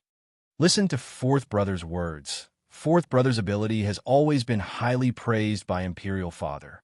Speaking of admiration, it's 3rd brother who admires you. Your 3rd sister-in-law has been complaining recently that she didn't have time to get close to 4th sister-in-law. 3rd brother heard that the 2 of them were as close as one person before they got married. Tonight, 3rd brother will have your 3rd sister-in-law prepare some wine. You can take 4th sister-in-law to 3rd brother's house to sit. 3rd brother still has things to do here, so I'll take my leave first. Prince Rui patted the Gong Prince's shoulder, nodded to Prince Kong, turned and left, as if he wasn't worried that Prince Kong would take this opportunity to pull the Gong Prince to his side.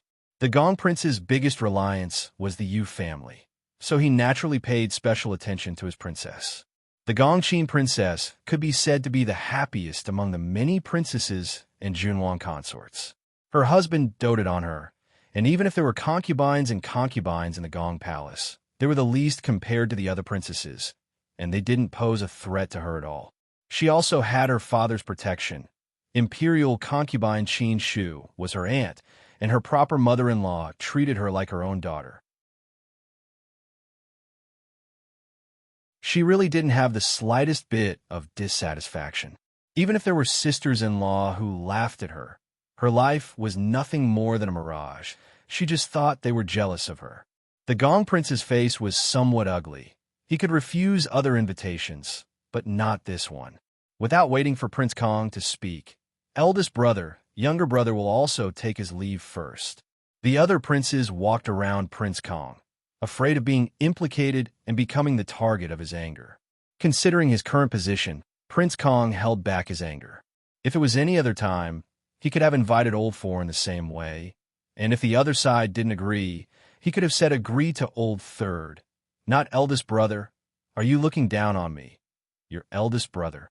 Unfortunately, he just lost his princess, and now was not the time for a banquet. So he could only find another opportunity, and he had to be quick. If he delayed until the evening, it would be troublesome. Li Hongming, that person, even if he couldn't make Old Four join forces with him, he would still arouse Old Four's hatred towards him. After all, the Left Governor was Old Four's father-in-law. Even if he didn't care about him, the Left Governor would have scruples about his daughter. If Old Four really made things difficult for him, it would cause a lot of trouble. Thinking about it, Prince Kong still prepared to go find his imperial mother. Li Hongming could start with the Gongqin princess, so if his imperial mother wanted to summon her, it would be equally justified. Not long after the Gong prince left, he ran into his father-in-law, Qin Tianming. Greetings to Prince. Quickly dispense with the formalities. We're all family. Father-in-law doesn't need to be so polite. Etiquette can't be abolished. Besides, we haven't left the palace yet. Naturally, we can't give Prince something to talk about. Regarding Qin Tianming's attitude, the Gong prince was very pleased. Even if he relied on him, he was still a prince, a prince. As a subject, he naturally had to be respectful. This way, when he ascended the throne in the future, even if he didn't let him take power, at least he would let the Qin family enjoy wealth and glory, and his princess consort, even if she didn't hold the phoenix seal, he would let her sit on the emperor's seat. It must be said that the Gong prince was still too inexperienced in Qin Tianming's eyes. What kind of mentality he had, Qin Tianming was actually very clear, and he wasn't of the same mind as the champion constabulary. In addition to family reasons, the fourth prince wasn't worthy of his assistance. With Qin Tianming as a pearl, who would look at other fish eyes? Of course, those with great ambition who wanted to hold power hoped that the master was weak and the subject was strong. At the very least, they couldn't let the person on the throne have the final say. Naturally, the one they didn't want the most was Qin Tianming, a powerful, unyielding ruler. Qin Tianming was very clear. Unless it was really necessary, this son-in-law of his wouldn't discuss anything with him. He secretly raised his own advisors, and right now he was probably busy going back to find them. He said something that seemed very boring, but actually had a deep meaning. As long as this son-in-law of his wasn't stupid, he should understand what he meant. The Gong prince looked at his father-in-law's back as he left, slightly narrowing his eyes. Both sides were perfunctory, both sides wanted benefits. It really was a very good idea. Prince, something happened in the imperial garden. A dressed eunuch hurriedly rushed to the Gong prince's side. Obviously, he was one of the Gong prince's people in the palace. What could happen in the imperial garden? The Gong prince said disapprovingly. The eunuch approached him and whispered a few words in his ear. The Gong prince's face became somewhat subtle. Is this true? How could this servant dare deceive Prince? The matter is very big. The other princes, imperial concubines, and the various princesses have all gone over. The Gong prince smiled meaningfully. Should I say, as expected of old Six, there really isn't anything he doesn't dare to do. Although he said that, the meaning behind his words was very sarcastic. Let's go. We'll also go take a look. I want to see if Father Emperor will still cover for him this time. They had a lot of complaints about Father Emperor's indulgence of old Six. Prince, wouldn't that be bad? After all, this matter is related to His Majesty's face. The Gong prince's attendant said, What are you afraid of? So many people have gone. The so-called law can't punish the majority. Can Father Emperor punish us all? When the Gong prince arrived, the imperial garden was really crowded, but other than the center of the incident, the rest of the people were very quiet. But although it was quiet, they all had different expressions. Some were disdainful, some were gloating, some were watching with cold eyes. Of course, there were a few people who looked particularly worried, as if they were disappointed in him, but they couldn't ignore him. Li Honyuan faced the furious Lu Qingdi, even more indifferent than when he angered Lu Qingdi in the past, his head slightly bowed, his hand playing with a piece of warm jade. His old man's roar was even louder than the wind blowing past his ears, because he was already distracted, thinking about what happened last night. There was a group of people kneeling next to him, and the woman in the lead was wearing a palace dress, beautiful and moving, but at this time she was crying pitifully. Evil creature, Are you listening to Jin? Lu Qingdi was angry and kicked him. It was Li Hongyuan. Even if he was distracted, it was just a subconscious reaction, and he easily dodged. You still dare to dodge? Li Hongyuan took 2 steps forward and continued to kick, but the result was the same. After repeating this several times, Lu Qingdi was tired and panting, but he couldn't even touch the corner of Li Hongyuan's clothes. Sixth brother, how can you be like this? Stop quickly. Perhaps he finally couldn't stand it anymore. Prince Kong shouted and hurriedly stepped forward, trying to stop Li Hongyuan. With him taking the lead, many people rushed forward, but whether they wanted to stop them and persuade Lu Qingdi or take advantage of this opportunity to retaliate against Li Hongyuan, only they themselves knew. Li Hongyuan sneered. No matter how many people came forward, and no matter what they wanted to do, he didn't fight back. He just narrowly avoided them, intentionally or unintentionally leading them, including Lu Qingdi, who was inadvertently hit. For a time, the scene was abnormally chaotic, but all of them were of noble status. The guards didn't dare to step forward. If any of them were hurt, they would lose their heads. The most unlucky ones were the group of people kneeling next to them. Because most of them were women, they screamed and hurriedly dodged, messing up their hair, messing up their clothes, and looking very embarrassed. In the end, it was the Empress who came out to calm the scene. What are you waiting for? Pull your masters away. Are you all dead? Their personal attendants braved the danger of being beaten, hurriedly hugged their masters, and used all their strength to pull them away. The Empress took this opportunity to walk to Lu Qingdi and whispered, Your Majesty, calm down first. Even if old Six did something wrong, you are his father. You can just teach him a lesson. Why do you have to do it yourself? It will be a joke. Imperial concubine Su trembled with anger. What did she mean by just teach him a lesson? It was natural for the father to teach his son a lesson, not to mention the father was the emperor. But the Empress clearly meant to let the guards do it. The emperor was angry and ordered the guards to do it. Naturally, they didn't dare to be merciful, and the consequences were unimaginable. She stepped forward and knelt straight in front of Lu Qingdi. Your Majesty, Yuan Er's daily behavior may occasionally be a little out of line, but he won't do such a disgraceful thing. There may be some misunderstanding, Your Majesty. Then she turned back and stared at Li Hongyuan. Why don't you kneel down and explain to your father? Li Hongyuan saw the obvious worry in her eyes, changed his previous indifference, frowned, and walked forward. Mother, get up first. Yuan Er, get up first. Li Hongyuan insisted. Imperial concubine Su was helpless. She glanced at Lu Qingdi and saw that he didn't say anything, so she had to get up. Li Hongyuan knelt down unhurriedly. Father, if you're still angry, you can kick me now. Even if you kick me to death, I won't move. This wasn't an admission of fault, nor an explanation. It was clearly adding fuel to the fire. Lu Qingdi subconsciously raised his foot, but he thought of something and restrained himself. But his face was uglier than before, and his back teeth were grinding. You evil creature, you still don't want to admit your fault, do you? Father, didn't I just take liberties with a woman? Do you need to be so angry? I thought you were used to it. Didn't you just take liberties with a woman? She's my woman, your concubine mother. Lu Qingdi roared. It was unknown whether Lu Qingdi was really mad or he was too lazy to cover up what Li Hongyuan had done. Anyway, those who should know already knew. He had no intention of evacuating the crowd. Instead, he pointed out the core of the matter with one sentence. Since he didn't care, Li Hongyuan didn't care either. She really has the self-awareness of a concubine mother. When she saw me, she should have avoided me automatically instead of coming up to me and saluting me shyly. She obviously wants to cheat on me. If I don't help her, won't I fail to live up to the beauty's grace? Besides, this son only moved his lips and didn't even touch a single finger of hers.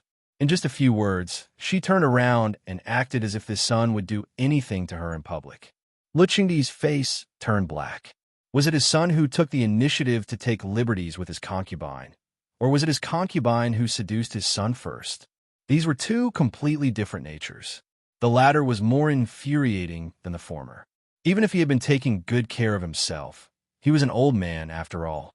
Whether it was his appearance or his physical strength, he was old. His son was young and strong, and he had a good appearance that few women could refuse. Even if he was the emperor and could have anything he wanted, sometimes he couldn't help but be jealous. His woman was eyeing his son because he couldn't take it anymore. Extraordinary shame and humiliation. Lu Qingdi was like a ferocious beast on the verge of death. He turned his head and stared at the disheveled concubine. It was as if she had just been caught in the act of adultery. Lu Qingdi's eyes revealed an ominous glint, as if he would pounce on her and bite her to death in the next moment. That woman trembled in fear. Emperor, it's not like this. It's not like this. You must believe this concubine. It's Jin Qinhuang. The beauties in Fu Huang's palace are like clouds. The beauties in Urchin's other courtyard are also not few. Taking away their status, in terms of appearance, urchins seem to be better. To Ken, they're just playthings. Who would care about their status? Li Hanyuan indifferently said, and then faintly glanced at that palace concubine. Just this appearance, just this figure, just this vulgar self-restraint, it's not enough for a Ken to take the initiative to take a fancy to her. A Ken is very suspicious whether or not someone is deliberately framing Ken, asking Fu Huang to investigate clearly and make a decision for Ken. Just look at what he was saying. He still didn't take a fancy to her. Then as her father, he had pampered this woman for several months and promoted her again and again. Wasn't he blind and tasteless? Lu Qingdi's chest rapidly moved up and down, but it was probably because he was angered by Li Hanyuan every few days. Although he was angry, he appeared to be in high spirits and didn't show any problems. Concubine Li will be demoted to the last rank, banished to the cold palace, never to return. Take her away. Emperor, don't, Emperor. It's not like this, you can't do this to woo-woo. Concubine Li, who was struggling to pounce forward, was caught by the chamberlains. Then her mouth was gagged, so as not to startle his majesty and be dragged away.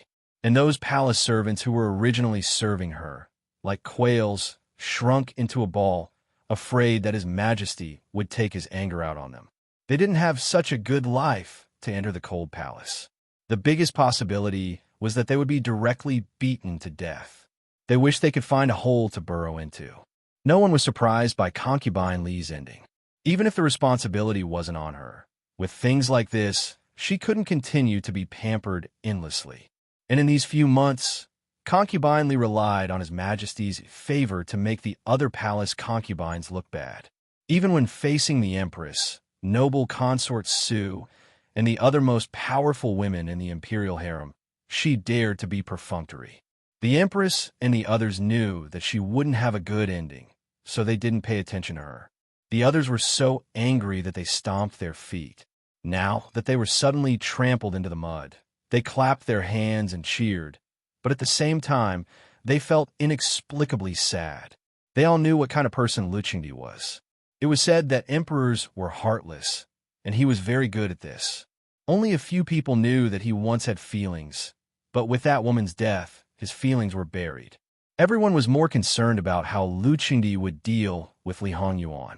He was too hateful. Even if they didn't have any conflicts with him, they hated his arrogance and domineering attitude. Naturally, they didn't want him to be well. Your Majesty, even if Concubine Li was in the wrong first, Jin Qinhuang just went with the flow and took liberties with Concubine Li. This is disgraceful and heresy. Normally, there is no reason for a son to take liberties with his father's concubine. That is a breach of virtue, a breach of contract, and should be severely punished by law. One of the palace concubines walked past the Empress and the 4 concubines to take the initiative to speak. What she said was reasonable, but the hatred in her eyes when she looked at Li Hanyuan was too obvious. Su Gue Fei tilted her head and glanced at her. She knew why this woman hated Yuan Er. When Yuan Er was 7 or 8 years old, he knocked away the male fetus in her belly, causing her body to be damaged and unable to conceive again. She was able to live peacefully until now. Other than the emperor compensating her by promoting her to a concubine position, she herself wasn't a threat. She didn't expect that the person who had been silent all this time would bear a grudge until now and still want to take the opportunity to take revenge. Li Honyuan also raised his head and glanced at that palace concubine, but he didn't have any impression. He had offended and dealt with so many people. Where would he have the mind to remember each and every one of them in his heart? Retracting his gaze, he said, seemingly intentionally or unintentionally, "For a beauty, it's better to be older." The palace concubine who spoke paled and tightened her handkerchief. No matter how much hatred she had in her heart, she didn't dare to speak again. Li Honyuan wasn't a stingy person. With concubine Li in front of him, what he said now was a full threat. He was a person who wasn't afraid of anything and could do anything, but others couldn't, especially these concubines. If their reputations were tarnished, they would be left in the cold at best, or die suddenly. Moreover, he wasn't a fool. He didn't need to do it himself. It would be too easy for him to find a guard or even a chamberlain to destroy them. Based on the emperor's infinite indulgence towards him, no matter how severe the punishment was, it wouldn't take his life. As for the people involved, those that could be killed would be killed. Those that couldn't be killed would be strictly ordered by the emperor to keep their mouths shut. Like this, who would dare to fight to the death with this living king of hell? It was said that there were only wrong names, but there were no wrong nicknames. Living king of hell? He really was a living king of hell. Yuan, you're still talking nonsense. Shut up. Imperial concubine Su sternly shouted, but her eyes were filled with worry. Li Honyuan, who had been unconcerned from beginning to end, softened his gaze because of her words. The sharpness around him also lessened a lot. At least he didn't feel as arrogant and unrepentant as before. He also obediently shut his mouth and didn't speak again. Imperial concubine Su seemed to let out a sigh of relief. Your Majesty, Yuan grew up by this concubine's side. Like Ming, and Min Xiang, he is this concubine's flesh and blood. Regardless of whether they are good or bad, this is a fact that cannot be changed. If they are outstanding, this concubine will naturally be happy. But if they do something wrong, this concubine will also bear half of the responsibility. This concubine will naturally bear half of their punishment. Please be lenient. Lu Qingdi's expression softened. Yuan, what can I say about you? It's because you blindly indulged him that he became more and more lawless. When he was young, you could be harsh on him, but after he grew up, I haven't seen you say a single harsh word to him. That's different. When I was young, I was more strict and could correct the bad things in their bodies. Now, this concubine can't just watch them suffer. Isn't that cutting this concubine's heart? It's probably because this concubine doesn't know how to teach children. None of the three of them are easy to worry about. Imperial concubine Su said helplessly, "My dear concubine, you're wrong. We've seen how you've raised your child. You can't be blamed for his current state. He's naturally irritable and bad-tempered. It's not like we don't know that you've spent more effort on him than third brother and Min Xiang. As for Min Xiang, she occasionally has a small temper. This concubine also likes her. Ordinary families pay attention to pampering their daughters, not to mention our imperial family's princess. Not to mention Ming. This concubine is very satisfied with him. Ming was mediocre before this mission. Now that your majesty is satisfied, it's because your majesty has taught him well." Hearing this, Lu Qingdi was overjoyed. He laughed loudly and didn't look angry at all. Their harmonious appearance made many people secretly grit their teeth, especially when Lu Qingdi said, "This concubine is very satisfied with him." Was it just a casual remark, or did it have other intentions? Your Majesty, then Yuan, with Li Hongyuan's threat, even the Empress was quite afraid. She wasn't afraid that he would do something to her. No matter how presumptuous Li Hongyuan was, he wouldn't be so stupid. She was afraid that he would use other methods to vent his anger on her son and ruin the marriage between her son and her niece. The Empress didn't dare to underestimate his destructive power. Therefore, she didn't dare to say anything at this time. In your opinion, my beloved concubine, how should we deal with this bastard? Your Majesty, after a few days, why not let Yuan stay at White Dragon Temple for a few days, abstain from eating mushroom vegetarian food, and let the monks watch over him. It can be considered a small punishment. What does your majesty think? Lu Qingdi's face changed slightly and returned to normal in a flash, as my beloved concubine says. A group of people who were waiting for Li Honyuan to be unlucky all had black faces. This kind of big mistake was over just like that. Abstaining from eating mushroom vegetarian food for a period of time could also be considered punishment. What was the difference between this and reflecting on one's mistakes behind closed doors? However, since Lu Qingdi agreed, there was no room for others to interfere. Even if this matter was known to everyone, it couldn't be brought to court. Daring to mention something that made Lu Qingdi lose face. You think you're as bold as Jin Qinhuang? Think you're as forgiving as Jin Qinhuang? Dream on. Li Honyuan was greedy for beauty and enjoyment. Coming to a Buddhist place, there are all kinds of rules and precepts. This could be considered a severe punishment for him. Those who were unbalanced could only comfort themselves like this.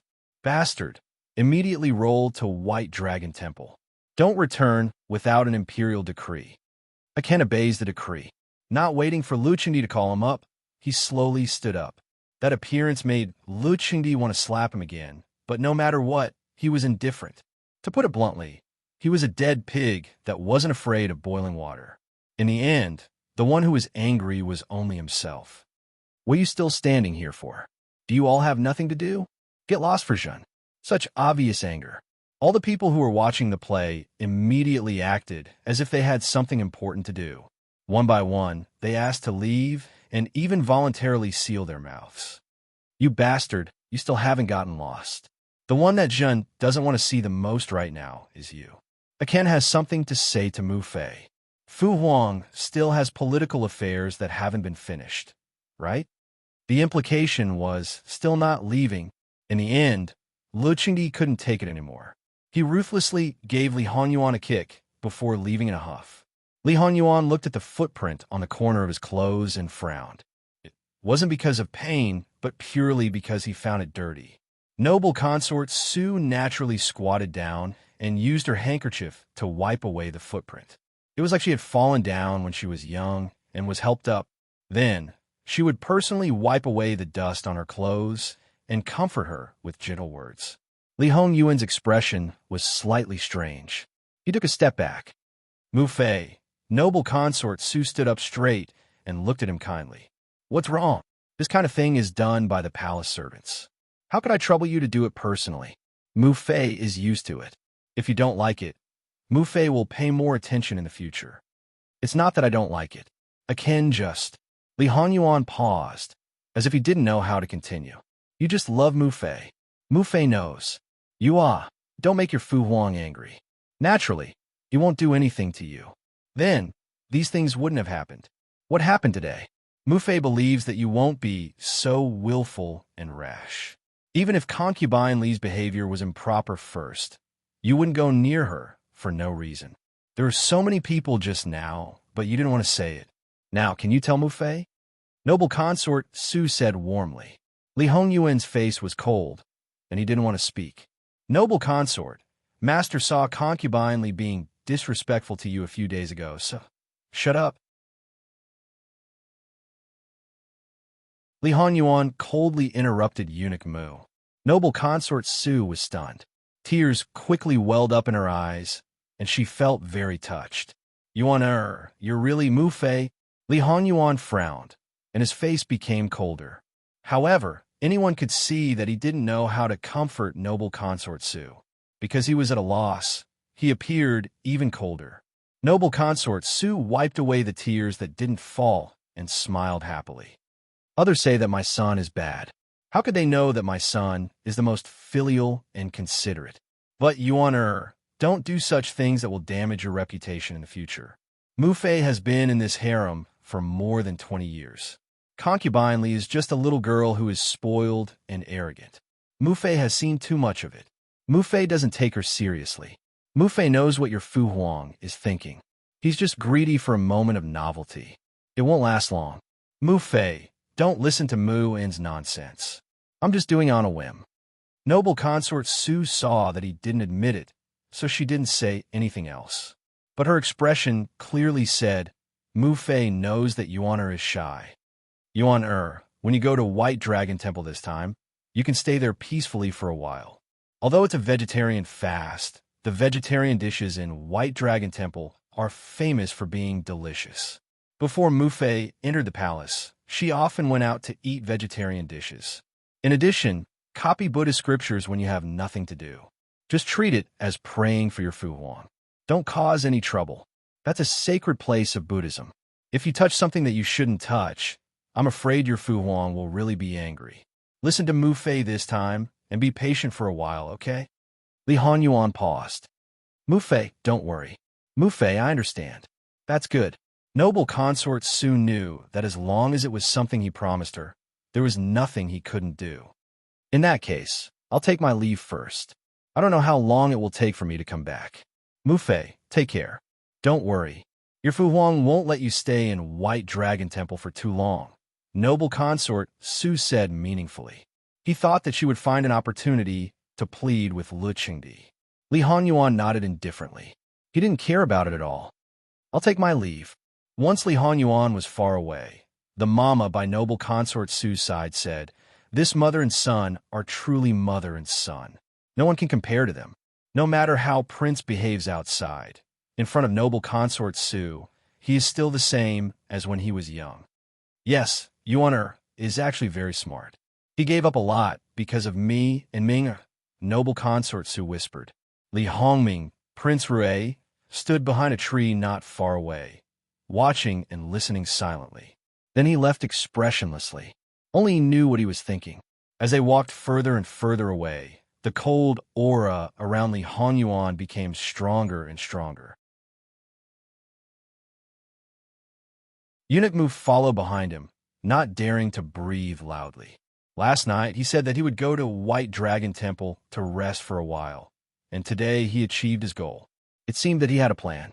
It was so easy to achieve what he wanted, and it was killing two birds with one stone. He should be happy. But looking at him, his mood was worse than before he went to the Luo family. After thinking about it, Eunuch Mu realized that the problem might be caused by noble consort Su. They all knew that his master was ambitious for the throne and was determined to get it. So, he secretly set up a big trap. Maybe it was because he felt ashamed to face noble consort Su, who raised him up. Or was it that master and noble consort Su were not as close as they seemed on the surface? As for what was going on, master didn't mention it, nor did he express it clearly. No matter how hard Eunuch Mu thought about it, it was useless. However, he didn't need to waste his time to speculate on this matter. Leaving the palace, before Li Hanyuan got on the carriage, he looked at the majestic palace and thought of noble consort Su's last instructions. The punishment was fake. The praying for blessings was real. As for the object of the praying, naturally, it couldn't be touched by something that shouldn't be touched. That was the taboo in his good imperial father's heart. No matter how much he indulged him, if he stepped on his bottom line, he would incur his thunderous wrath. However, even if he had completely broken all the precepts of the Buddhist sect, you still need to know about it. Returning to Jin Xin Wang Fu, because they were already prepared, they quickly packed up their things and didn't make a big fuss. After all, a dignified Qin Wang being punished was not a glorious thing. When Gong Mama received the things from the shadow guards, she trembled with anger. It wasn't easy for her to calm down. Turning around, she had no choice but to find her Mississippi. Miss, the peach blossoms in White Dragon Temple have bloomed. Do you want to go take a look? The peach forest in White Dragon Temple is very large. Every time it blooms, it is especially beautiful. In the entire capital, you can't find a better peach forest.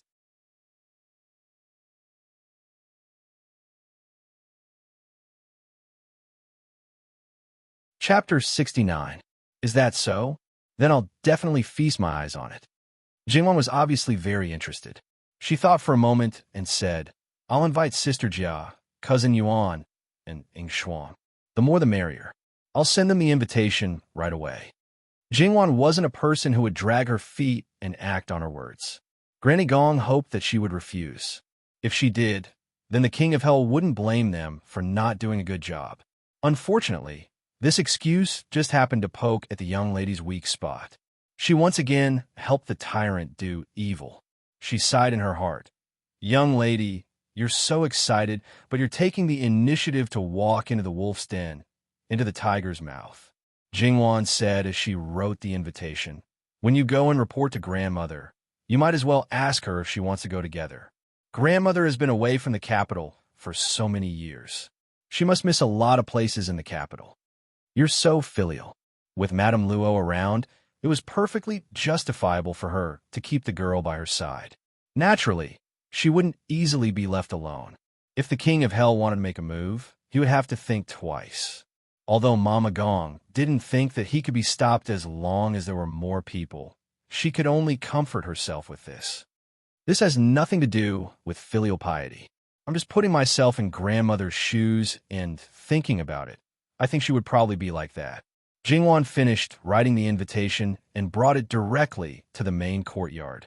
She suggested going to White Dragon Temple to play and burn incense. Madame Luo naturally didn't disagree. She didn't have anything to do for the time being and didn't care much about the peach forest in White Dragon Temple. What she missed more was the vegetarian food in White Dragon Temple. It's been so many years. I'm afraid the cooks have changed long ago. I wonder if the taste is still the same. As the saying goes, take the essence and discard the dregs. Maybe the taste will be better. Jingwan said with a smile. Wanwan is right.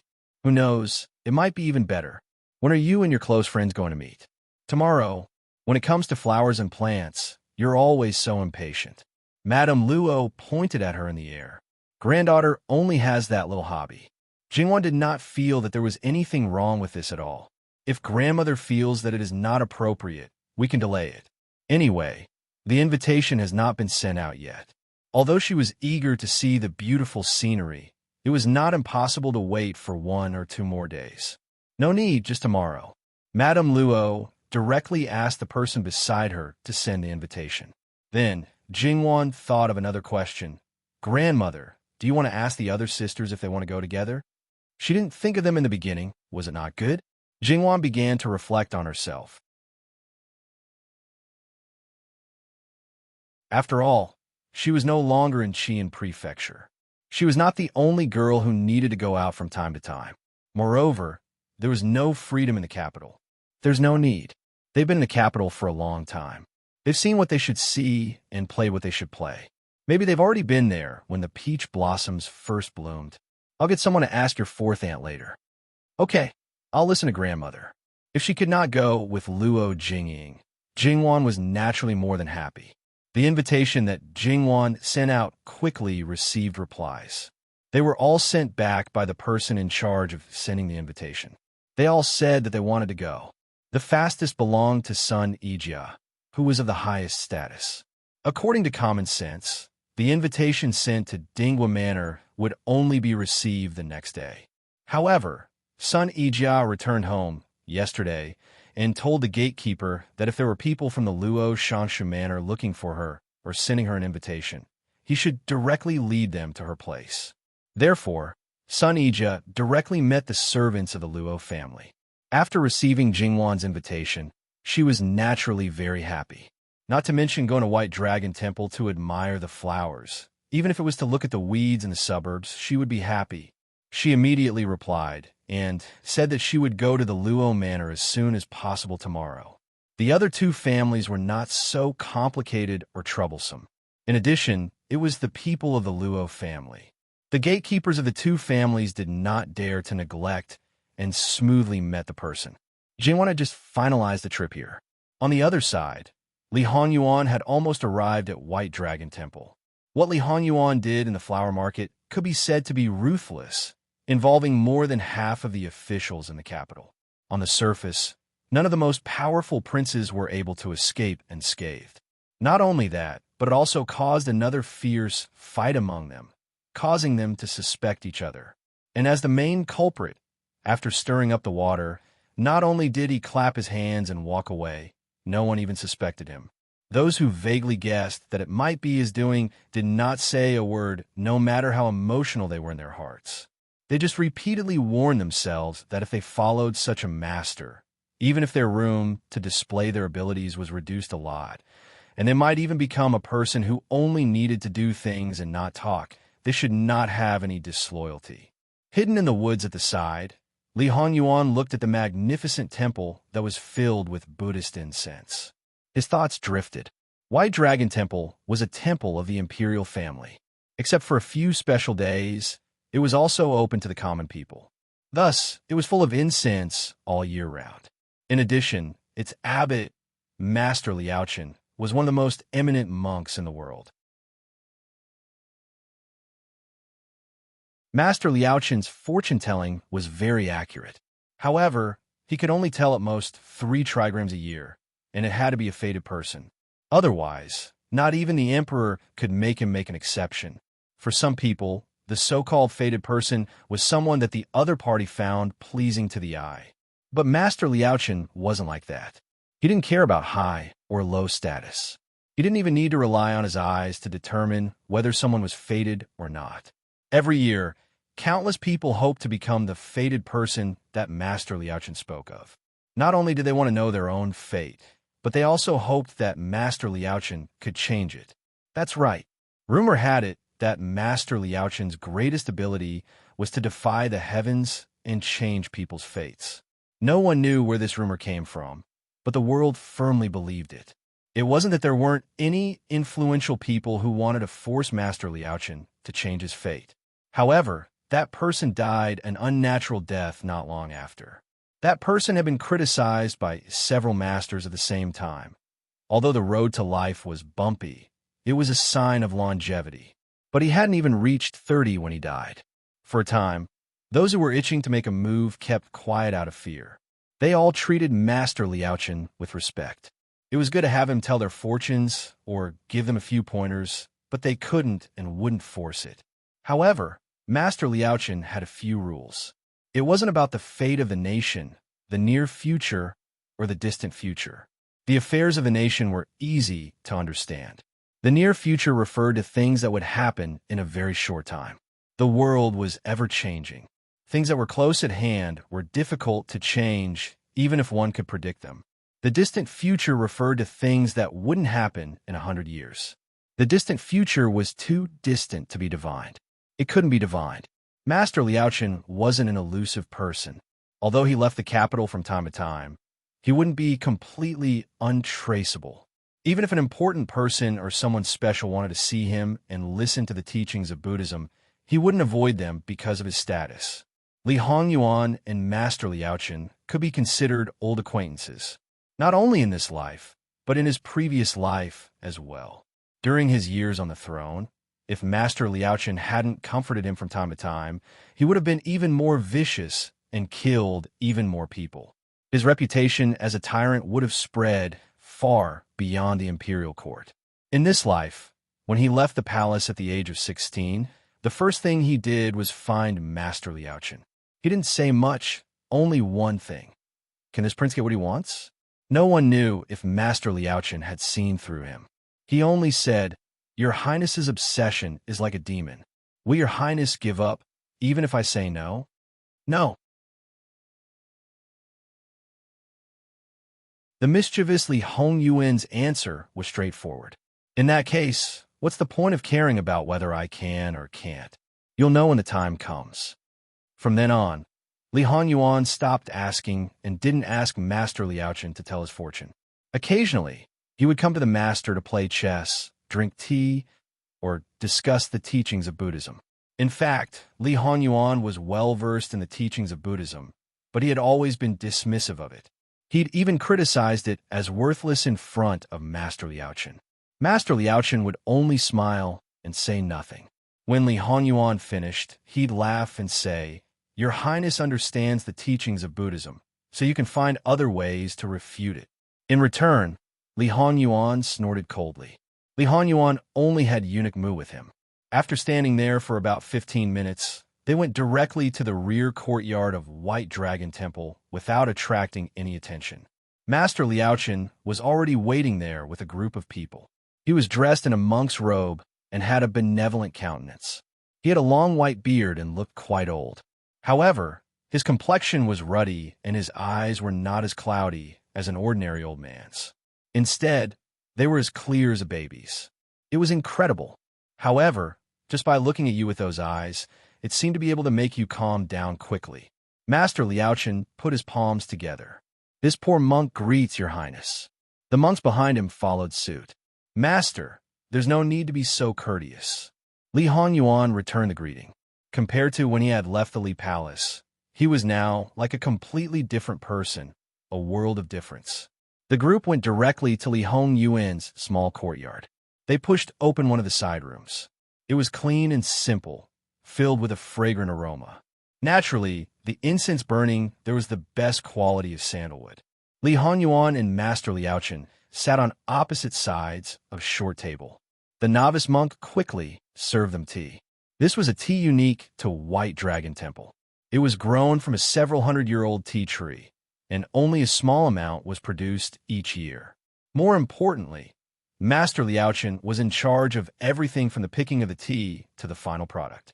Perhaps because of this, he was tainted with a hint of Buddhist nature.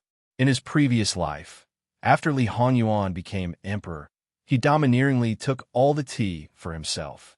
Fortunately, Master Liaochen was magnanimous and didn't argue with him. If he wanted it, he would give it to him. Li Honyuan looked at the faint smoke rising from the cup. The tea had a unique taste. It was bitter, then sweet. After swallowing the tea, his mouth would be filled with a sweet fragrance. It was truly memorable. More importantly, it had the effect of calming the mind. "Your Highness seems to be in a good mood," said Master Liaochen. "Master, you have sharp eyes." "Of course I can't hide anything from you," replied Li Honyuan unconcernedly. "Your Highness will get what you want," said Master Liaochen. His words didn't seem stiff at all. Li Honyuan paused, then raised his head. "After 6 years, why are you suddenly bringing this up again?"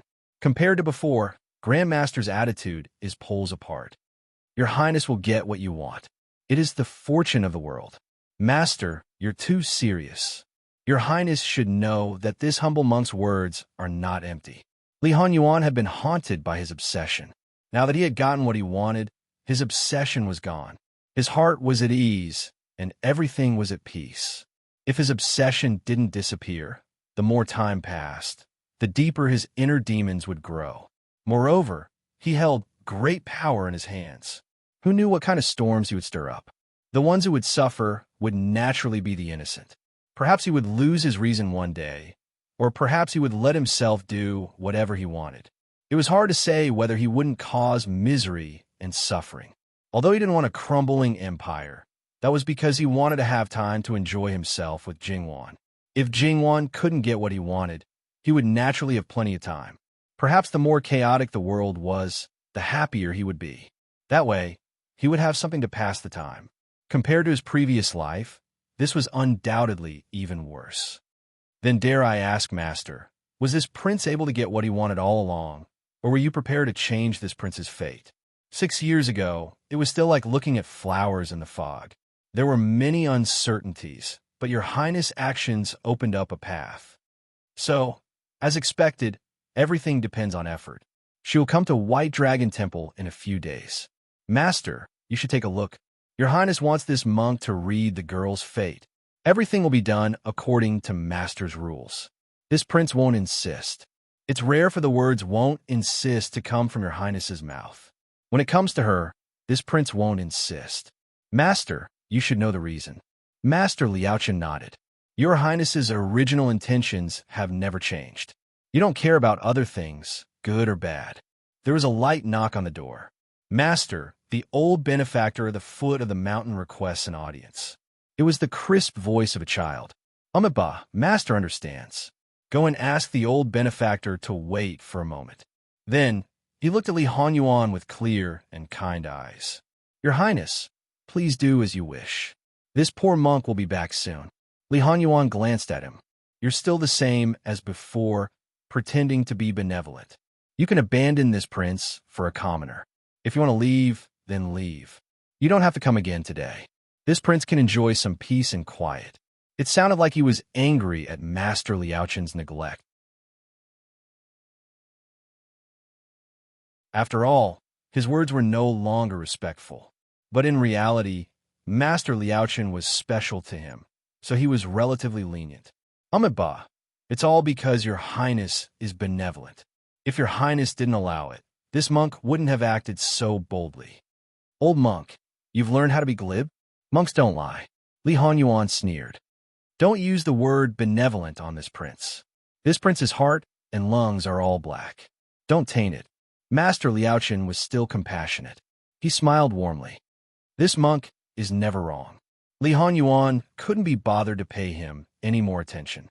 After Master Liaochen left, Li Honyuan stood up and walked to the window.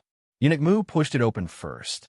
Because White Dragon Temple was an imperial temple, there were naturally places where ordinary people couldn't enter. This small courtyard was more unique. It was secluded, quiet, and not too far away. Under normal circumstances, it wouldn't attract much attention. Li Honyuan liked this room because he could see the entire peach forest behind a mountain when he opened the window. The view was unusually wide, and the peach blossoms were truly beautiful. Master, Miss Luo and the others will come to White Dragon Temple tomorrow. Eunuch Mu did his job as a lackey. The competition among eunuchs was fierce. There were only so many masters, and few of them were doing well. There were countless people with cheap lives. No matter who stood out a little, there would always be a large group of eunuchs keeping an eye on you. They weren't there to prevent you from making mistakes, but to expect you to make mistakes. Just like in other places, there were endless schemes and tricks. One careless mistake, and you could be pulled down. Last night, because he didn't guess the real purpose of his master's visit to White Dragon Temple in time, he was almost demoted. Therefore, Eunuch Mu was doubly alert. He had to let his master know that he was irreplaceable. Even if his master had a bad temper, and following him was like hanging one's head on one's waist sometimes, it was better than being trampled into the mud by others. Moreover, there were two sides to everything. When his master was in a bad mood, he should think more about his good. Li Honyuan wasn't surprised. Based on Wan's infatuation, it was already too late for her to wait until tomorrow. Who's coming?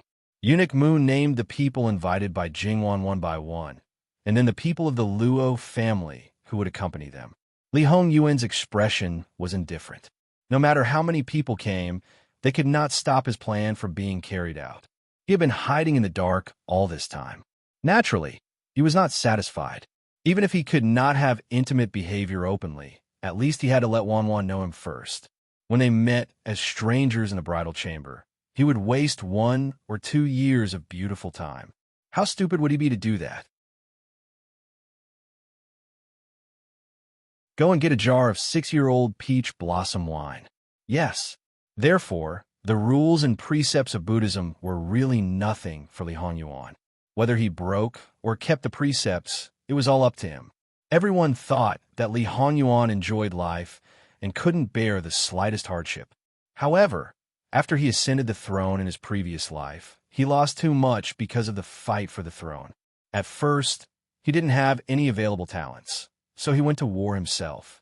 For a period of time, because of the defeat on the battlefield, as the emperor, he lived in the open. Li Honyuan didn't make a sound. The hardship in the temple was nothing to him. Of course, Li Honyuan wouldn't go too far. It didn't matter if he drank a little wine and ate a little meat. He wouldn't break the precepts of lust, unless Wan took the initiative to make him break it. However, according to his understanding of Wan, even if they were in love and even got married, she wouldn't agree to mess around here. Just thinking about that scene made him particularly want to have a try. Maybe because of the taboo, Wan would have an unexpected reaction. Li Hongyuan's eyes became somewhat gloomy. He even licked his lips. That appearance was particularly tempting and frightening. Mu Gonggong dug out a jar of wine from under the tree under the eyes of the monks in the courtyard. The 4 monks were all like wooden pillars, not even lifting their eyelids. When Li Honyuan was 16 years old, he went to Bailong Temple to get countless peach blossoms to brew wine and directly buried it in the courtyard. He said that this would make the wine more mellow and delicious. After that, once a year, more than half of the courtyard's underground space was filled with wine. However, no one said anything because it was permitted by the abbot. According to Master Liaochen, Jin Qinhuang's status was noble. There was no need to care about such a small matter. It seemed to show that he was also a layman who would bow his head to the powerful. But when he said this, if his expression wasn't as compassionate as usual, perhaps it would have been a bit believable. Those who knew about it all believed that if it was anyone else, even if it was the emperor, Master Liaochen would have refused. Unfortunately, except for Li Honyuan, this living king of hell who deviated from the orthodoxy, there was probably no one who would do such a thing. So some people hoped that he couldn't bear the hardship of breaking the precepts and would be beaten by the upright and plain-spoken monks. Naturally, they were disappointed. Just as he said, if they wanted to find fault with him, they first had to know what he had done. More than one person secretly used tricks to make the eunuchs who went to Bailong Temple to deliver the oral message to hurry up and arrange everything before Li Honyuan arrived. As a result, there were a lot of monks inside and outside the courtyard, but they were all decorations for some people in the imperial palace to see or to play the role of guards. Eunuch Mu patted the clay to clean the edges of the wine jar and the outside. He took out the wine cup from the secret compartment in the wing room and washed it, ready to pour wine for Li Honyuan. Li Honyuan waved his hand, reached out to pick up the wine jar, and directly raised his head to drink. Part of the wine slid down the sides, down the neck, into the collar, and disappeared. Gradually, the color of the clothes darkened.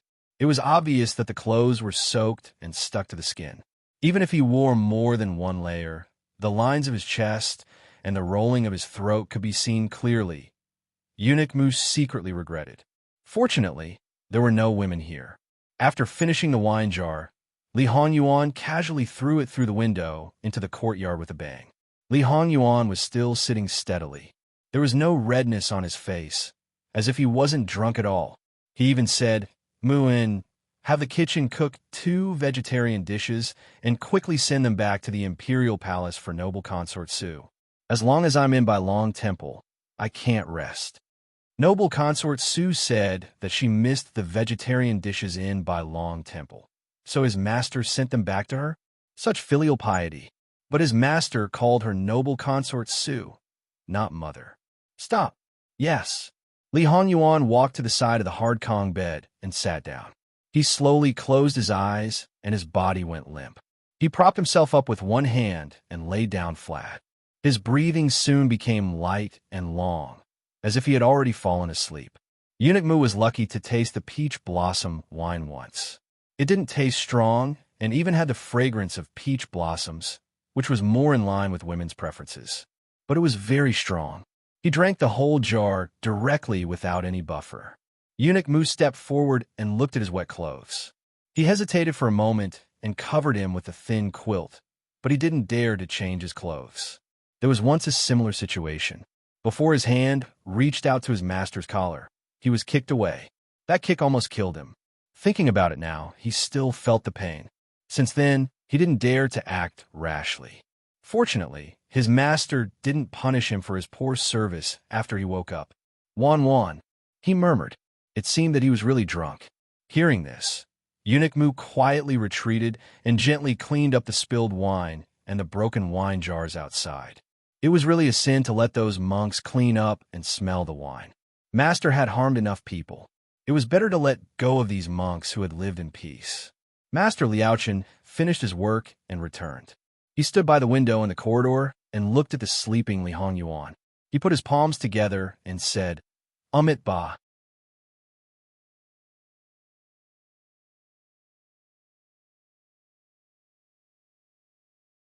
Chapter 70. Li Honyuan didn't sleep for too long. He woke up in less than 2 hours, but his body was wet and smelled of alcohol. He didn't feel very good.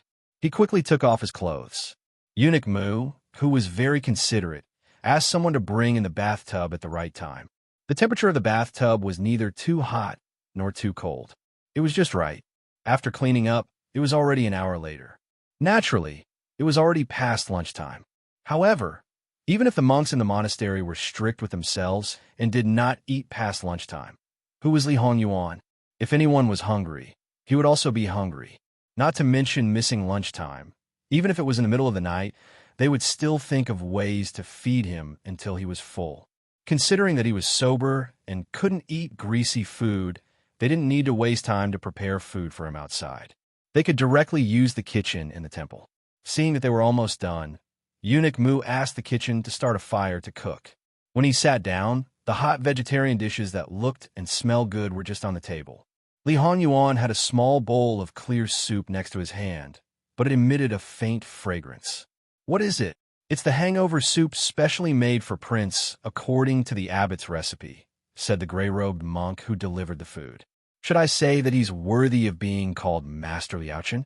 He even knows about this kind of thing," said Li Honyuan sarcastically. The monk didn't refute. After setting the food, he bowed and left. Li Honyuan naturally ate a lot of vegetarian dishes in White Dragon Temple.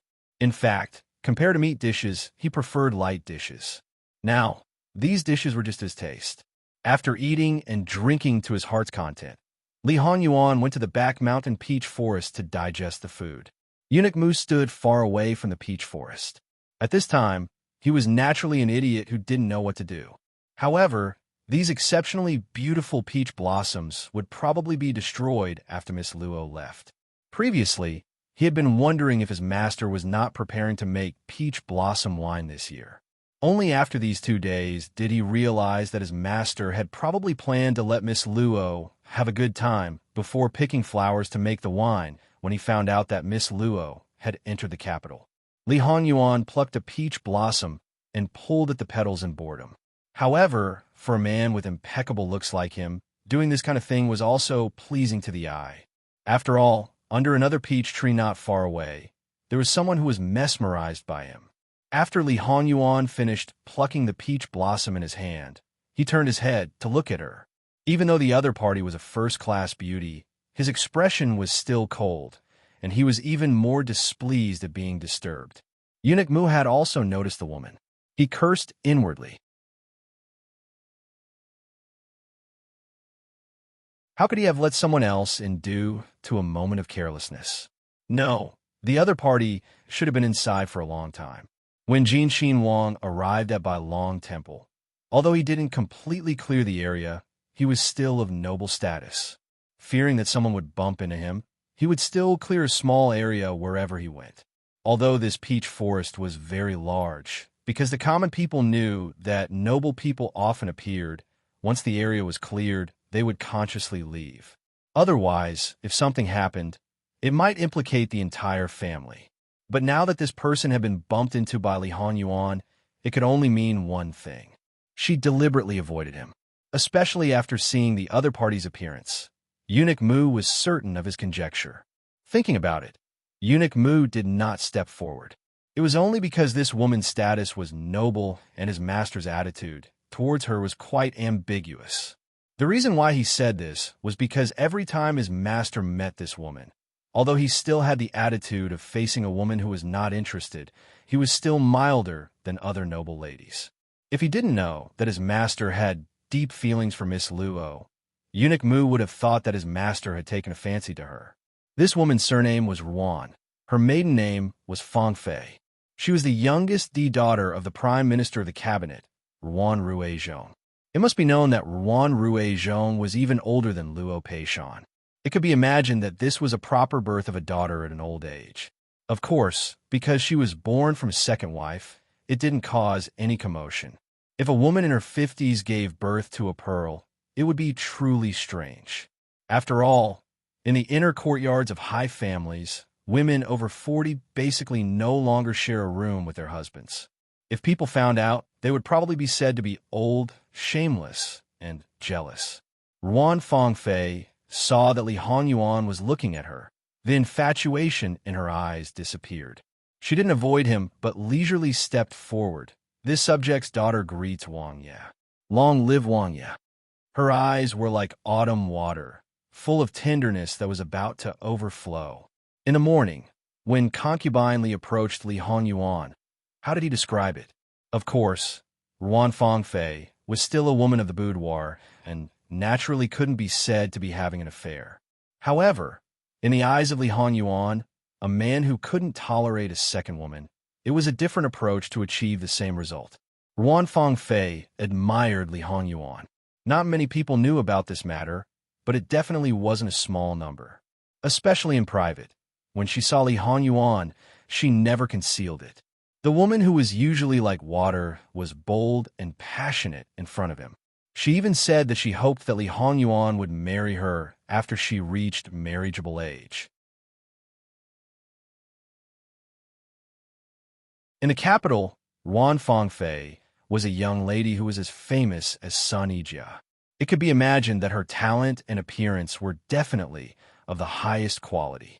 However, Sun Yijia was a cold and reserved woman, while Ruan Fangfei was more towards the gentle and charming side. At the same time, the two were the same age, but Ruan Fangfei was younger by 2 months. "Why are you here?" Li Hongyuan asked in a light voice. This subject's daughter knew that Wang Ye came to White Dragon Temple, so I followed. Ruan Fangfei stared at him without hiding anything. "Ben Wang is asking why you are alone in the peach blossom forest." Ruan Fangfei smiled softly. "Naturally, it's because it's easier to hide from the monks of the temple if I'm alone." Her eyes flashed with craftiness and a little pride. Is Wang Ye concerned about this subject's daughter? This subject's daughter knows that Wang Ye treats this subject's daughter differently from others. Li Hongyuan really wanted to ask, "Where did you come up with such a conclusion?" When Ruan Fangfei was 7 or 8 years old, when she first met Li Hongyuan in the palace, she said that she wanted to marry him when she grew up. At that time, because she was still young, the elders made fun of her. Everyone else took it as a joke, but only Ruan Fangfei remembered it. As Li Hongyuan grew older, his reputation became worse and worse. The other noble ladies all avoided him, but she kept coming forward, trying to get close to him again and again. No matter how many things she heard about him, she never retreated. Last year, after Ruan Fangfei's hairpin ceremony, she asked Li Hongyuan again when he would marry her. Li Hongyuan was expressionless, saying that Ben Wang was not interested in her. Ruan Fangfei acted as if she didn't hear anything. She said that she didn't mind his bad temper, that she didn't mind him being a playboy. If he took a fancy to any beauty, no matter if it was a man or a woman, she was willing to help him get it. With her, as a cover, he didn't even need to wrong himself to hug those women of low status. If he wanted the throne, she would also persuade her father, as long as he was willing to marry her. When she said this, she didn't beg in a humble manner, and didn't even have much emotional fluctuation. She just calmly stated a fact the benefits he could get by marrying her. Some insiders felt that she was bold and even shameless, but at the same time, they felt that she was too lowly. Burying herself in the mud like this, even if she got what she wanted, what good would it be? However, Ruan Fangfei didn't feel that she was lowly, and neither did Li Hongyuan. In his eyes, she was a very strange person. Her thoughts seemed to be centered around Li Hongyuan, but because he wasn't affected by her at all, he didn't have the mentality of being blinded by the situation. He could see very clearly that Ruan Fangfei was really the most selfish person. In order to achieve her goal, she would do anything and even abandon everything. This kind of person would only make people be on guard against her, or even afraid of her. Don't you know that Ben Wang is a jinx to his wife? Ruan Fangfei looked at him with a gentler and sweeter gaze. She said, "That's because our marriage is predestined by the heavens. Because this subject's daughter is young, the heavens naturally want to remove the obstacles between us. You see, even when His Majesty personally bestowed the marriage, the result was the same. Isn't that enough to explain the problem?" Li Hongyuan laughed this time. The obstacles between him and Wan should be removed. As for who removed it, the heavens.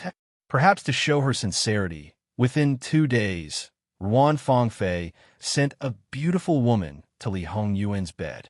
That was her niece, and she was about to be married. Just like that, she was knocked out, stripped naked, and sent to Li Hongyuan. If she didn't have full trust in her, how could she be so easily sent to Li Hongyuan's residence?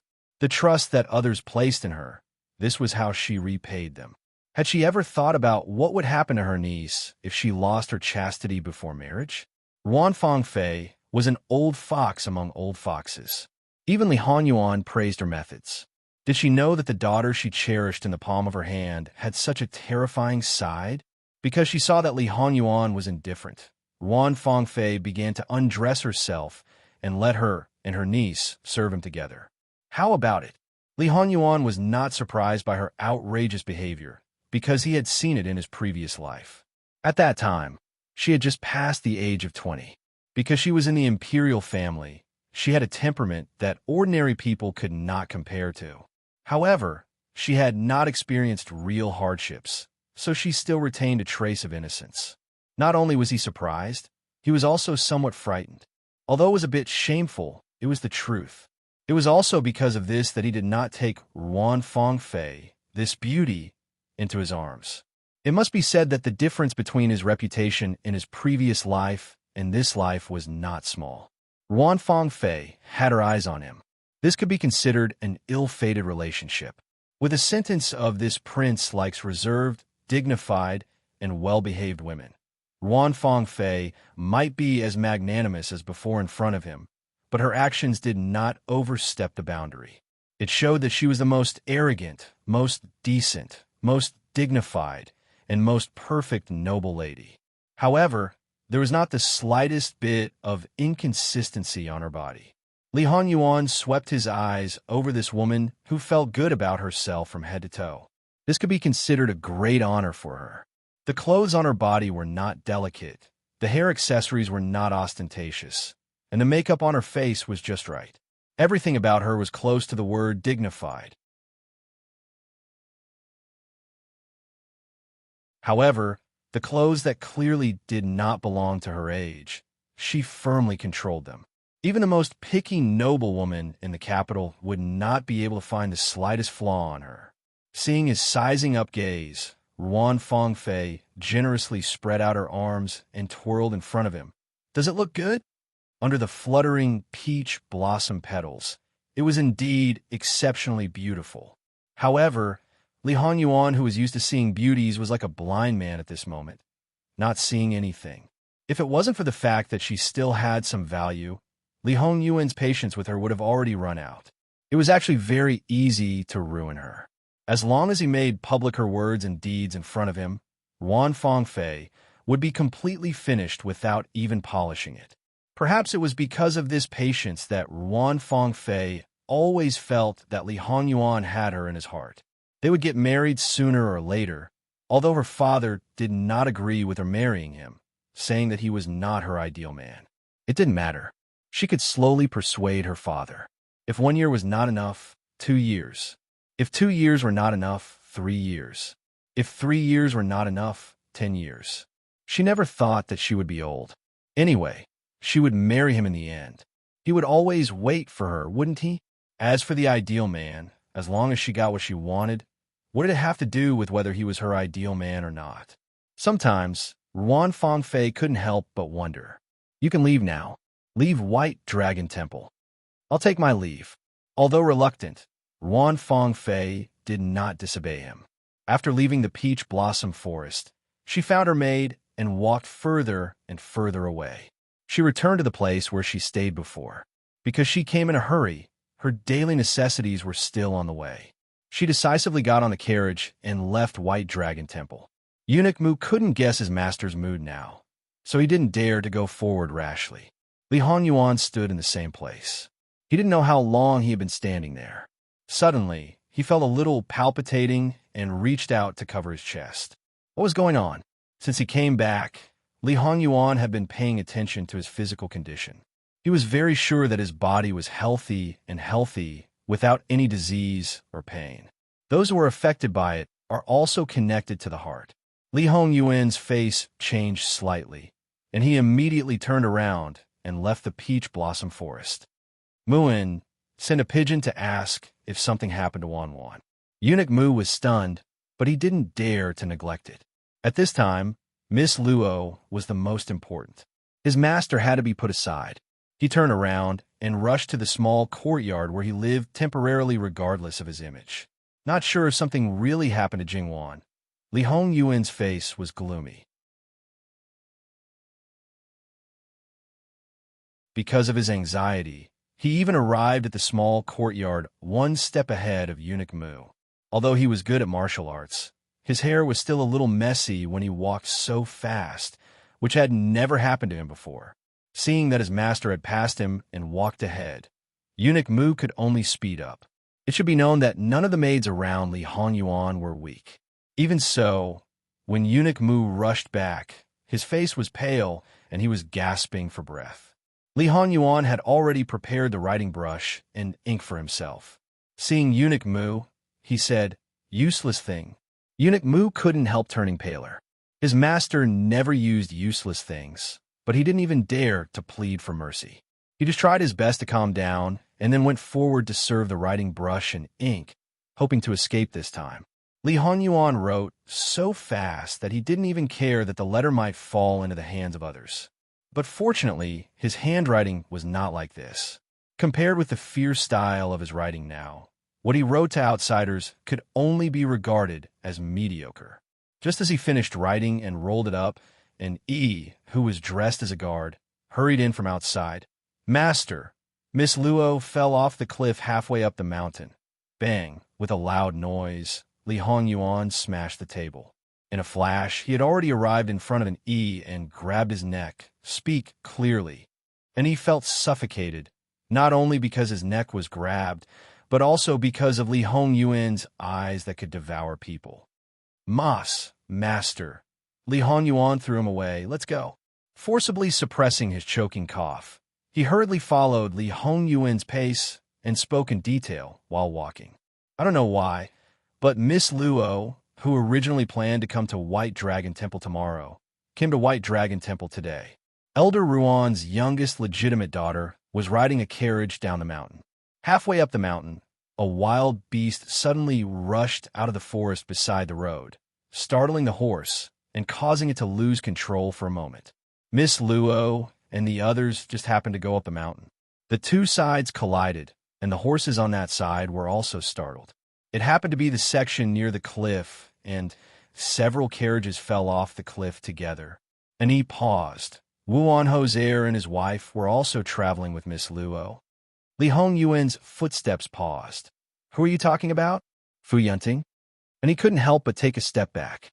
His master's expression was as if he wanted to eat Wu Anho's heir alive. His master's attitude towards Wu Anho's heir had always been bad, but no one knew the reason.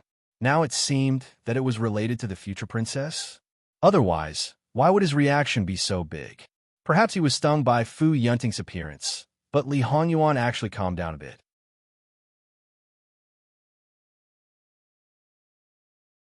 He rubbed between his eyebrows, making his chaotic thoughts a bit clearer.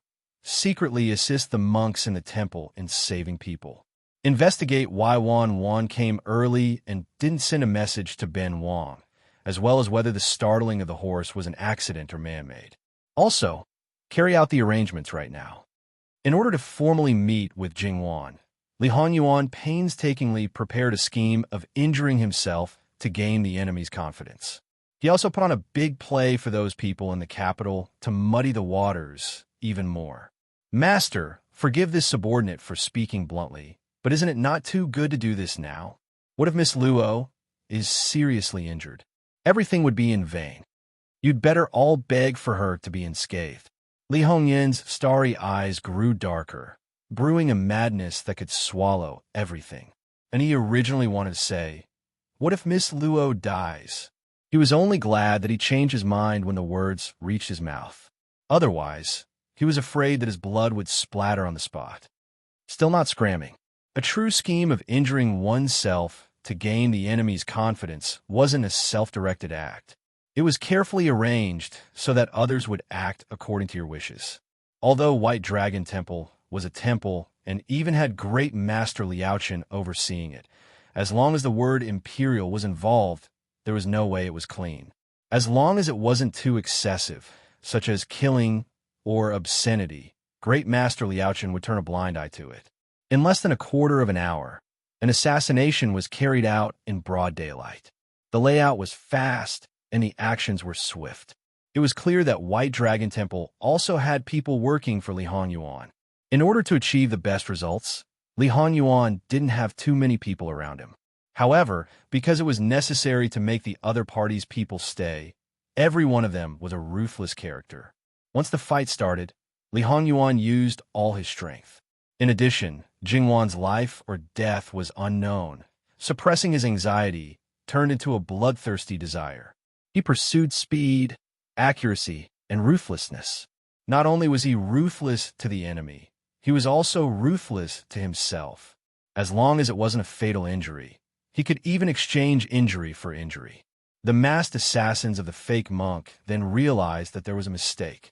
This Jin Qinhuang wasn't just an empty shell, he was clearly that wolf, owl, and lion. Retreat. Unfortunately, it was already too late. They had already been led to a place arranged in advance. Because of the terrain, it wasn't easy to retreat. Even if they retreated, they would certainly be caught. Rather than being caught, it was better to commit suicide than to be caught. Since there was no way to retreat, they could only fight to the end. Killing Jin Qinhuang was the only way to survive. As they fought and retreated, Li Hongyuan's clothes were almost soaked in blood. Some of it was his own, some of it was the enemy's. From the looks of it, he was becoming more and more exhausted, but his posture was nimble from beginning to end, without the slightest bit of weakness or surrender. The assassins trembled with fear. Their master still had such a terrifying opponent in the dark. They didn't know how many hidden losses he would suffer. Not to mention them. Even Li Hongyuan's people were frightened by him.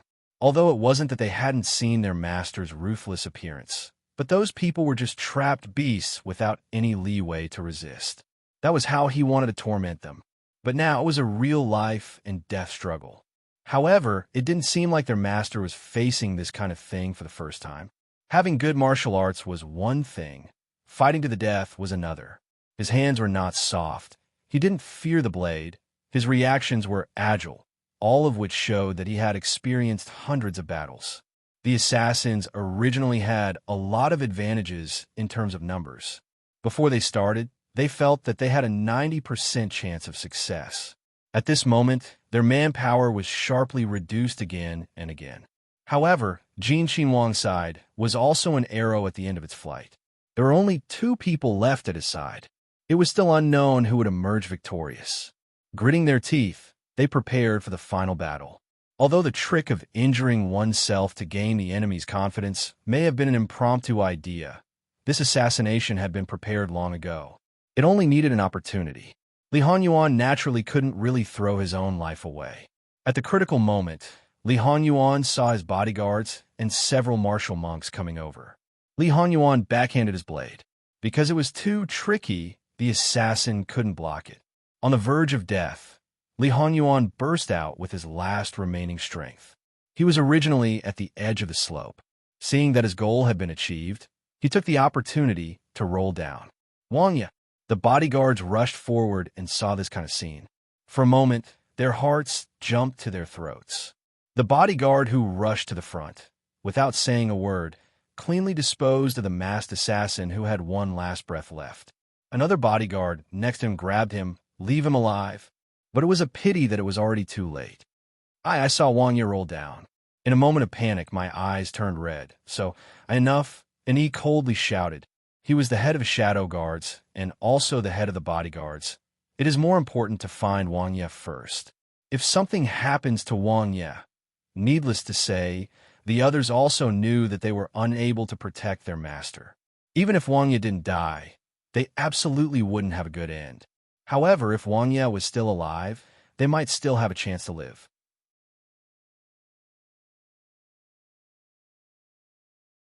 Not daring to be negligent, they hurriedly followed the place where Li Honyuan rolled down. And he checked the 2 brothers who followed Li Honyuan. Although they were seriously injured, fortunately, their lives weren't in danger. They were just exhausted. He handed them over to the monks and also followed them down. After checking, the situation wasn't very good. Although it was a slope, it was also very steep. Perhaps it was because Li Honyuan was unlucky. There were clearly trees next to him, but he just had to slide down along the lush weeds. The bloodstains were very obvious. Below, there was a river, but the height was at least more than 300 feet. This situation made the bodyguards' faces pale. "Boss, what should we do?" You're tuning in to the Romance Rendezvous YouTube channel. We're so grateful for your support, and don't forget to subscribe to join us on this incredible journey through captivating stories. Your generosity through donations truly makes a world of difference, as it's the primary source of revenue that allows me to expand and enhance this channel for you. Thank you from the bottom of my heart for being a part of this adventure.